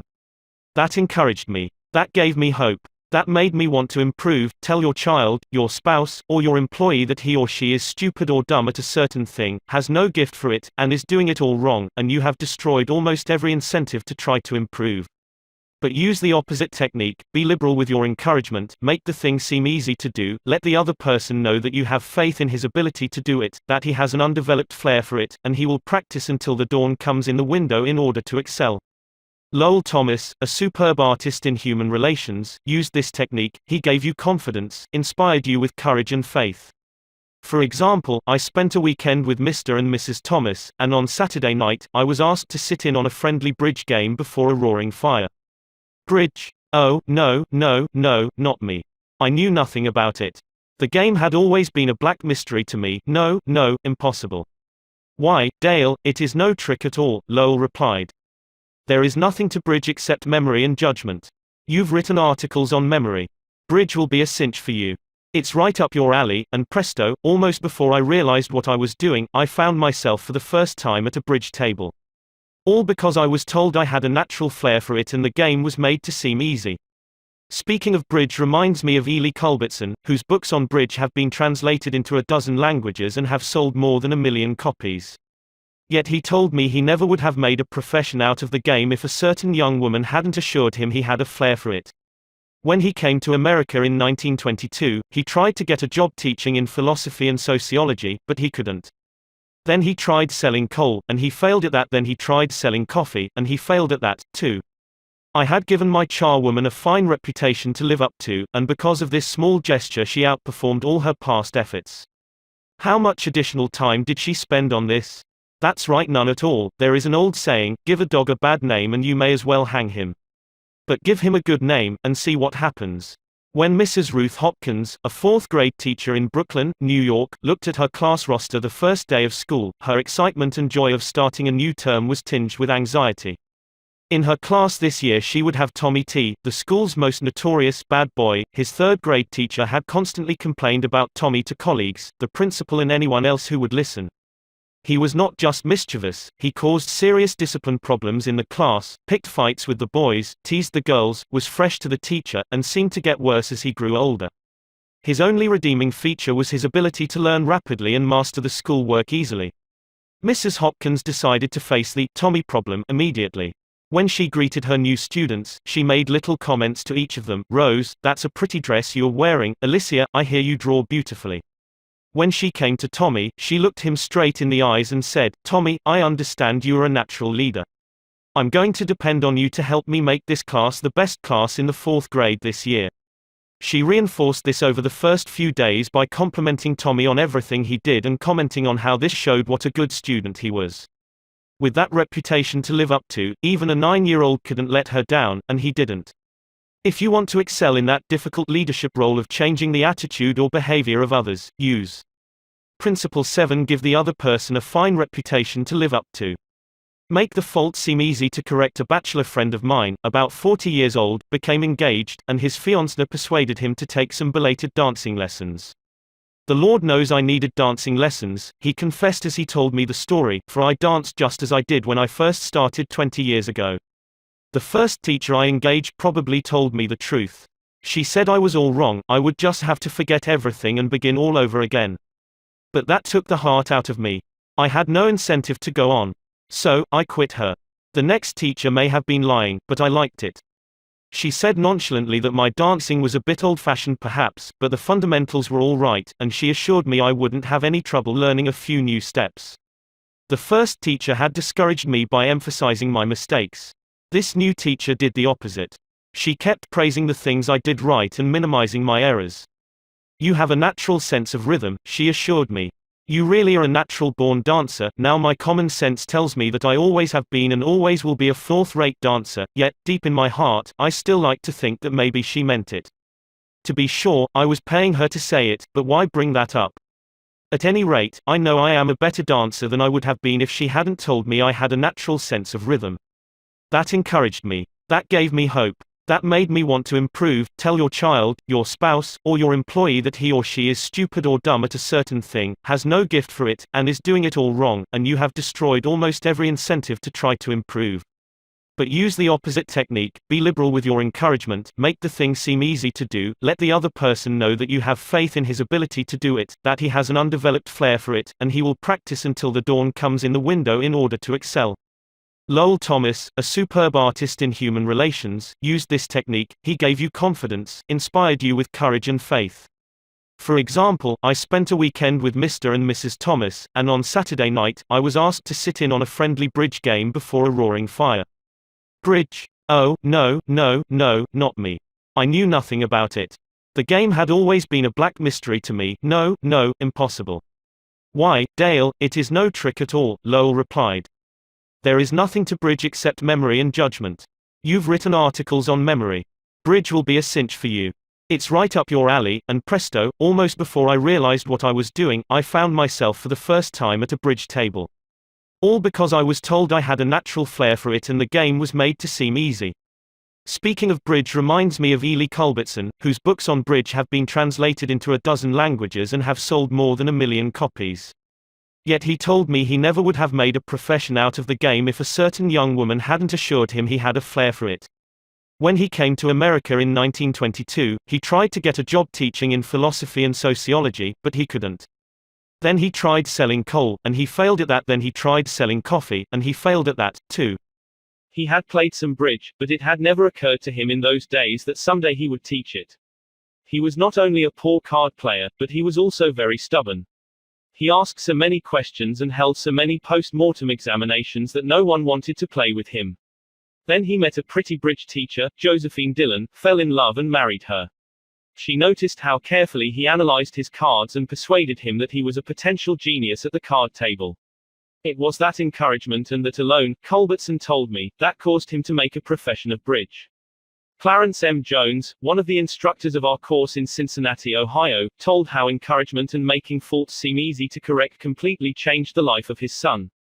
In 1970, my son David, who was then 15 years old, came to live with me in Cincinnati. He had led a rough life. In 1958, his head was cut open in a car accident, leaving a very bad scar on his forehead. In 1960, his mother and I were divorced and he moved to Dallas, Texas, with his mother. Until he was 15, he had spent most of his school years in special classes for slow learners in the Dallas school system. Possibly because of the scar, school administrators had decided he was brain injured and could not function at a normal level. He was 2 years behind his age group, so he was only in the 7th grade. Yet he did not know his multiplication tables, added on his fingers, and could barely read. There was one positive point. He loved to work on radio and TV sets. He wanted to become a TV technician. I encouraged this and pointed out that he needed math to qualify for the training. I decided to help him become proficient in this subject. We obtained 4 sets of flashcards: multiplication, division, addition, and subtraction. As we went through the cards, we put the correct answers in a discard stack. When David missed one, I gave him the correct answer and then put the card in the repeat stack until there were no cards left. I made a big deal out of each card he got right, particularly if he had missed it previously. Each night we would go through the repeat stack until there were no cards left. Each night we timed the exercise with a stopwatch. I promised him that when he could get all the cards correct in 8 minutes with no incorrect answers, we would quit doing it every night. This seemed an impossible goal to David. The first night it took 52 minutes, the second night, 48, then 45, 44, 41, then under 40 minutes.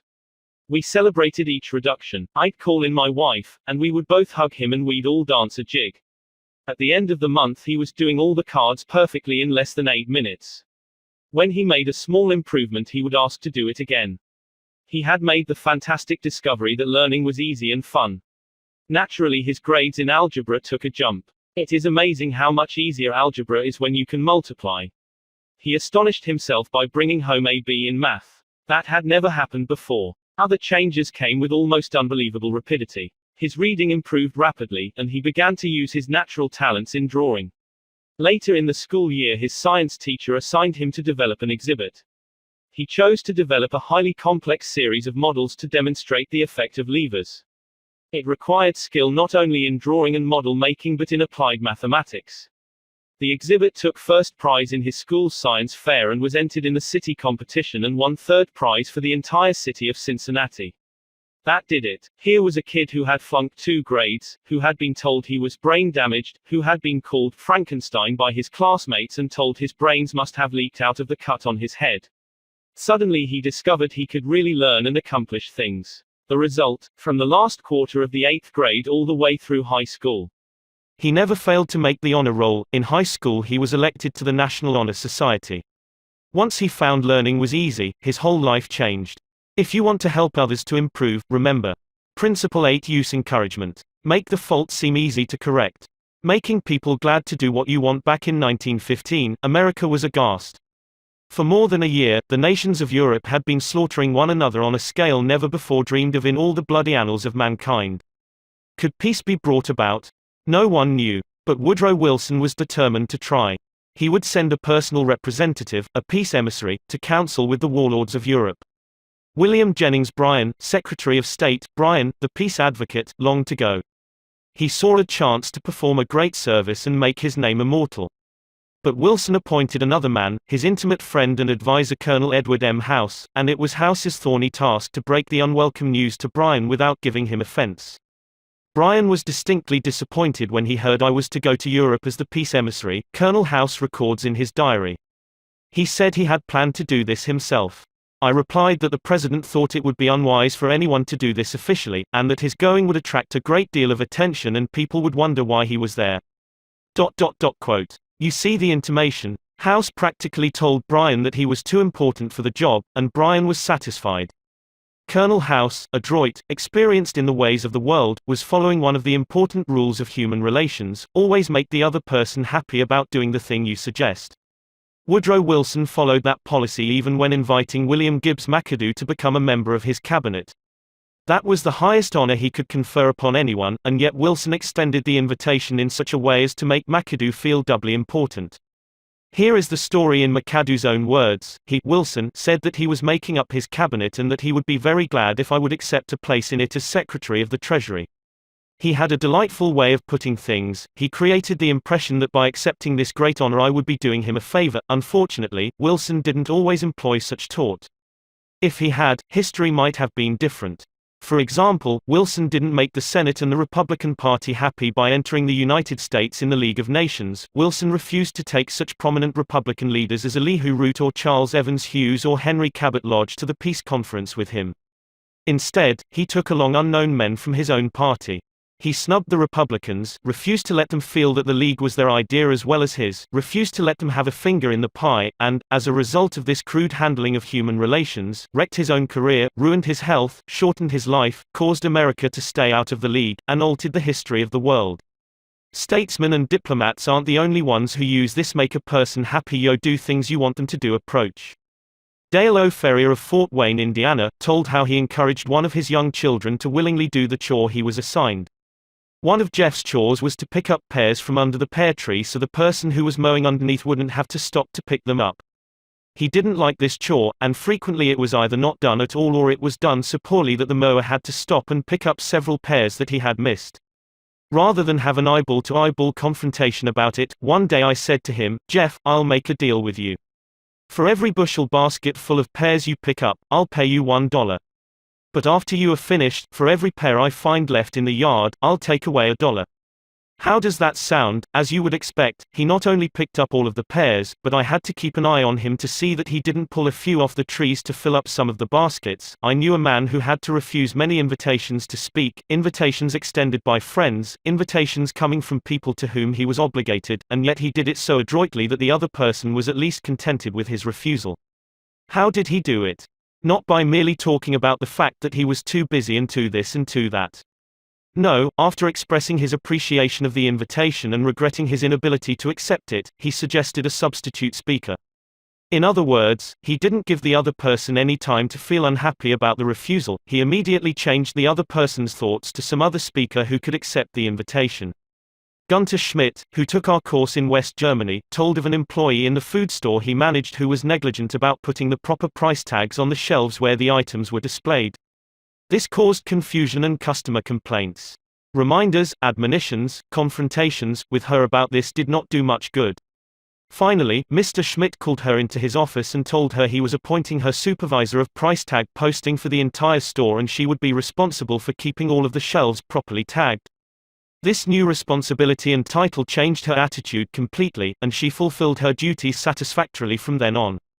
Childish? Perhaps. But that is what they said to Napoleon when he created the Legion of Honor and distributed 15,000 crosses to his soldiers and made 18 of his generals marshals of France and called his troops the Grand Army. Napoleon was criticized for giving toys to war-hardened veterans, and Napoleon replied, "Men are ruled by toys."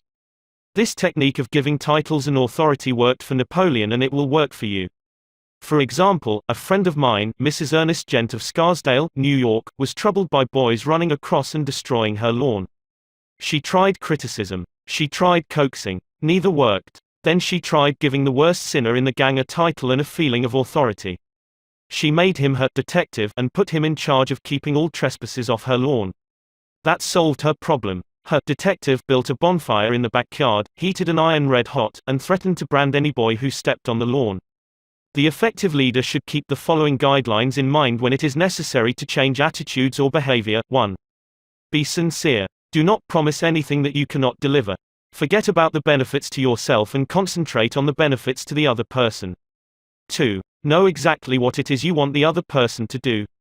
3. Be empathetic. Ask yourself what is it the other person really wants. 4. Consider the benefits that person will receive from doing what you suggest. 5. Match those benefits to the other person's wants. 6. When you make your request, put it in a form that will convey to the other person the idea that he personally will benefit. We could give a curt order like this. John, we have customers coming in tomorrow and I need the stockroom cleaned out. So sweep it out, put the stock in neat piles on the shelves and polish the counter, or we could express the same idea by showing John the benefits he will get from doing the task. John, we have a job that should be completed right away. If it is done now, we won't be faced with it later. I am bringing some customers in tomorrow to show our facilities. I would like to show them the stockroom, but it is in poor shape.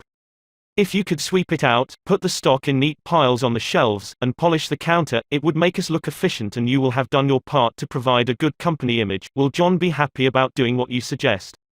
Probably not very happy, but happier than if you had not pointed out the benefits. Assuming you know that John has pride in the way his stockroom looks and is interested in contributing to the company image, he will be more likely to be cooperative. It also will have been pointed out to John that the job would have to be done eventually, and by doing it now, he won't be faced with it later. It is namvé to believe you will always get a favorable reaction from other persons when you use these approaches, but the experience of most people shows that you are more likely to change attitudes this way than by not using these principles, and if you increase your successes by even a mere 10%, you have become 10% more effective as a leader than you were before, and that is your benefit. People are more likely to do what you would like them to do when you use Principle 9. Make the other person happy about doing the thing you suggest. In a nutshell, be a leader. A leader's job often includes changing your people's attitudes and behavior. Some suggestions to accomplish this. Principle 1. Begin with praise and honest appreciation. Principle 2. Call attention to people's mistakes indirectly. Principle 3. Talk about your own mistakes before criticizing the other person. Principle 4. Ask questions instead of giving direct orders. Principle 5. Let the other person save face. Principle 6. Praise the slightest improvement and praise every improvement. Be hearty in your approbation and lavish in your praise. Principle 7. Give the other person a fine reputation to live up to. Principle 8. Use encouragement. Make the fault seem easy to correct. Principle 9. Make the other person happy about doing the thing you suggest. Part 5. Letters that produced miraculous results. I'll bet I know what you are thinking now. You are probably saying to yourself something like this: letters that produced miraculous results, absurd. Smacks of patent medicine advertising. You are thinking that. I don't blame you. I would probably have thought that myself if I had picked up a book like this 15 years ago. Skeptical. Well, I like skeptical people. I spent the first 20 years of my life in Missouri, and I like people who have to be shown. Almost all the progress ever made in human thought has been made by the doubting Thomases, the questioners, the challengers, the show me crowd. Let's be honest. Is the title, Letters That Produced Miraculous Results, accurate? No, to be frank with you, it isn't. The truth is, it is a deliberate understatement of fact. Some of the letters reproduced in this chapter harvested results that were rated twice as good as miracles. Rated by whom? By Ken R. Dyke, one of the best-known sales promotion men in America, formerly sales promotion manager for Johns Manville, and now advertising manager for Colgate-Palmolive Peak Company and chairman of the board of the Association of National Advertisers. Mr. Dyke says that letters he used to send out, asking for information from dealers, seldom brought more than a return of 5 to 8%. He said he would have regarded a 15% response as most extraordinary, and told me that if his replies had ever soared to 20%, he would have regarded it as nothing short of a miracle. But one of Mr. Dyke's letters, printed in this chapter, brought 42.5%. In other words, that letter was twice as good as a miracle. You can't laugh that off. And this letter wasn't a sport, a fluke, an accident. Similar results were obtained from scores of other letters. How did he do it? Here is the explanation in Ken Dyke's own words. This astonishing increase in the effectiveness of letters occurred immediately after I attended Mr. Carnegie's course in Effective Speaking and Human Relations. I saw that the approach I had formerly used was all wrong. I tried to apply the principles taught in this book, and they resulted in an increase of from 500 to 800% in the effectiveness of my letters asking for information. Here is the letter. It pleases the other man by asking him to do the writer a small favor, a favor that makes him feel important. My own comments on the letter appear in parentheses. Mr. John Blank, Blankville, Indiana. Dear Mr. Blank, I wonder if you would mind helping me out of a little difficulty. Let's get the picture clear. Imagine a lumber dealer in Indiana receiving a letter from an executive of the Johns Manville Company, and in the first line of the letter, this high-priced executive in New York asks the other fellow to help him out of a difficulty. I can imagine the dealer in Indiana saying to himself something like this: well, if this chap in New York is in trouble, he has certainly come to the right person. I always try to be generous and help people. Let's see what's wrong with him. Last year, I succeeded in convincing our company that what our dealers needed most to help increase their re-roofing sales was a year-round direct mail campaign paid for entirely by Johns Manville. The dealer out in Indiana probably says, naturally, they ought to pay for it. They're hogging most of the profit as it is. They're making millions while I'm having hard scratching to pay the rent. Now what is this fellow in trouble about? Recently I mailed a questionnaire to the 1,600 dealers who had used the plan and certainly was very much pleased with the hundreds of replies which showed that they appreciated this form of cooperation and found it most helpful. On the strength of this, we have just released our new direct mail plan, which I know you'll like still better. But this morning our president discussed with me my report of last year's plan and, as presidents will, asked me how much business I could trace to it. Naturally, I must come to you to help me answer him. That's a good phrase, I must come to you to help me answer him. The big shot in New York is telling the truth, and he is giving the Johns Manville dealer in Indiana honest, sincere recognition. Note that Ken Dyke doesn't waste any time talking about how important his company is. Instead, he immediately shows the other fellow how much he has to lean on him. Ken Dyke admits that he can't even make a report to the president of Johns Manville without the dealer's help. Naturally, the dealer out in Indiana, being human, likes that kind of talk. What I'd like you to do is 1. To tell me, on the enclosed postcard, how many roofing and re-roofing jobs you feel last year's direct mail plan helped you secure, and 2. Give me, as nearly as you can, the total estimated value in dollars and cents based on the total cost of the jobs applied. If you'll do this, I'll surely appreciate it and thank you for your kindness in giving me this information. Sincerely, Ken R. Dyke, Sales Promotion Manager. Note how, in the last paragraph, he whispers I and shouts you. Note how generous he is in his praise. Surely appreciate, thank you, your kindness. Simple letter, isn't it? But it produced miracles by asking the other person to do a small favor, the performing of which gave him a feeling of importance. That psychology will work, regardless of whether you are selling asbestos roofs or touring Europe in a Ford. To illustrate, Homer Croy and I once lost our way while motoring through the interior of France. Halting our old Model T, we asked a group of peasants how we could get to the next big town. The effect of the question was electrical. These peasants, wearing wooden shoes, regarded all Americans as rich. And automobiles were rare in those regions, extremely rare. Americans touring through France in a car. Surely we must be millionaires. Maybe cousins of Henry Ford. But they knew something we didn't know. We had more money than they had, but we had to come to them hat in hand to find out how to get to the next town. And that gave them a feeling of importance. They all started talking at once. One chap, thrilled at this rare opportunity, commanded the others to keep quiet. He wanted to enjoy all alone the thrill of directing us. Try this yourself. The next time you are in a strange city, stop someone who is below you in the economic and social scale and say, I wonder if you would mind helping me out of a little difficulty. Won't you please tell me how to get to such and such a place? Benjamin Franklin used this technique to turn a caustic enemy into a lifelong friend. Franklin, a young man at the time, had all his savings invested in a small printing business. He managed to get himself elected clerk of the General Assembly in Philadelphia. That position gave him the job of doing the official printing. There was good profit in this job, and Ben was eager to keep it. But a menace loomed ahead. One of the richest and ablest men in the assembly disliked Franklin bitterly. He not only disliked Franklin, but he denounced him in a public talk. That was dangerous, very dangerous. So Franklin resolved to make the man like him. But how? That was a problem. By doing a favor for his enemy? No, that would have aroused his suspicions, maybe his contempt. Franklin was too wise, too adroit to be caught in such a trap. So he did the very opposite. He asked his enemy to do him a favor. Franklin didn't ask for a loan of $10. No. Franklin asked a favor that pleased the other man, a favor that touched his vanity, a favor that gave him recognition, a favor that subtly expressed Franklin's admiration for his knowledge and achievements. Here is the balance of the story in Franklin's own words. Having heard that he had in his library a certain very scarce and curious book, I wrote a note to him, expressing my desire of perusing that book and requesting that he would do me the favor of lending it to me for a few days. He sent it immediately, and I returned it in about a week with another note expressing strongly my sense of the favor. When next we met in the house, he spoke to me, which he had never done before, and with great civility, and he ever afterward manifested a readiness to serve me on all occasions, so that we became great friends and our friendship continued to his death. Ben Franklin has been dead now for 150 years, but the psychology that he used, the psychology of asking the other man to do you a favor, goes marching right on. For example, it was used with remarkable success by one of my students, Albert B. Amsel. For years, Mr. Amsel, a salesman of plumbing and heating materials, had been trying to get the trade of a certain plumber in Brooklyn.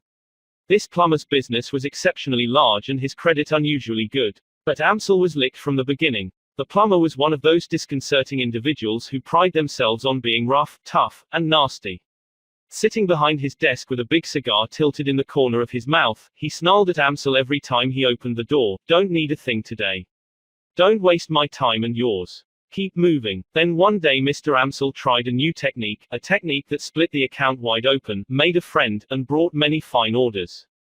Amsel's firm was negotiating for the purchase of a new branch store in Queens Village on Long Island. It was a neighborhood the plumber knew well, and one where he did a great deal of business. So this time, when Mr. Amsel called, he said, "Mr. C, I'm not here to sell you anything today. I've got to ask you to do me a favor, if you will. Can you spare me just a minute of your time?" Well, said the plumber, shifting his cigar. "What's on your mind?" "Shoot, my firm is thinking of opening up a branch store over in Queens Village," Mr. Amsel said. "Now, you know that locality as well as anyone living. So I've come to you to ask what you think about it. Is it a wise move, or not?" Here was a new situation. For years this plumber had been getting his feeling of importance out of snarling at salesmen and ordering him to keep moving. But here was a salesman begging him for advice, yes, a salesman from a big concern wanting his opinion as to what they should do. "Sit down," he said, pulling forward a chair. And for the next hour, he expatiated on the peculiar advantages and virtues of the plumbing market in Queens Village. He not only approved the location of the store, but he focused his intellect on outlining a complete course of action for the purchase of the property, the stocking of supplies, and the opening of trade. He got a feeling of importance by telling a wholesale plumbing concern how to run its business. From there, he expanded into personal grounds. He became friendly, and told Mr. Amsel of his intimate domestic difficulties and household wars. By the time I left that evening, Mr. Amsel says, I not only had in my pocket a large initial order for equipment, but I had laid the foundations of a solid business friendship. I am playing golf now with this chap who formerly barked and snarled at me. This change in his attitude was brought about by my asking him to do me a little favor that made him feel important. Let's examine another of Ken Dyke's letters, and again note how skillfully he applies this do me a favor psychology. A few years ago, Mr. Dyke was distressed at his inability to get businessmen, contractors, and architects to answer his letters asking for information. In those days, he seldom got more than 1% return from his letters to architects and engineers. He would have regarded 2% as very good, and 3% as excellent. And 10%, why, 10% would have been hailed as a miracle. But the letter that follows pulled almost 50%, 5 times as good as a miracle. And what replies? Letters of 2 and 3 pages. Letters glowing with friendly advice and cooperation. Here is the letter. You will observe that in the psychology used, even in the phraseology in some places, the letter is almost identical with that quoted on pages 188 to 89. As you peruse this letter, read between the lines, try to analyze the feeling of the man who got it. Find out why it produced results 5 times as good as a miracle. Johns Manville 22 East 40th Street, New York City. Mr. John Doe, 617 Doe Street, Deauville, New Jersey. Dear Mr. Doe, I wonder if you'll help me out of a little difficulty. About a year ago I persuaded our company that one of the things architects most needed was a catalog which would give them the whole story of all JM building materials and their part in repairing and remodeling homes. The attached catalog resulted, the first of its kind. But now our stock is getting low, and when I mentioned it to our president he said, as presidents will, that he would have no objection to another edition provided, furnished satisfactory evidence that the catalog had done the job for which it was designed. Naturally, I must come to you for help, and 7 a.m. therefore taking the liberty of asking you and 49 other architects in various parts of the country to be the jury. To make it quite easy for you, I have written a few simple questions on the back of this letter. And I'll certainly regard it as a personal favor if you'll check the answers, add any comments that you may wish to make, and then slip this letter into the enclosed stamped envelope. Needless to say, this won't obligate you in any way, and I now leave it to you to say whether the catalog shall be discontinued or reprinted with improvements based on your experience and advice. In any event, rest assured that I shall appreciate your cooperation very much. Thank you. Sincerely yours, Ken R. Dyke, Sales Promotion Manager. Another word of warning. I know from experience that some men, reading this letter, will try to use the same psychology mechanically. They will try to boost the other man's ego, not through genuine, real appreciation, but through flattery and insincerity. And their technique won't work. Remember, we all crave appreciation and recognition, and will do almost anything to get it. But nobody wants insincerity. Nobody wants flattery. Let me repeat, the principles taught in this book will work only when they come from the heart. I am not advocating a bag of tricks. I am talking about a new way of life. Part 6, 7 Rules for Making Your Home Life Happier, How to Dig Your Marital Grave in the Quickest Possible Way. 75 years ago, Napoleon III of France, nephew of Napoleon Bonaparte, fell in love with Marie Eugénie Ignace Augustine de Montijo, Countess of Teba, the most beautiful woman in the world, and married her. His advisors pointed out that she was only the daughter of an insignificant Spanish count. But Napoleon retorted, "What of it? Her grace, her youth, her charm, her beauty filled him with divine felicity." In a speech hurled from the throne, he defied an entire nation. "I have preferred a woman I love and respect," he proclaimed, "to a woman unknown to me." Napoleon and his bride had health, wealth, power, fame, beauty, love, adoration, all the requirements for a perfect romance. Never did the sacred fire of marriage glow with a brighter incandescence. But, alas, the holy flame soon flickered and the incandescence cooled, and turned to embers. Napoleon could make Eugénie an empress, but nothing in all La Belle France, neither the power of his love nor the might of his throne, could keep her from nagging. Bedeviled by jealousy, devoured by suspicion, she flouted his orders, she denied him even a show of privacy. She broke into his office while he was engaged in affairs of state. She interrupted his most important discussions. She refused to leave him alone, always fearing that he might be consorting with another woman. Often, she ran to her sister, complaining of her husband, complaining, weeping, nagging, and threatening. Forcing her way into his study, she stormed at him and abused him. Napoleon, master of a dozen sumptuous palaces, Emperor of France, could not find a cupboard in which he could call his soul his own. And what did Eugénie accomplish by all this? Here is the answer. I am quoting now from E.A.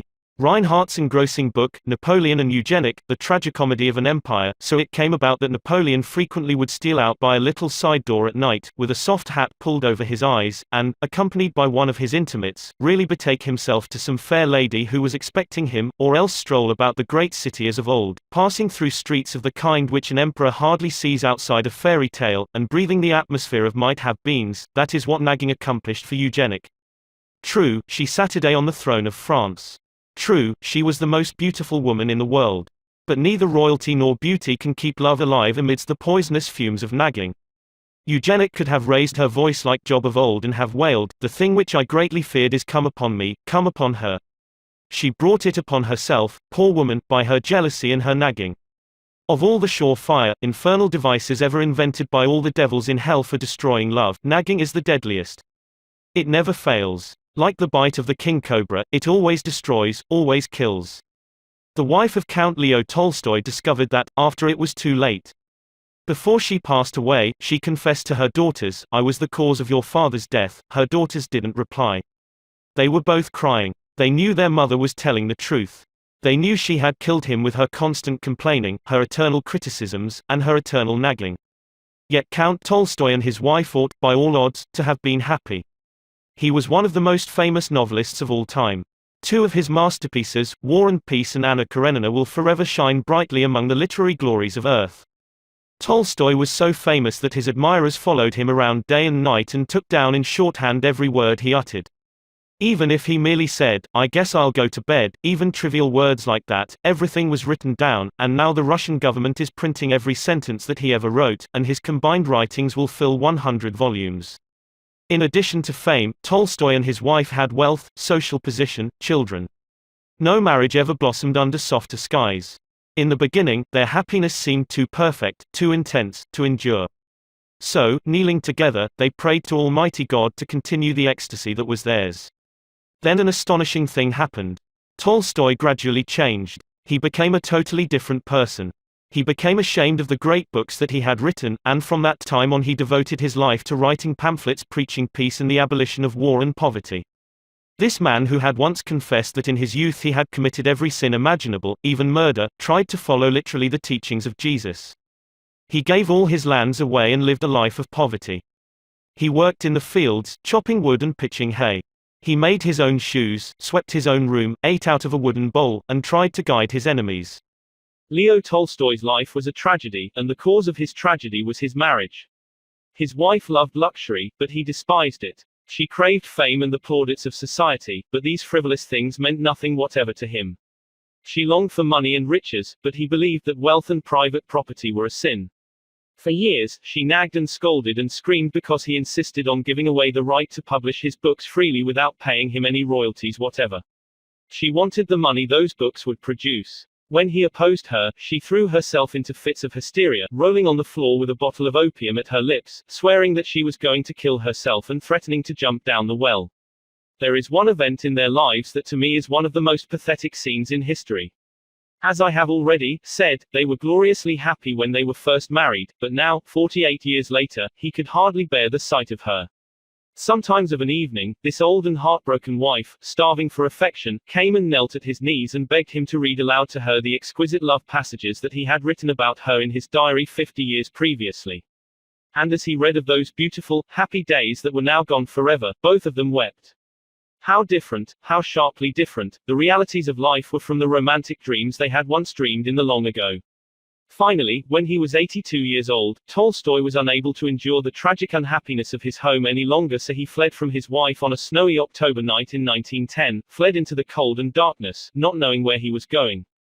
11 days later, he died of pneumonia in a railway station. And his dying request was that she should not be permitted to come into his presence. Such was the price Countess Tolstoy paid for her nagging and complaining and hysteria. The reader may feel that she had much to nag about. Granted. But that is beside the point. The question is, did nagging help her, or did it make a bad matter infinitely worse? I really think I was insane. That is what Countess Tolstoy herself thought about it, after it was too late. The great tragedy of Abraham Lincoln's life also was his marriage. Not his assassination, mind you, but his marriage. When Booth fired, Lincoln never realized he had been shot, but he reaped almost daily, for 23 years, what Herndon, his law partner, described as the bitter harvest of conjugal infelicity. Conjugal infelicity. That is putting it mildly. For almost a quarter of a century, Mrs. Lincoln nagged and harassed the life out of him. She was always complaining, always criticizing her husband, nothing about him was ever right. He was stoop-shouldered, he walked awkwardly and lifted his feet straight up and down like an Indian. She complained that there was no spring in his step, no grace to his movement, and she mimicked his gait and nagged at him to walk with his toes pointed down, as she had been taught at Madame Mentel's boarding school in Lexington. She didn't like the way his huge ears stood out at right angles from his head. She even told him that his nose wasn't straight, that his lower lip stuck out, and he looked consumptive, that his feet and hands were too large, his head too small. Abraham Lincoln and Mary Todd Lincoln were opposites in every way, in training, in background, in temperament, in tastes, in mental outlook. They irritated each other constantly. Mrs. Lincoln's loud, shrill voice, wrote the late Senator Albert J. Beveridge, the most distinguished Lincoln authority of this generation. Mrs. Lincoln's loud, shrill voice could be heard across the street, and her incessant outbursts of wrath were audible to all who lived near the house. Frequently her anger was displayed by other means than words, and accounts of her violence are numerous and unimpeachable. To illustrate, Mr. and Mrs. Lincoln, shortly after their marriage, lived with Mrs. Jacob Early, a doctor's widow in Springfield who was forced to take in boarders. One morning Mr. and Mrs. Lincoln were having breakfast when Lincoln did something that aroused the fiery temper of his wife. What, no one remembers now. But Mrs. Lincoln, in a rage, dashed a cup of hot coffee into her husband's face. And she did it in front of the other boarders. Saying nothing, Lincoln sat there in humiliation and silence while Mrs. Early came with a wet towel and wiped off his face and clothes. Mrs. Lincoln's jealousy was so foolish, so fierce, so incredible, that merely to read about some of the pathetic and disgraceful scenes she created in public, merely reading about them 75 years later makes one gasp with astonishment. She finally went insane, and perhaps the most charitable thing one can say about her is that her disposition was probably always affected by incipient insanity. Did all this nagging and scolding and raging change Lincoln? In one way, yes. It certainly changed his attitude toward her. It made him regret his unfortunate marriage, and it made him avoid her presence as much as possible. Springfield had 11 attorneys, and they couldn't all make a living there, so they used to ride horseback from one county seat to another, following Judge David Davis while he was holding court in various places. In that way, they managed to pick up business from all the county seat towns throughout the 8th Judicial District. The other attorneys always managed to get back to Springfield each Saturday and spend the weekend with their families. But Lincoln didn't. He dreaded to go home, and for 3 months in the spring, and again for 3 months in the autumn, he remained out on the circuit and never went near Springfield. He kept this up year after year. Living conditions in the country hotels were often wretched, but, wretched as they were, he preferred them to his own home and Mrs. Lincoln's constant nagging and wild outbursts of temper. Such are the results that Mrs. Lincoln, the Empress Eugenic, and Countess Tolstoy obtained by their nagging. They brought nothing but tragedy into their lives. They destroyed all that they cherished most. Bessie Hamburger, who has spent 11 years in the domestic relations court in New York City, and has reviewed thousands of cases of desertion, says that one of the chief reasons men leave home is because their wives nag. Or, as the Boston Post puts it, many a wife has made her own marital grave with a series of little digs. So, if you want to keep your home life happy, rule 1 is, don't nag. Love and let live. I may commit many follies in life, Disraeli said, but I never intend to marry for love, and he didn't. He stayed single until he was 35, and then he proposed to a rich widow, a widow 15 years his senior, a widow whose hair was white with the passing of 50 winters.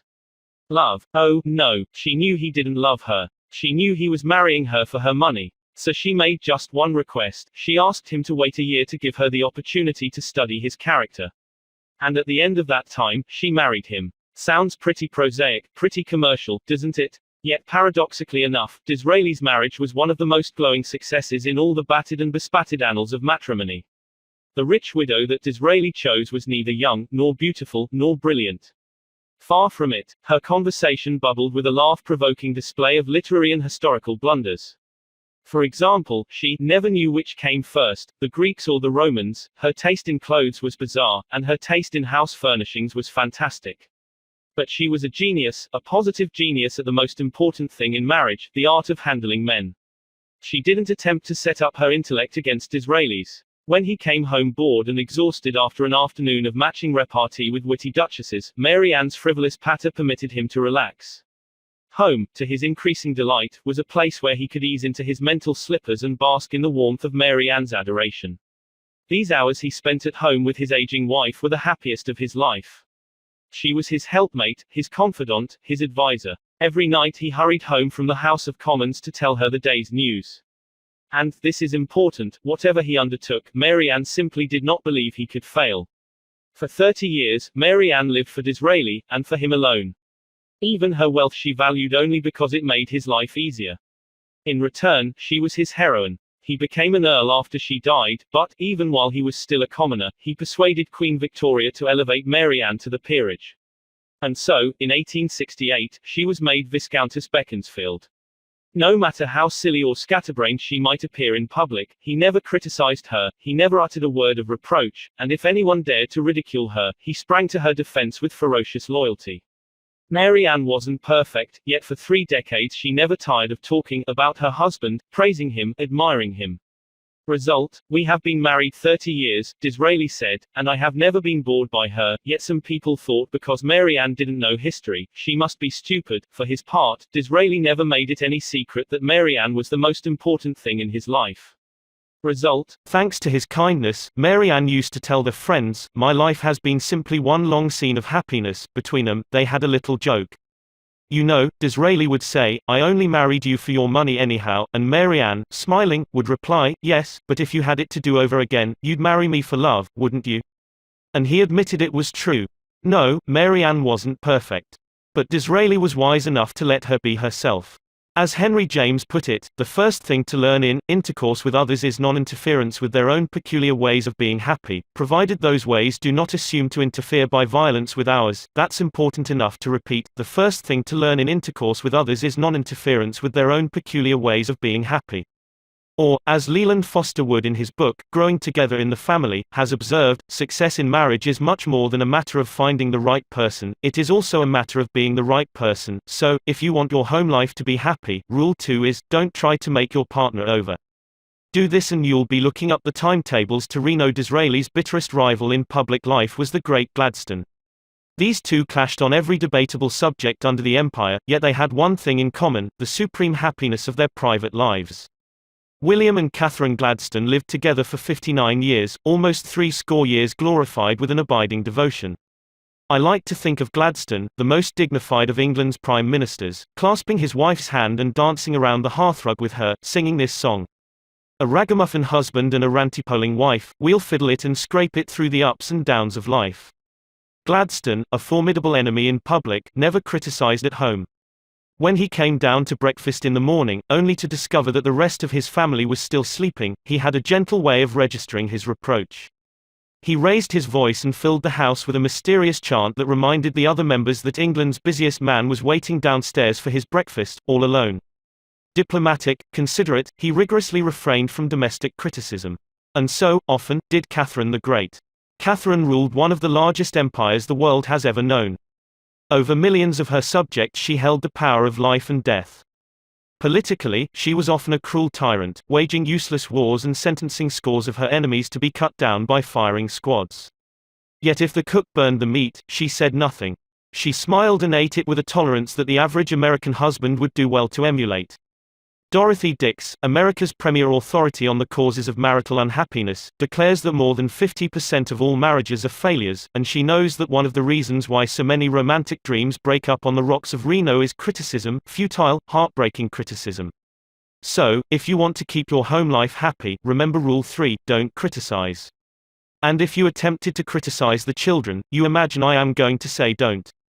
But I am not. I am merely going to say, before you criticize them, read one of the classics of American journalism, Father Forgets. It appeared originally as an editorial in the People's Home Journal. We are reprinting it here with the author's permission, reprinting it as it was condensed in the Reader's Digest. Father Forgets is one of those little pieces which, dashed off in a moment of sincere feeling, strikes an echoing chord in so many readers as to become a perennial reprint favorite. Since its first appearance, some 15 years ago, Father Forgets has been reproduced, writes the author, W. Livingston Land, in hundreds of magazines and house organs, and in newspapers the country over. It has been reprinted almost as extensively in many foreign languages. I have given personal permission to thousands who wish to read it from school, church, and lecture platforms. It has been on the air on countless occasions and programs. Oddly enough, college periodicals have used it, and high school magazines. Sometimes a little piece seems mysteriously to click. This one certainly did. Father Forgets. W. Livingston Land. Listen, son, I am saying this as you lie asleep, one little paw crumpled under your cheek and the blonde curls stickily wet on your damp forehead. I have stolen into your room alone. Just a few minutes ago, as I sat reading my paper in the library, a stifling wave of remorse swept over me. Guiltily I came to your bedside. These are the things I was thinking, son. I had been cross to you. I scolded you as you were dressing for school because you gave your face merely a dab with a towel. I took you to task for not cleaning your shoes. I called out angrily when you threw some of your things on the floor. At breakfast I found fault, too. You spilled things. You gulped down your food.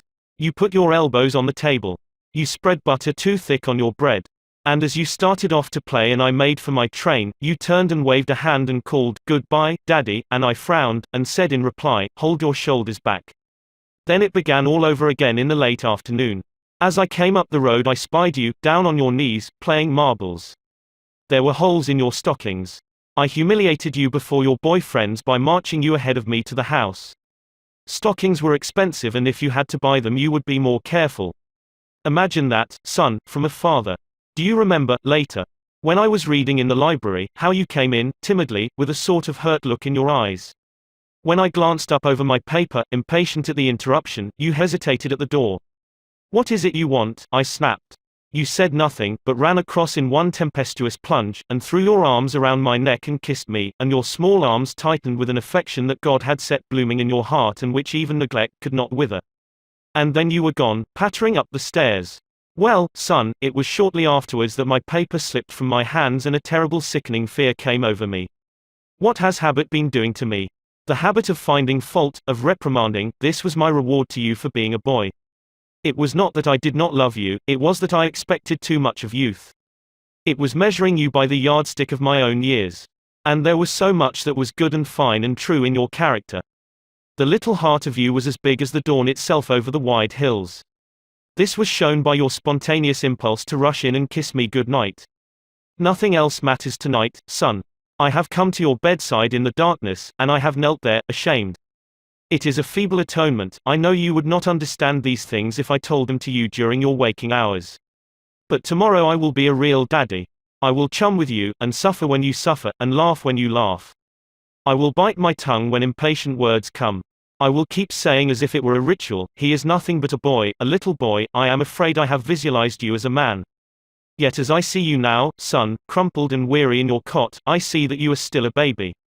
Yesterday you were in your mother's arms, your head on her shoulder. I have asked too much, too much.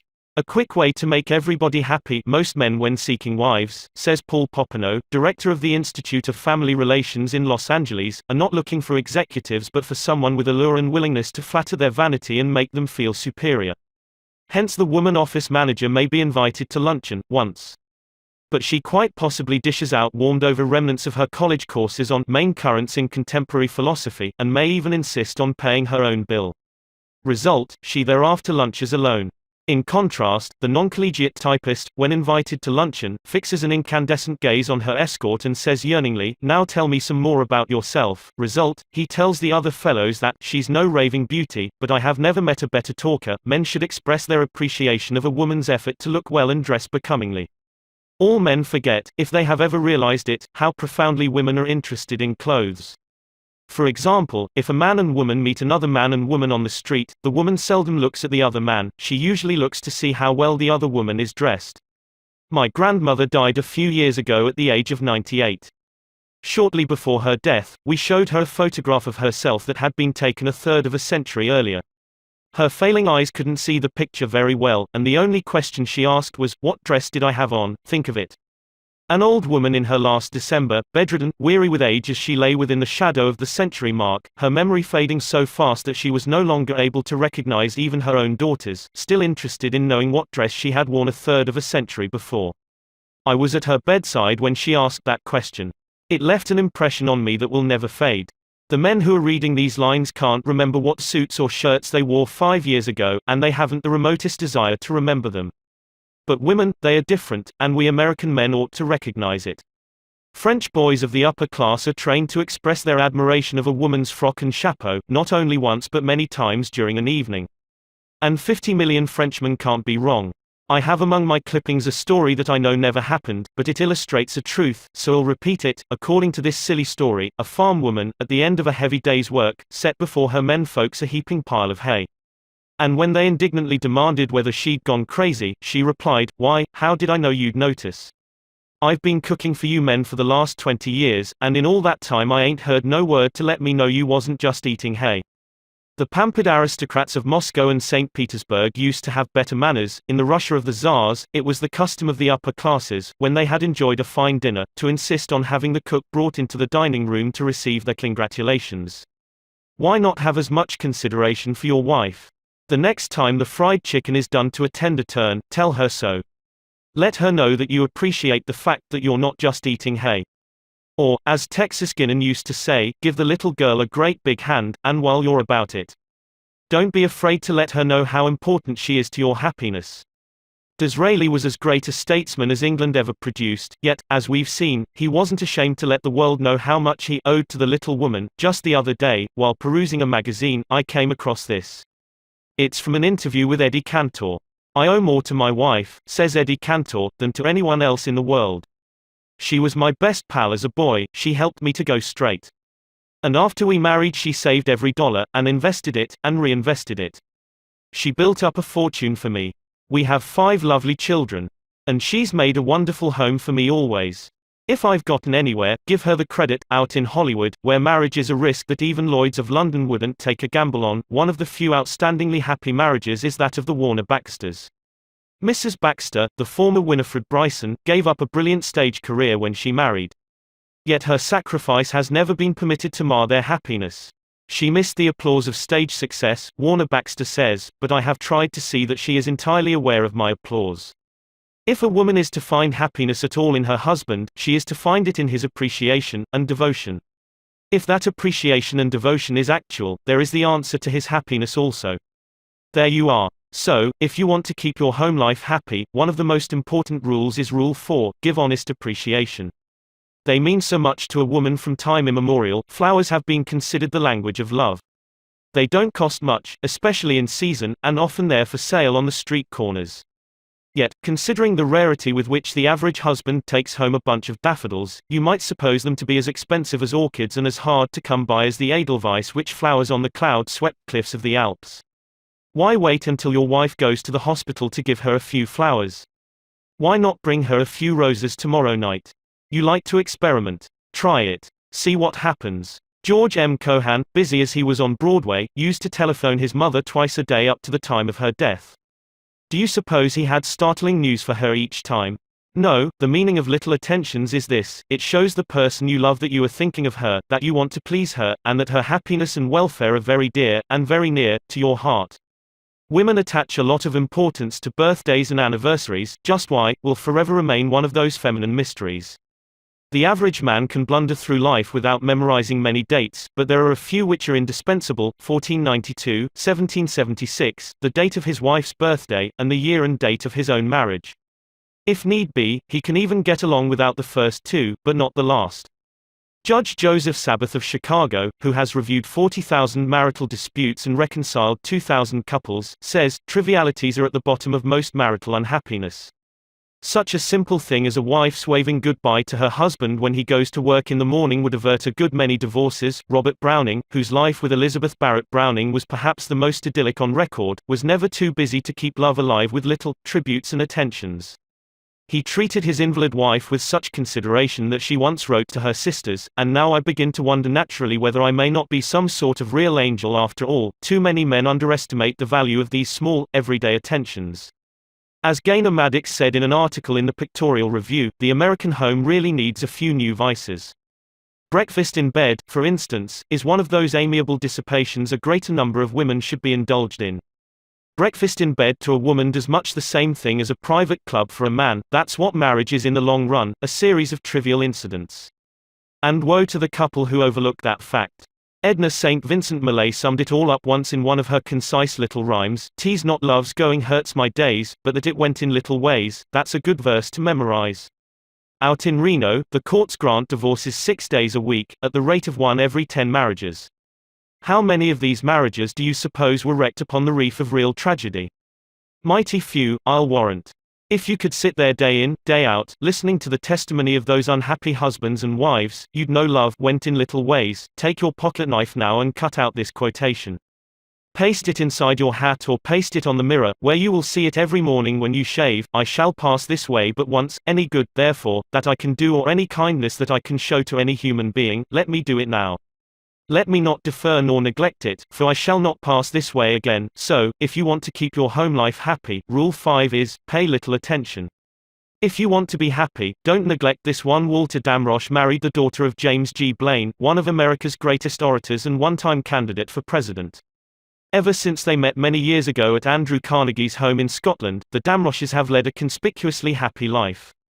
The secret: next to care in choosing a partner, says Mrs. Damrosch, I should place courtesy after marriage. If young wives would only be as courteous to their husbands as to strangers.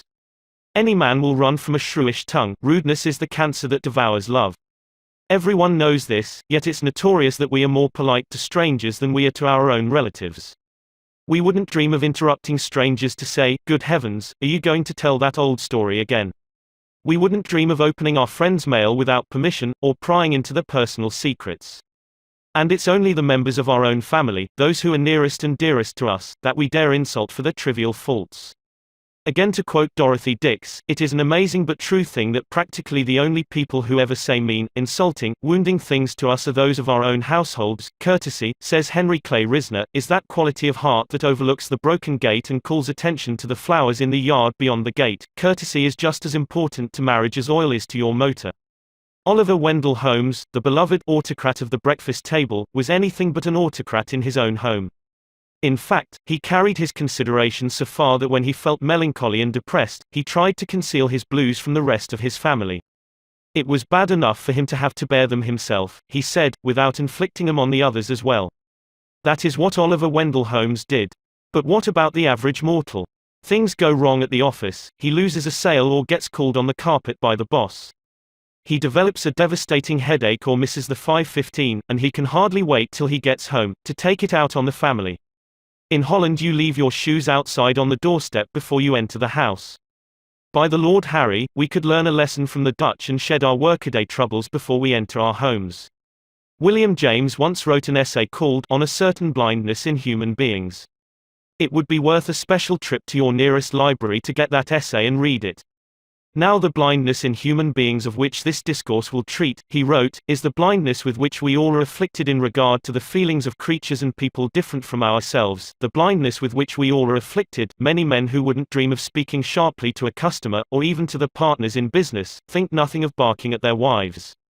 Yet, for their personal happiness, marriage is far more important to them, far more vital, than business. The average man who is happily married is happier by far than the genius who lives in solitude. Turgenev, the great Russian novelist, was acclaimed all over the civilized world. Yet he said, "I would give up all my genius, and all my books, if there were only some woman, somewhere, who cared whether or not I came home late for dinner." What are the chances of happiness in marriage anyway? Dorothy Dix, as we have already said, believes that more than half of them are failures, but Dr. Paul Popenoe thinks otherwise. He says, a man has a better chance of succeeding in marriage than in any other enterprise he may go into.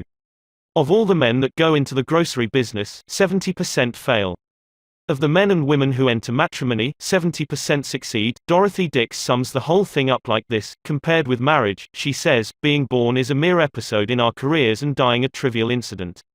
No woman can ever understand why a man doesn't put forth the same effort to make his home a going concern as he does to make his business or profession a success.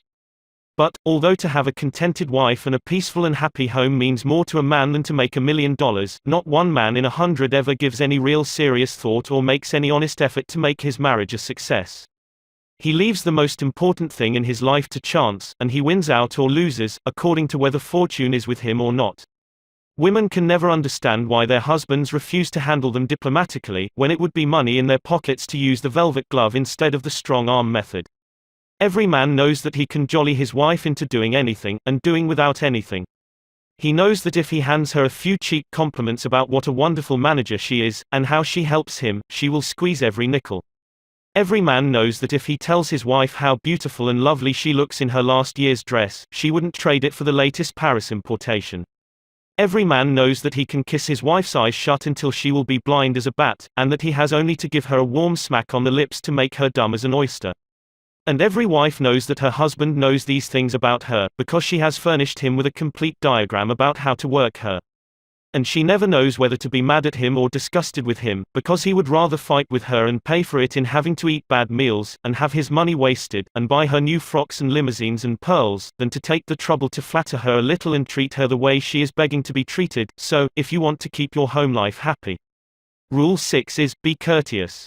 Don't be a marriage illiterate. Dr. Catherine Bement Davis, General Secretary of the Bureau of Social Hygiene, once induced 1,000 married women to reply very frankly to a set of intimate questions.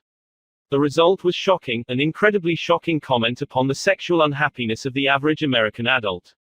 After perusing the answers she received from these 1,000 married women, Dr. Davis published without hesitation her conviction that one of the chief causes of divorce in this country is physical mismating. Dr. G. V. Hamilton's survey verifies this finding. Dr. Hamilton spent 4 years studying the marriages of 100 men and 100 women. He asked these men and women individually something like 400 questions concerning their married lives, and discussed their problems exhaustively, so exhaustively that the whole investigation took 4 years. This work was considered so important sociologically that it was financed by a group of leading philanthropists. You can read the results of the experiment in What's Wrong with Marriage? By Dr. G. V. Hamilton and Kenneth McGowan. Well, what is wrong with marriage? It would take a very prejudiced and very reckless psychiatrist, says Dr. Hamilton, to say that most married friction doesn't find its source in sexual maladjustment. At any rate, the frictions which arise from other difficulties would be ignored in many, many cases if the sexual relation itself was satisfactory. Dr. Paul Popenoe, as head of the Institute of Family Relations in Los Angeles, has reviewed thousands of marriages, and he is one of America's foremost authorities on home life. According to Dr. Popenoe, failure in marriage is usually due to 4 causes. He lists them in this order: 1. Sexual maladjustment. 2. Difference of opinion as to the way of spending leisure time.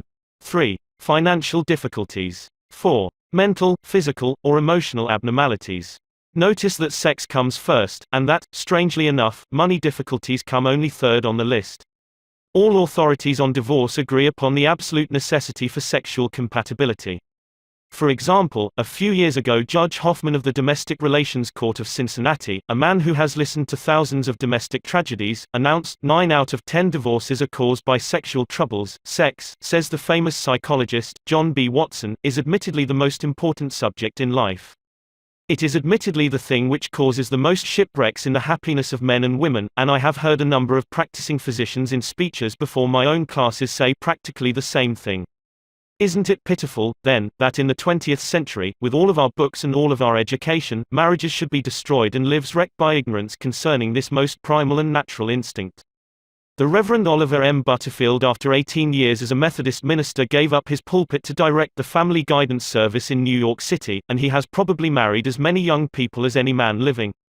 He says, early in my experience as a minister I discovered that, in spite of romance and good intentions, many couples who come to the marriage altar are matrimonial illiterates. And he continues, when you consider that we leave the highly difficult adjustment of marriage so largely to chance, the marvel is that our divorce rate is only 16%.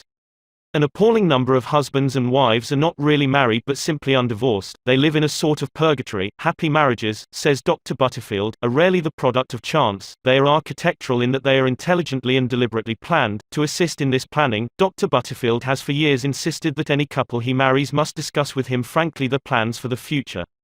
And it was as a result of these discussions that he came to the conclusion that so many of the high contracting parties were matrimonial illiterates. Sex, says Dr. Butterfield, is but one of the many satisfactions in married life, but unless this relationship is right, nothing else can be right. But how to get it right? Sentimental reticence, I'm still quoting Dr. Butterfield, must be replaced by an ability to discuss objectively and with detachment attitudes and practices of married life. There is no way in which this ability can be better acquired than through a book of sound learning and good taste. I keep on hand several of these books in addition to a supply of my own booklet, Marriage and Sexual Harmony.